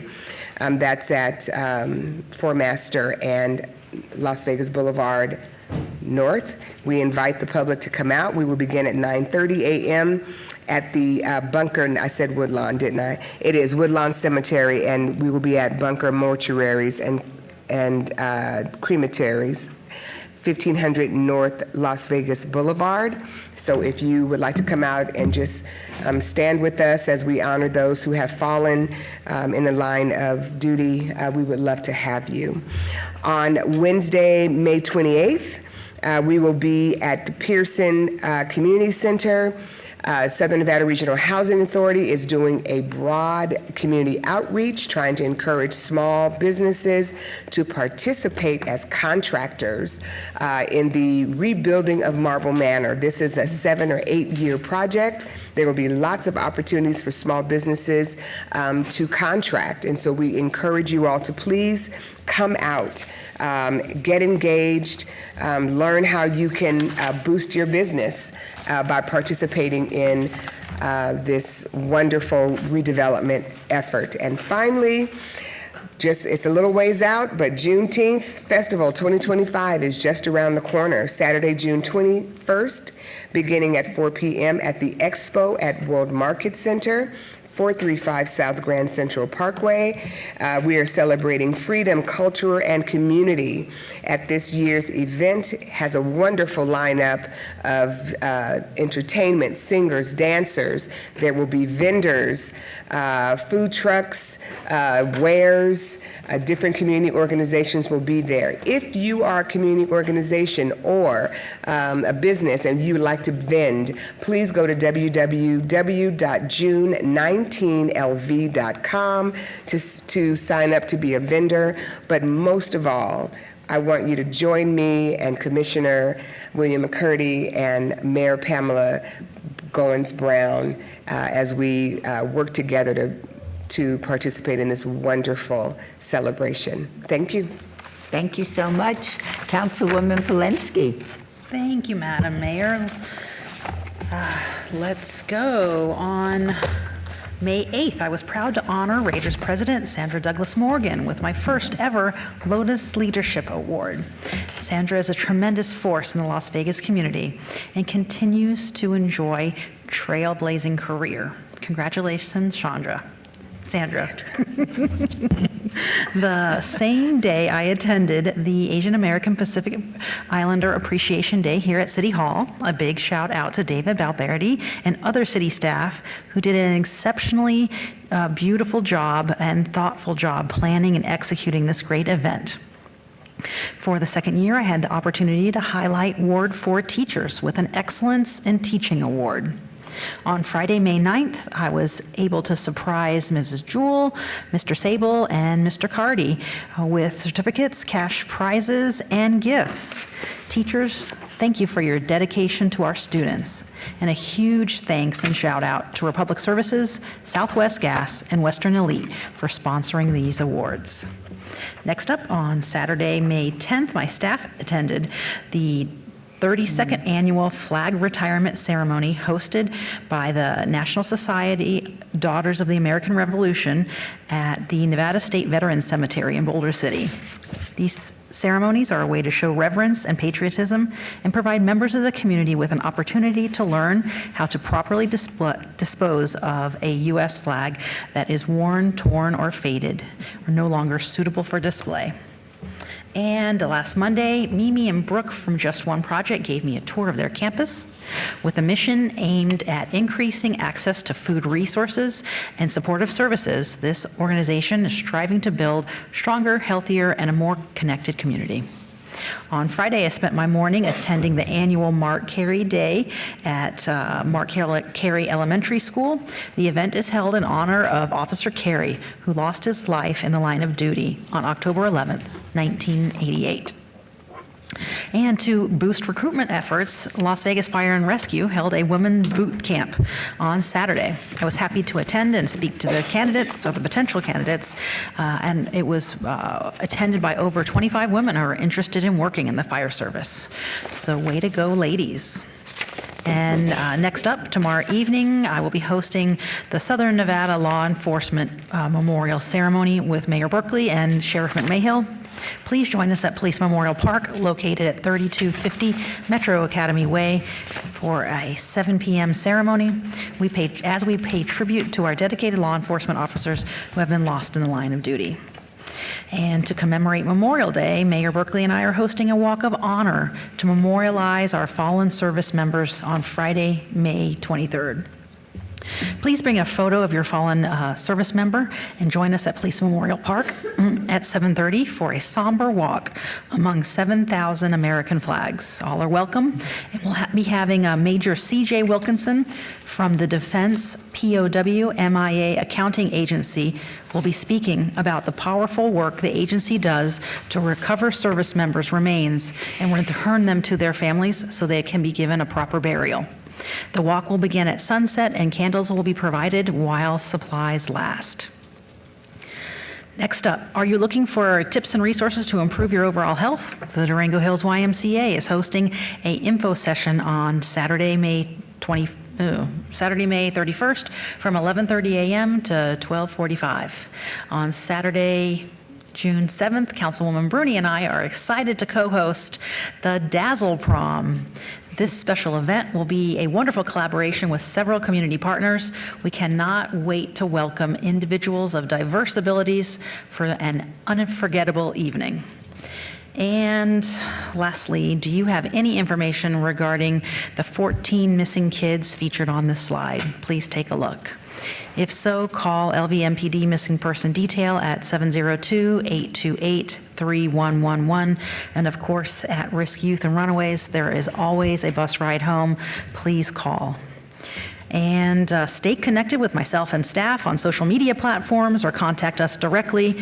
Please call us at 702-229-2524. We are always here to provide any assistance that we can. Thank you. Thank you so much. Mayor Pro Tem. Thank you, Madam Mayor. This day is Eat More Fruits and Vegetables Day, so it's a good idea to eat more fruits and vegetables. And Ward 1 Summer Splash is next month on Saturday, June 28th from noon to 2 p.m. Come out and enjoy a day of sun, fun, and water at our Ward 1 Summer Splash at Garside Pool. Thanks to the staff of the city to help put that on. And that's all I got. Thanks, Mayor. That's it? That's it. Oh, my goodness. Okay. Councilwoman Diaz. Thank you, Madam Mayor. On Thursday, May 8th, I was honored to attend the official ribbon cutting ceremony for our Las Vegas City Hall location within the Junior Achievements BizTown. The ceremony included remarks by a special mayor elected by Lunt Elementary School students, and there was an adoption of an ordinance and the distribution of certificates of recognition for outstanding and dynamic workers for the day. Thank you to Dr. Melich's team for helping design a replica of our Las Vegas City Hall that will allow students to learn more about city government and the important work that we do in our community.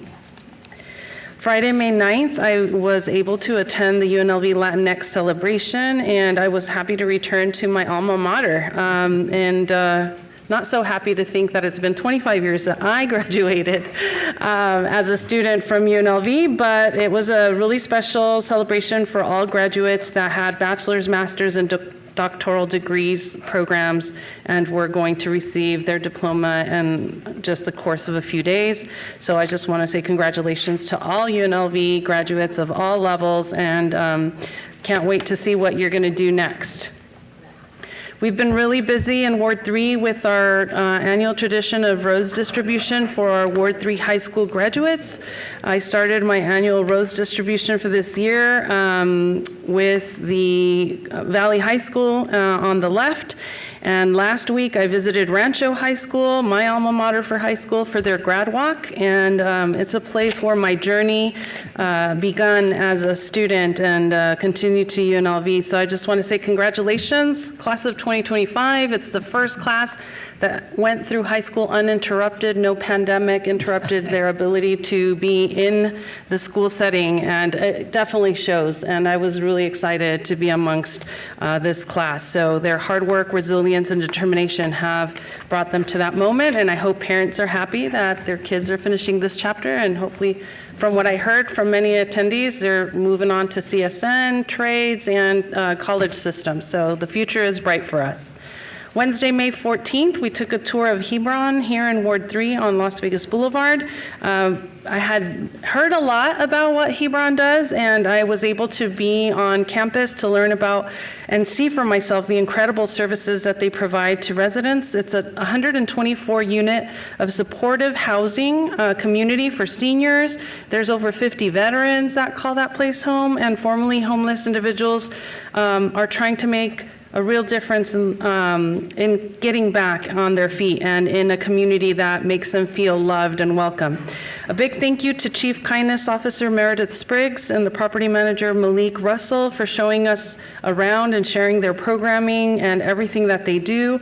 And it's very resident driven. There's a lot of programs that the residents are very proud to do, like their community garden right there. So I just can't wait to go back, because she told me that there's a lot of in-kinded updates that will happen to the campus, to their pantry, to different areas that need TLC, and I can't wait to go back and check those out when those are done. On Friday, May 15th, I was able to tour the Fire Station 8. A huge thanks to the team at Fire Station 8 for the warm welcome and for showing us how they protect our community on a daily basis. They got a call right mid-tour, so a few had to be deployed to that call, but they don't just respond to fires, they respond to a high volume of medical emergencies and help coordinate hazmat incidents out of this fire station too. So it's really cool, and I'm very grateful for their service and dedication to our city. Strong Start Go mobile pre-K promotion ceremony was just yesterday. My colleagues, MPT Knutson and Councilwoman Summers Armstrong, and I were able to attend the Strong Start Go mobile pre-K promotion ceremony at our historic 5th Street School. The ballroom was amazing. They did a great job decorating. We were worried about the kids falling off the stage for a little bit, but I think between the three of us, we did a really good job in making sure they stayed on the stage. I just want to thank all the parents, the teachers, and all of the city staff that made this celebration so incredible. We wish all of our pre-K graduates the best as they continue into kindergarten, and hopefully some of them will go to our Strong Start Academy. And I do want to give a special shout out to Ellie, who's Steph Arochi's daughter, and she was a graduate in attendance yesterday. So congratulations, Ellie. Just the last couple of announcements. I want to let everyone know, if you have a teenager who has been considering the idea of being a local elected official, there's an opportunity opening up. We have our newly created Las Vegas Youth Advisory Council that they can be a part of, and they'll be really doing some work that matters. So this is a chance to learn about the intricacies of local government and how they can start to step up and make a real difference in our community. The deadline to apply is Sunday, May 25th.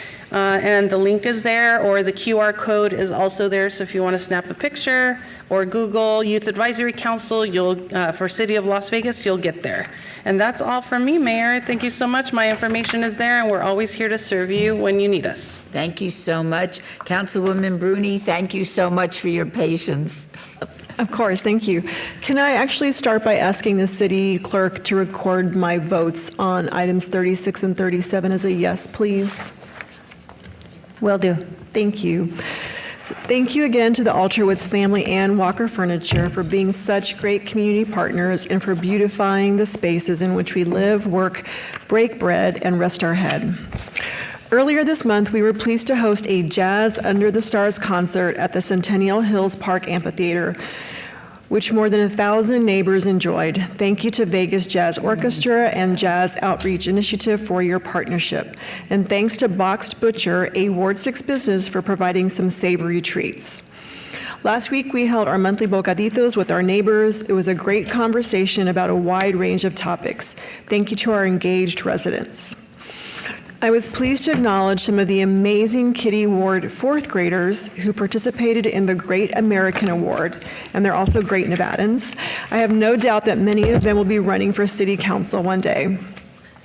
Last week, I was honored to serve as a keynote speaker at the graduation of 12 women at Florence McClure Women's Correctional Facility who have graduated from CSN's HVAC and hospitality certificate programs.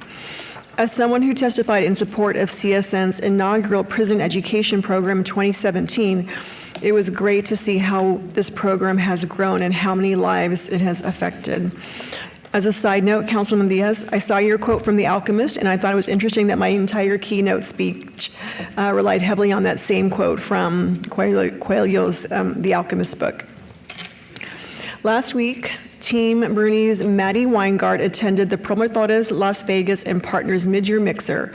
PLV is an organization dedicated to reducing health and social disparities by creating strategic community partnerships to offer preventative health care programs, mental health awareness, educational, and cultural programs.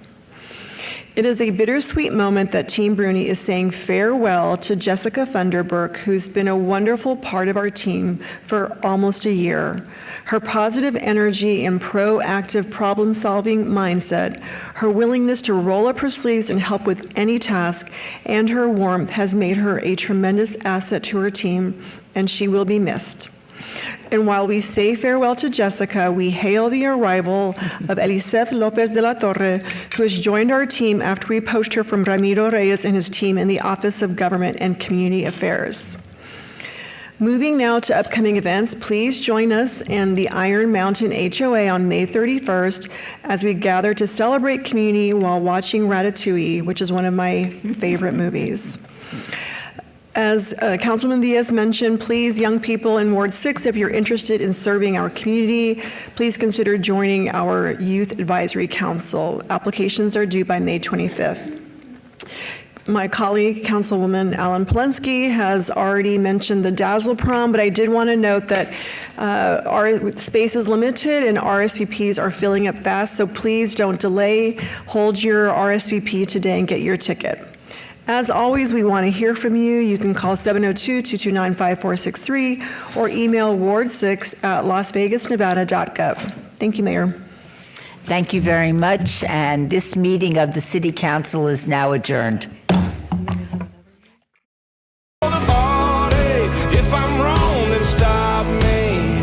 You one of them girls that ain't handing out your number. You like to make us want you. You like to make us wonder if you're one of them girls. Well, I'm one of them boys who trade his whole world, yeah, for one of them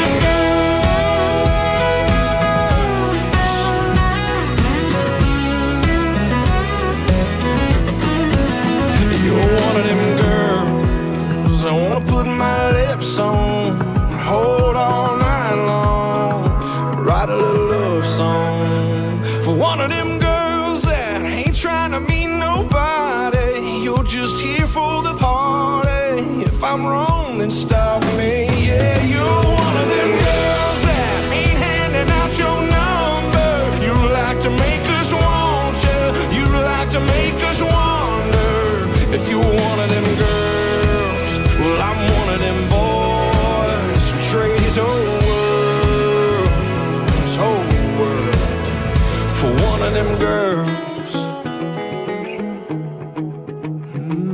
of them girls.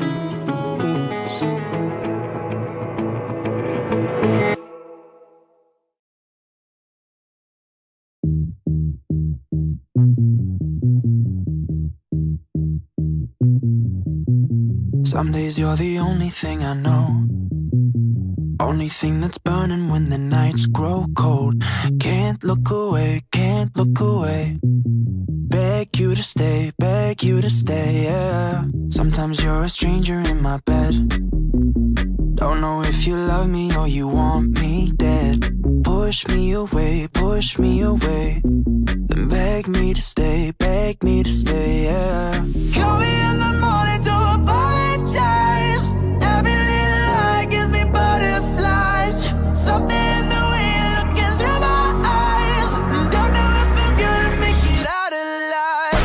Fight so dirty, but your love so sweet. Talk so pretty, but your heart got teeth. Late night devil, put your hands on me.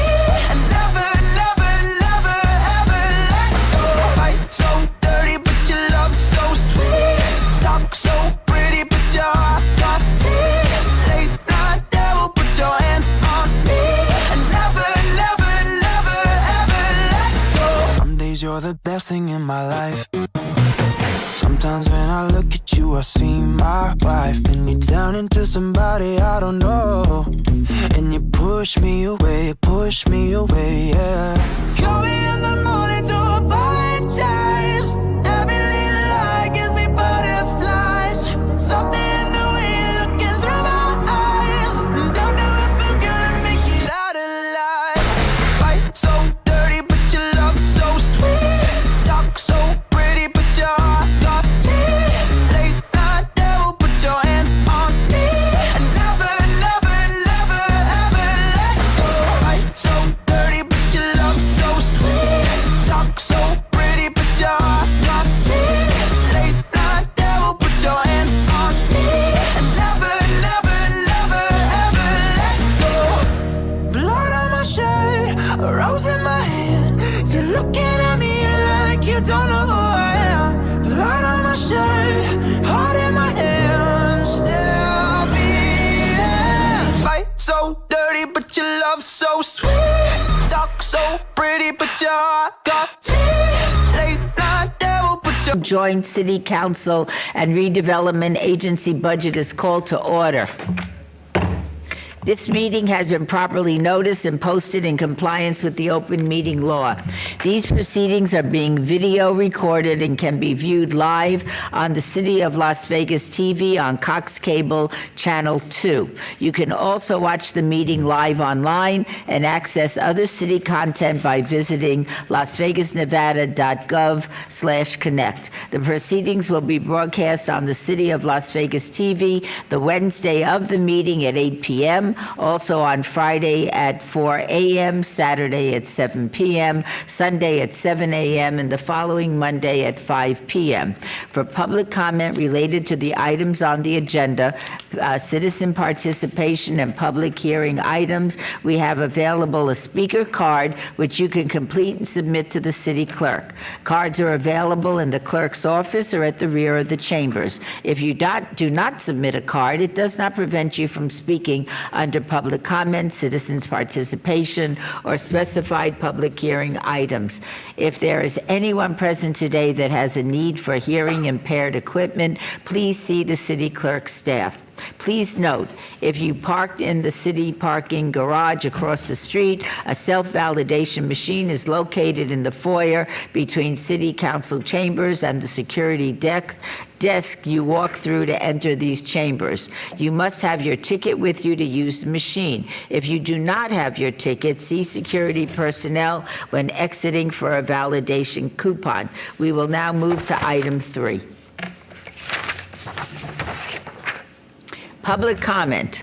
during this portion of the agenda must be limited to matters on the agenda for action. The amount of time any single speaker is allowed may be limited. All comments made will be cross-referenced to those specific items. If anyone submitted a speaker card or who wishes to speak under this portion of the agenda, please come to the podium and state your name for the record. This is your opportunity to address the Council and Redevelopment Agency, but the Council and Redevelopment Agency are not able to respond or engage in dialogue. We will set the time at 1 minute. Is there anybody here that wishes to speak with the Council? Seeing nobody, we will now hear items number 4 and 5 together, which are both public hearings. Agenda item number 4. Item 4 is a public hearing and discussion for possible action regarding fiscal year 2026 City of Las Vegas Redevelopment Agency tentative budget and fiscal year 2026 City of Las Vegas Redevelopment Agency final budget. Redevelopment areas, Ward 1, 3, and 5, Mr. Knutson, Ms. Diaz, and Ms. Summers Armstrong. Item 5 is a public hearing and discussion for possible action regarding fiscal year 2026 City of Las Vegas tentative budget and fiscal year 2026 City of Las Vegas final budget, including the 5-year capital improvement plan. And this is for all wards. Mr. Jansen, will you commence? Mayor Berkeley, member of City Council, Mike Jansen, City Manager, and today's presentation is a tag team with my colleagues, and I'll let them introduce themselves. Good afternoon, Mayor and Council. Susan Helsley, Chief Financial Officer. Steve Ford, Deputy City Manager. Well, Mayor Berkeley, members of City Council, as you know, the road to a final budget is quite a long road. It starts in earnest. I'm going to take just 1 minute to tell you how we got here. We'll jump into the slides. The budget process for every new fiscal year really starts in earnest in January, when our team meets with all the directors to go over their needs for the upcoming year and how things worked for the present year. That is quickly followed by a meeting with our Financial Advisory Committee, which is a committee made up of business leaders in the community, economists, a group that we really rely on to bring in their temperature check on all things economic-wise. After that, our team is busy at work to put together a budget workshop for all of you in March, where we go into a whole bunch of stuff on how we're trying to build this budget. That's followed by our April tentative budget. And the April tentative budget, again, a lot more detail on how we got to that tentative budget. And here we are today in May with the final budget. So again, a lot of work between January and now. And I'd be remiss if I didn't mention the level of effort from our team, from the entire city manager's office, all the directors, and I have to say one of the best finance departments that there must be in the world, because a whole bunch of them are out there in the audience, and they are an impressive team. So with that little bit of background, this first slide, I really want to set the tone for where we are today as it relates to a number of key things that are important to all of you, I know, that are important to our residents, our business owners, and certainly our tourists. So first off, the city of Las Vegas is fiscally sound. We've done a lot of good fiscal management where we've successfully navigated the Badlands settlement. We've done that with no layoffs, and there are no layoffs. In fact, we're hiring. You look at our HR website and you'll see we are looking to fill vacancies. We've been able to maintain the programs and services that are important to our citizens, our tourists, and all of our business owners. We've protected our AA bond rating. The key to that is maintaining our 20% general fund reserve. In order to do that this year, we had to limit program expansions. We also are using strategic vacancy management, and that's our efforts to build up our general fund reserves to our preferred level is 25%. That level is what helped us navigate Badlands a lot easier than it would have been had we not been at that level previously. I have to talk about just how the city of Las Vegas continues to grow, so much so that earlier this week, the U.S. Census Bureau put out a report of the 15 cities across the entire United States that have seen the highest increase in population in their most recent 2-year cycle.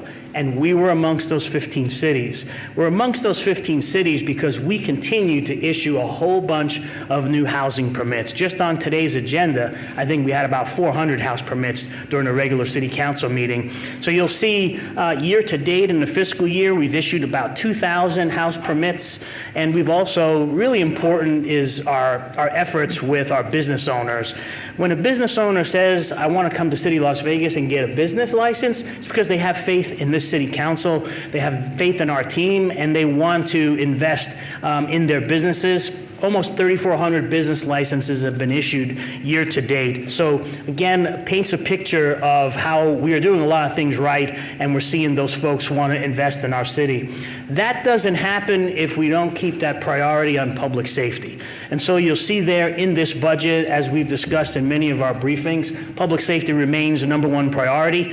I had a conversation with Fire Chief Gray about just the importance of our fire academies, where we have firefighters that are retiring, we have firefighters that are promoting, we have new fire stations. And so having a constant flow of firefighter academies is such an important part of our budget. And in this fiscal year, we're going to have 2 firefighter academies, each with about 45 recruits. Some of those recruits fall out, but the point being how important that part of our public safety program is. It's also important where we're working to fill vacancies. So you'll see right now we're recruiting today. If you looked at our HR website, you see we're looking to hire some court marshals, some deputy city marshals, and some corrections officers to fill those vacancies. Another area of public safety that's so important to so many of our citizens is the work that our code enforcement officers do and our animal protection officers. Speaking with those managers, we're approaching 100% fill on those staffing teams. Our code enforcement officers, we have 2 new ones starting next month, and our animal control side of the house, they are interviewing for 1 vacancy that we have left on both a supervisor and an officer level. So again, 2 parts of our overall public safety program, we're getting it to 100% full, and that's so that we can provide those services that are most important to our community.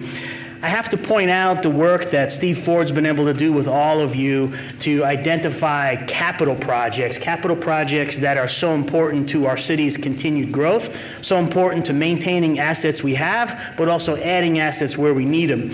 It's no question, as you see in the upcoming slides, our capital plan is very strong this year. Every one of the public safety CIP projects that we've committed to, they're all moving forward. And then overall, our CIP funding this year, this is a little bit of a surprise. When we started this conversation in January, we didn't think we were going to have as good of a CIP program as we had last year. It turns out this year's CIP program is going to be even better. The reason for that is we have some bonds that are retiring, bonds from the LVCVA, where we get funding from them to build parks. That's allowing us to do a new issuance of bonds, and as Steve will show you in upcoming slides, we're going to put those dollars to work. And then also our C-Tax revenue. We don't have a lot of outstanding debts, so we're able to also issue a new C-Tax bond that Susan's going to go into in a little bit more detail. And then to end kind of just the setup slide, our RDA is in tremendously good shape, and they're benefiting the redevelopment agency that you all are the board on. The agency is benefiting from billions, and I mean billions of dollars in private investments that's allowing us to do all kinds of programs throughout the redevelopment agency area. And we'll talk a little bit more about this as we go forward in the next slide. So with that, I'm going to pass the mic on to Susan, and we'll go from there. Thanks, Mike. Susan Helsley, CFO, for the record. Before I start, I also want to have a shout out to the best finance team in the entire state of Nevada, if not possibly the world, led by Gail Doyle-Likos. Thanks for all of your hard work. I would say from between tentative and budget, these folks probably get very little sleep because we're constantly making changes and going through the numbers just to make sure we have them right. And so I'll be walking you through the major changes that we made from tentative budget back in April till now. On the expense side of it, we did go through an update for the staffing plans. There's a little bit of noise that went on with our salaries and benefits, but the major things that we changed, especially in FY25, is on the consolidated tax side. Back in April, we thought we'd have a decrease of about 1.75%. Based upon current trends and that our C-Tax is still running under what we thought we would be getting compared to last year, we decided that we would reduce that to 5.59% below last year. It comes in about $416 million versus $442 million. So going into FY26, we have increased our C-tax from a 1% increase to a 1.5% increase. That is very,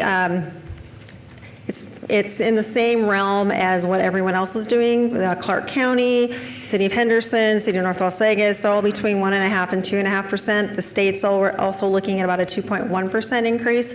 So the thing is, though, since we're going lower in FY25, our FY26 number is automatically lower, even though we have increased it from 1% to 1.5%. So we are seeing a little bit of a slowdown in our economy. We're also just seeing some other things going on where we think it's very prudent just to estimate that our consolidated tax will come in lower. Another thing that we took down is our license and franchise revenue. We decreased it by $1.2 million. Now, interesting enough, in our license fees, that's where our room tax lives. And we're seeing that room tax has been down too, based upon tourism. So we took it down a little bit. We also had, it was really interesting. Our short-term revenues from like Airbnb and VRBO, they would send us money over the last 2 or 3 years, but they couldn't tell us who it was for. So all that went into suspense. So we had about $3 or $4 million sitting in suspense that we finally found out who those accounts were.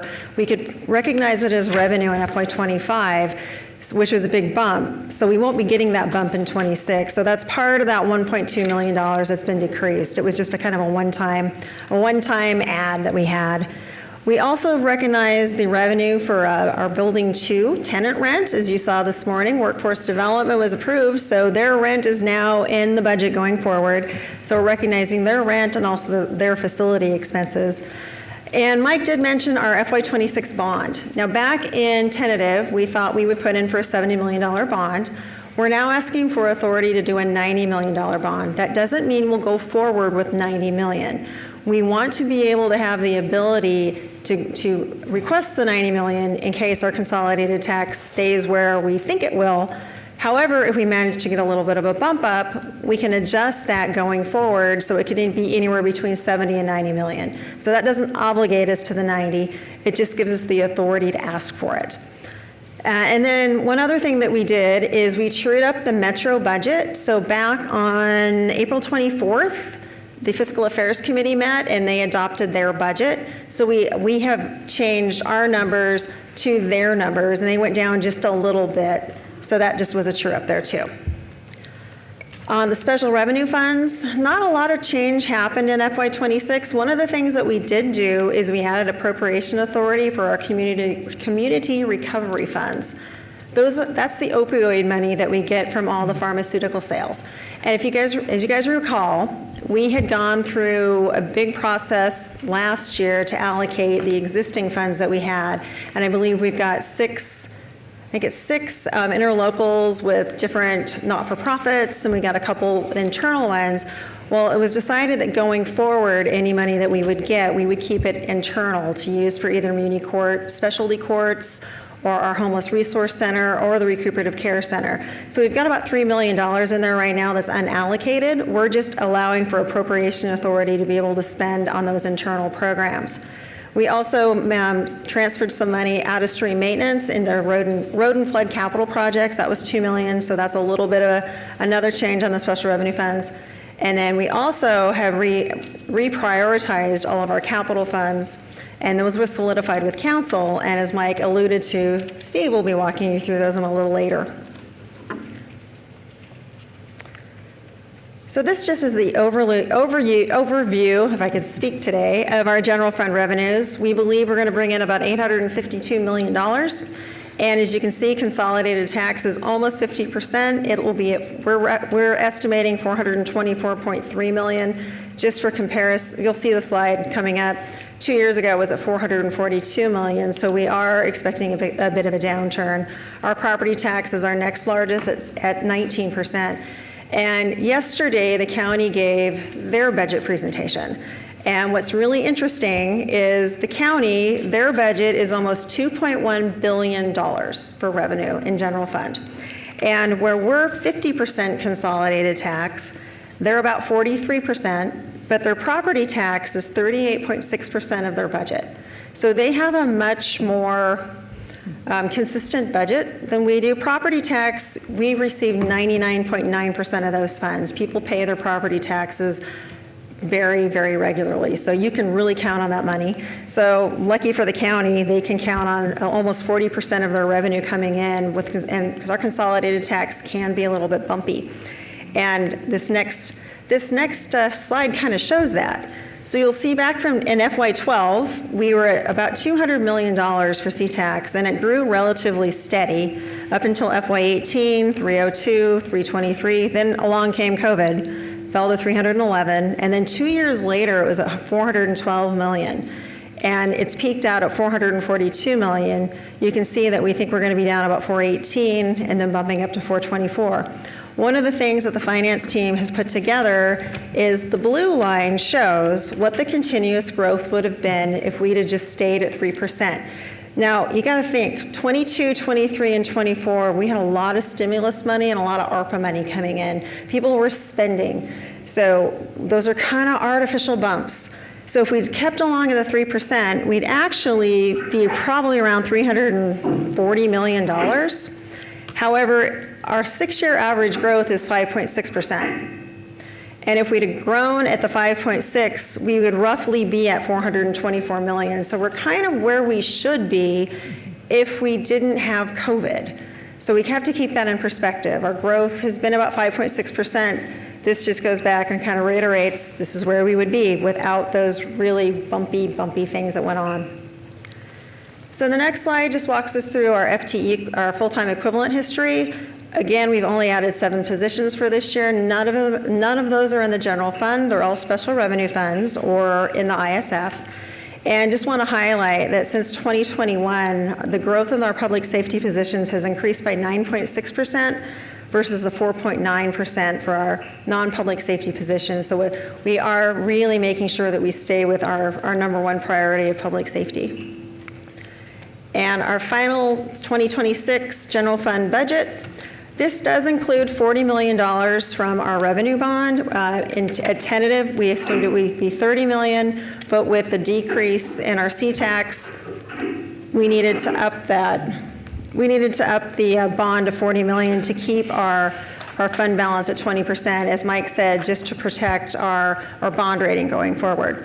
So our revenues are $852.8 million. You can see our expenditures are going to be higher in both 25 and 26. I don't even have to mention why that is. We're paying off the Badlands in both 25 and 26. So you can see we had a deficit budget for this year. We'll also be filing a deficit budget for FY26. And this next slide shows our forecast over the next couple of years. You can see in 23 and 24, we did have a surplus budget. A lot of that was because of the CARES money that came through. We had a lot of money that was flowing through and a lot of things that we were able to do, and we were able to save some money. In FY25, that's where we're at right now. We're estimating a deficit of $85.3 million. Again, the majority of that is to pay off Badlands. FY26, the same thing. We have a little bit of a surplus going into FY27, and then you'll notice in FY28 to FY31, we have those fine the reds that no one likes to see. So we have a few things going on in those outgoing years. We have put in a higher than normal PERS forecast. You guys can, this past year, our PERS really shot up. It went from, we were estimating maybe a 2%, it went up 5% for our fire and, 5% on our side. Almost 10. So it went up quite high on the fire and DPS side. Ours went up about 3.5% for the non-fire and DPS. So we have put in a higher than normal estimate for PERS. We also have 2 fire stations out in the out years, one in Summerlin, one in the north. So as this is what is known as a potential structural deficit, when the revenues are not growing as fast as the expenses. So we'll be keeping an eye on this going forward. One of the things we can maintain costs, so we're going to have to be really cognizant of bringing back new programs, or bringing on new programs, or bringing back people, or if we can find ways to increase our revenue streams. That's how we keep out of structural deficits. So hopefully that won't happen. So that concludes my part of the presentation, and I will pass it off to Steve. Thank you. Again, Steve Ford, Deputy City Manager. At the risk of getting myself in trouble, I'm going to amend one comment that Mr. Jansen made. The budgeting thing actually starts in October. We do a call for projects for the departments in October. The good news is in about 4.5 months, oh, I got to hit the button. In about 4.5 months, we'll be starting the FY27 budget process as far as the capital goes. So just kind of keep that in mind. So a couple of takeaways I wanted to point out with this. When we did the project or the call for projects to the departments back in October, we knew that we had the possibility of having a pretty slim capital budget. And so we put some guardrails on it. And I told the departments what the criteria was that we would be selecting which capital projects we would be moving forward. And to the department's credit, they all responded very, very well to this, and they only submitted projects that met or came really close to meeting these criteria. The first one was anything to dealing with life safety. And a couple of examples, we've set aside additional money for a new fire apparatus. And for the first time ever, we're dedicating money to the Vision Zero initiative, which is the multinational transportation safety program that our Public Works group has been heavily involved in. The second thing is citizen service impacts. Anything that would impact services to the citizens, I thought was important. A couple of examples that we will be moving forward with is the municipal pool assessment to see what we need to do with the muni pool. That's been covered for, it's coming up on 25 years, and that building and the equipment is getting close to end of life, and so we need to figure out what we're doing with Muni Pool. The second one is the West Las Vegas Library remodel. As that beautiful library rendering was shown over there, the question is what do we do with the old library? And we've put money aside so that we can remodel that to turn that into the West Las Vegas Arts Center. And so we don't want that building sitting vacant for any amount of time for obvious reasons. The third item was the cost aversion, anything that would save us money or avert lost money in the future. A couple of the big ones on that one, we're funding some additional non-functional turf replacement to save water, and coincidentally, next council meeting, there'll be almost a dozen agreements with the Southern Nevada Water Authority for the rebates for the removal of non-functional turf in many of our parks and non-park areas. The second one that is a big one, we currently have some excess water rights that we're not using, and so we are going to move those rights and develop a well at Woodlawn Cemetery. The cemetery, we know, we will be irrigating and watering the grass at the cemetery forever and ever and ever and ever and ever. That's going to be there for a while. And if we can put a well there and use our excess water rights, we will get a payback in about 8 years, is what we figure. And then we will have that water to use going forward. So those are the kinds of things that we looked at as we developed the capital program. The second item is the delayed projects, the golf course that will remain unnamed as we go forward, as we delayed or paused certain projects. After meeting with each of you, with the C-Tax bond, we've been able to restart or unpause 9 of those, with the rest of them, the few of them either being reprioritized or canceled altogether. At the request of each of you, because that was what your priorities showed. Some of the takeaways on the park bond that was mentioned, I've got to say that everything that we do is important. The life safety, the public safety, all of that stuff is important. But one of the things that we need and we owe our citizens is a quality of life. We see all of these things that are growing in all of the improvements in RDA and the houses and all of that stuff, and that's all great and it's needed and it's wonderful, but we need to keep the quality of life for new and our existing residents going. And so after, again, meeting with each of you, these are the projects that will be moving forward with the park bond. The parks in Ward 1 and 2 and Ward 3, the Veterans Memorial in Ward 4, the master plan in Ward 5 with the Phase 1 with the ball fields, and then the Centennial Hills Bike Park, which has been sitting on the shelf for a little bit. We'll be able to get that funded as well. Finally, we have our capital improvement, or the major public safety projects. As Mike mentioned, we'll be moving forward with the Fire Station 103 replacement, the new Summerlin West Fire. We hope over the next year to get that finalized in a development agreement with the Howard Hughes Corporation. The Fire Training Center in Ward 3, the Joint 911 Center in 4. The Fire Station 1 rehab, that one is important. If you recall, when the downtown access project was going to go through, that building was going to be demolished.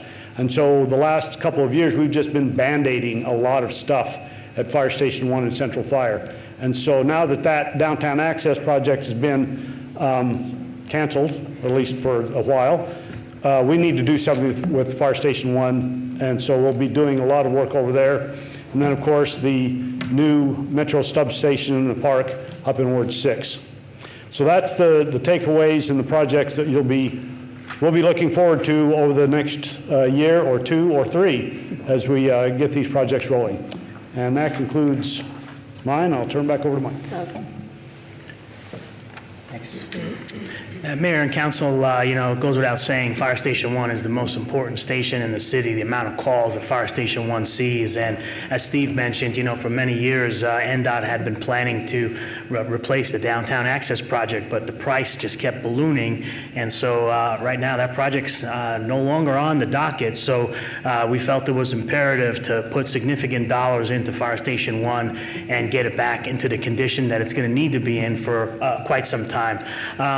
The redevelopment agency I mentioned earlier is in a really good spot because of the amount of private investment that it's seeing. And that's allowing us to do all of these programs that you see here. Programs that if your parcel is within the RDA, which is largely parcels within 1, 3, and 5, again in the established RDA area, we're able to bring redevelopment agency tools into projects. And the first one at the top is just our ongoing efforts to support the medical district and to bring Mayor Pro Tem's vision forward, bringing more higher education for training the medical workforce. And we've made great progress this year with our partners in CSN. As you know, we have a new training center opening in Ward 5 very soon, and we're going to do another one in Ward 3, the East Training Center, and now we've got a great partnership rolling for one in the medical district. So that CSN partnership is strong. We look forward to bringing this one to the next step. We also have a good partner in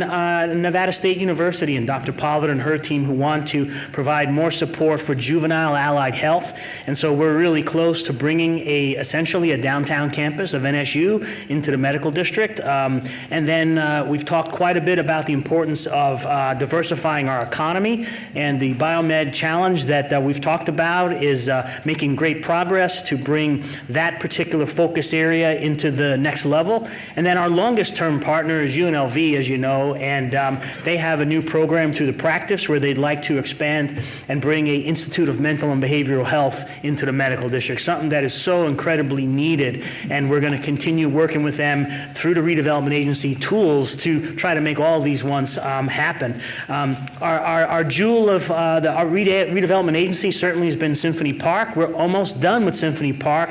We've got a beautiful medical building coming from Scott Goldstein and his team. We've got the wonderful Elaine Wynn Las Vegas Museum of Art. How lucky we have been as a city to work with Elaine on bringing this project forward, and everyone is committed to seeing that project be something special. And then recently we had a groundbreaking for the Cello Tower with Red Ridge Development. Outside of that, there's only 1 or 2 parcels left in Symphony Park. Many RDA board meetings, all of you see the visual improvement programs. We had one on the agenda today. A program that this year's budget cycle we worked to try to make happen was the Safety and Security Grant. This was a program solely funded by ARPA funds. Those ARPA funds are gone.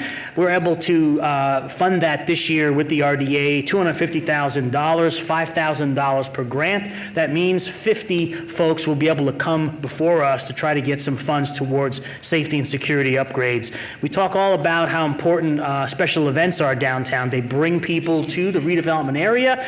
The big cost there is on public safety, and so we have a program where we can partner with an event planner on trying to offset some of those costs to make sure that those events are safe. Many developers downtown, what keeps them from going vertical is the cost for power upgrades. So last year we brought this program forward. And then, as you know from all of our briefings, we're working with a number of big projects on the museum front. The Mob Museum is really close to doing a huge expansion. We want to be a part of that, so we're planning to have this year a bond issuance so where the RDA can be a part of the overall capital stack. As you know, we've been working closely with the Neon Museum on either an expansion of their current facility or a relocation. Their board has not decided yet where that's going to go, but we made it clear we want them to stay downtown, and we want to be a part of that project. And then I just have up there other catalyst projects. I can tell you that our team is working with multiple different developers on a lot of exciting projects, some that we just can't announce yet, but we think this year there's going to be a whole bunch also coming to you. Our RDA contributes to street maintenance. A variety of tasks associated with that comes from the RDA. Another new program that was created this year is a vacant, abandoned, boarded up building program. We have some buildings in the RDA that are boarded up, and what we'd like to do is work with those property owners to, if there's no desire to rehab them, to demo and clear that site and make it that much more ready for redevelopment. Some properties, they do have the idea of doing a TI to bring that property back to life. So again, this will give us some opportunity to be a partner in those projects. And then periodically over the years, we foresee a need for some strategic land acquisitions. So you'll see here this year, we're anticipating using about $9 million in RDA funds to secure some strategic pieces of property that we think are catalytic to a development. I mentioned in the early slide billions of private investment in the RDA area, and that is an absolute truth. I just pulled off here what I'm calling the top 10, and these are not just projects on the drawing board. These are projects that are happening that are soon going to be opening. And that billions, you look at these projects, they really add up. Greatest partner we've had in downtown has been Southern Land. Their Capella Towers opening this fall. Adjacent to that is their mid-rise, also opening this fall. They have a project in the Arts District opening next spring. Cedar Street has a project in the Arts District opening next spring. They have a new one that's in the development stage in Medical District. We just had the groundbreak for Red Ridge's huge tower in Symphony Park. We have the Share West Side project, another project from Sam Cherry and his team that'll be opening up next spring. We have a beautiful new hotel coming to Symphony Park opening this fall, an AC hotel by Marriott. I have to mention the El Cortez, the amount of investment that the El Cortez has done in our redevelopment area, continuous expansions, upgrades, just had a recent ribbon cut on their expansion. One of our biggest home builders, not a home builder that we've had in our redevelopment area, now they're going to be doing big projects in our redevelopment area, and that's Lennar. That is the Grant Sawyer and Cashman sites. Those PSAs are in process. And then it seems like every week I get a call from another trusted developer who's done work in the city, and they say, Mike, I've got another one I want to do. Dozens of small business owner projects, and that's why our RDA is in a really healthy position. The budget slide you see here is again capturing one important thing I really want you to hone in on is when you look at the tax increment growth of the redevelopment agency from FY24 to FY26, it's grown by 23.3%. That is indicative of what happens when you take a vacant parcel of land and you go vertical with a really impressive improvement. That's what's allowing us to do all those programs. That's what's allowing us to be able to issue a bond to be a part of additional catalytic projects. So as you see there at the bottom, we're going to maintain a 20% plus balance, our ending unrestricted fund balance this year. But again, the key point there is this year is where we think we'll put that bond issuance to work. When we get to all funds, when you add everything up that Susan's walked you through, that Steve's walked you through, you see all the funds together. And we mentioned earlier, this year's capital program is even better than last year's. It's $594 million. Last year it was $494. That's a really big number because it includes projects that are coming to us from the Regional Transportation Commission, from the Regional Flood Control District, our sewer fund, and then all the other projects we mentioned related to parks and other things. So very, very healthy year for our capital program. And when you add it all up, it comes out to be about $2.3 billion is our total budget for FY26 when you look at all those items. The last thing I want to mention is that city population on the bottom. So you'll see we've grown to 679. That's from that latest census data. We are a city that's continuing to grow. I know lots of cities across the country that are not growing. So we're doing the things that are important to developers, that are important to business owners. And for that effort, we're continuing to see some really good growth. To wrap it all up, here's your takeaways from this year's FY26 plan. Again, successfully navigated the Badlands settlement. Susan mentioned the PERS increases. That was a pretty big hit this year to every government agency. We're able to navigate that. And then the statewide downward trend that's been a little bit of a surprise, we're able to navigate that as well while maintaining the key point being the programs and services that our citizens, our business owners, and tourists really demand that we maintain. Public safety, as you saw, stays the #1 priority in this budget. We are being very conservative with our projections. As Susan mentioned, some of the agencies are looking at projections that are a little bit higher than us, but we feel better to be a little bit more conservative so that if there is a surprise, we're in a better position to navigate it. And what that means is we could not have program expansions this year, and our funding positions that we added, none of them were from the general fund. Our FY26 general fund budget, as Susan mentioned, we have a deficit this year, but we have a nice reserve, so we're able to lean on that to be able to cover those costs. So what's coming next? We will final this budget June 2nd, and then after that, we'll be filing our 5-year CIP in August. And as we do every year, we'll be sending all of you a link or a book, if you'd like, that just shows you what that 5-year plan looks like. As a reminder, only the fiscal year 26 is the official part of that book. The other years are really illustrative, just kind of showing what we hope we can do over a 5-year period. And with that, I think our team be happy to answer any questions you have. Thank you so much. Given the fact this is a public hearing, is there anybody here that would care to be heard on these items? Seeing nobody, I will close the public hearing. Are there any questions and comments from our council members? Yes, Mayor Pro Tem. Thank you, Mayor, and thank you very much for the presentation. For the staff that worked on the budget, nice job. I know there's a lot of changes that happened over the last couple of months, so thank you for everything. And for the department directors who have to it is a lot of work to do this. I don't see all the department directors here, though, so only the ones that are here, thank you. I had a couple of points that I thought were important. Good job. The fact that how forward-thinking we are as a city, I think, puts us in this very good financial position.